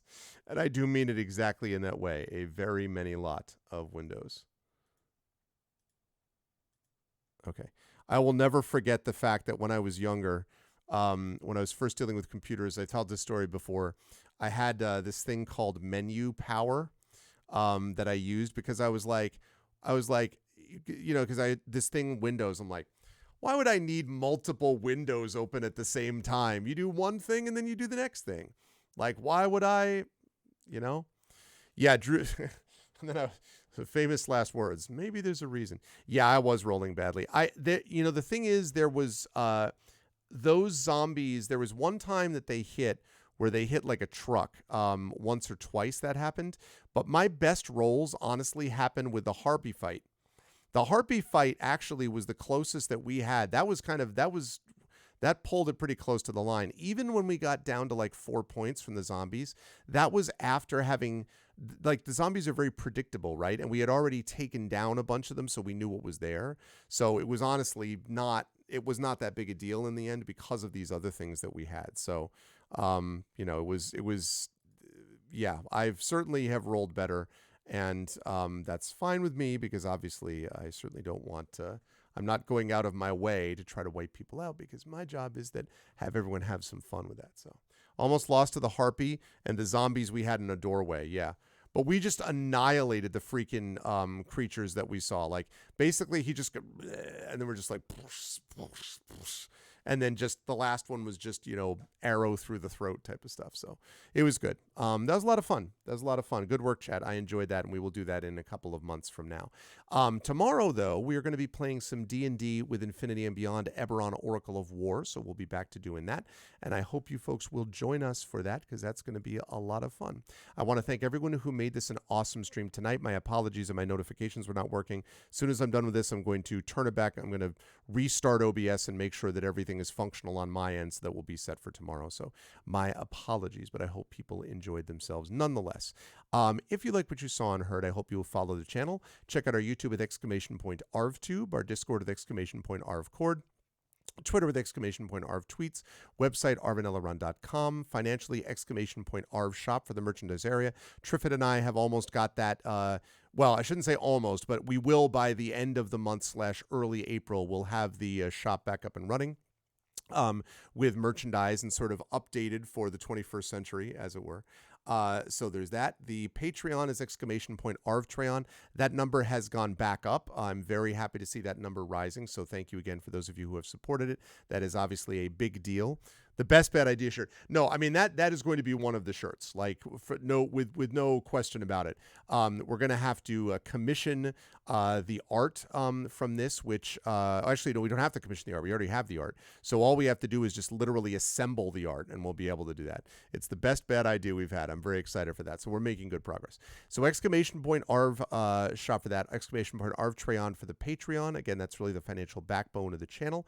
And also subbing to the channel, as a few of you did today. That is really important as well. Custom sub badges and emotes to use everywhere across Twitch, and allows you to support the players with inspirations, both there and with the Patreon as well. On the publishing side, !Icarus for my Icarus graphic novel from Athos Arts. !Library is my Tales and Tomes from the Forbidden Library, my 5e adventure and sourcebook from Alligator Alley Entertainment. And Greyshade for my Greyshade novel. You can order a copy of that right now. The sequel, Renegade, will be coming out later this year, and you can pre-order that. You can also pre-order Heretic, which is the last book in the Grey Assassin trilogy, coming out next year. The tabletop role-playing game from Brandon O'Brien comes out later this year of Greyshade, and the audiobook of Greyshade comes out from Trent Sparks later this year as well. So you can get all of that on that link with Greyshade. And one last note before I go on to the BLM stuff, which is, where is my item? Oop, I was missing something. Ah, darn it. I missed something, so hang on a second. That is unfortunate. I meant to do this and that. Yes, that is important. Sorry about that. That is the Klein, Klein, Klein. That is for our kickoff for ArvCon event, a live D&D event at the historic Klein Memorial Auditorium in Bridgeport, Connecticut. I will be joined on stage by C.S.E. Cooney, by Carlos Hernandez, by Robert Austin James, and by Zach Clay, along with a high school student. And we are going to be doing Night at the Forbidden Library on stage. And for $5, you can attend in person, and also, if you wish, do the live stream instead. But I hope, please, that people, if you are considering going, please get tickets sooner rather than later, just because it's important to be able for them to be able to see the numbers and to be able to plan accordingly. So that is all, of course, to benefit charity, the Damon Runyon Cancer Research Foundation, which is the main beneficiary of our ArvCon charity event that we do every year, but also, of course, to benefit the Klein Memorial Auditorium, which is itself a nonprofit, and which has amazing stuff that you can get there as well. So as you can see, you've got me, you've got Damon Runyon Cancer Research Foundation, and you've got the Klein Memorial Auditorium all as a part of that mix. So please consider jumping on board and getting that as well. Last but certainly not least, BLM, Black Lives Matter, important to affirm and assert the significance and importance of Black lives. Help Now, the World Health Organization page on suicide prevention, important to reach out to others when you need help and reach out to others when they need help as well. And Ukraine, Ukraine, to help the people of Ukraine as they fight back against an illegal and illegitimate war, and do so with bravery and courage. This sends a message not just for them, but for others that go through through this, that we will stand behind them as they continue to fight that good fight. Otherwise, I'm going to be back to you lovely folks tomorrow, again at 8 p.m. Eastern, with some Eberron Oracle of War. I am very excited for that. Thank my wonderful mods tonight, Arudnel, Dragonspear, Drew, J-Rab, of course Prince Justin, and of course Triffity Mats. Wonderful stuff tonight. Thank you to my Patreon supporters and subscribers. Thank you to Arudnel, Dragon, Drew, Jay, Prince Justin, Triffid, Nonstop, Crit Twitch, and Mrs. Dunsel. And thank you to my viewers. Thank you to Elysian, Jagtris, Juan Cabardo. Thank you to Marsrick, and thank you to Nina Tella for everything. No raid tonight. It's late, and I want to make sure that I head off to bed. But I will see you lovely folks Saturday evening for some D&D with Infinity and Beyond Eberron Oracle of War. Until then, thanks everybody. Into the Unknown, we will wrap up either 2 months from now or 4 months from now, but we will certainly do so before the middle of the year, or right around the middle of the year. And yeah, it's been a lot of fun. I'm looking forward to more of it. But more Eberron to come. Sorry again in advance because the music is not going to be there today because, again, the weirdness of how this all works. My apologies, but I will do the best I can nonetheless, and I will fix it, and it will all be working next time. So that's going to be it for me. Thanks, everyone. Much love, and I will catch you folks soon. Until then, everyone, have a good one, and bye for now.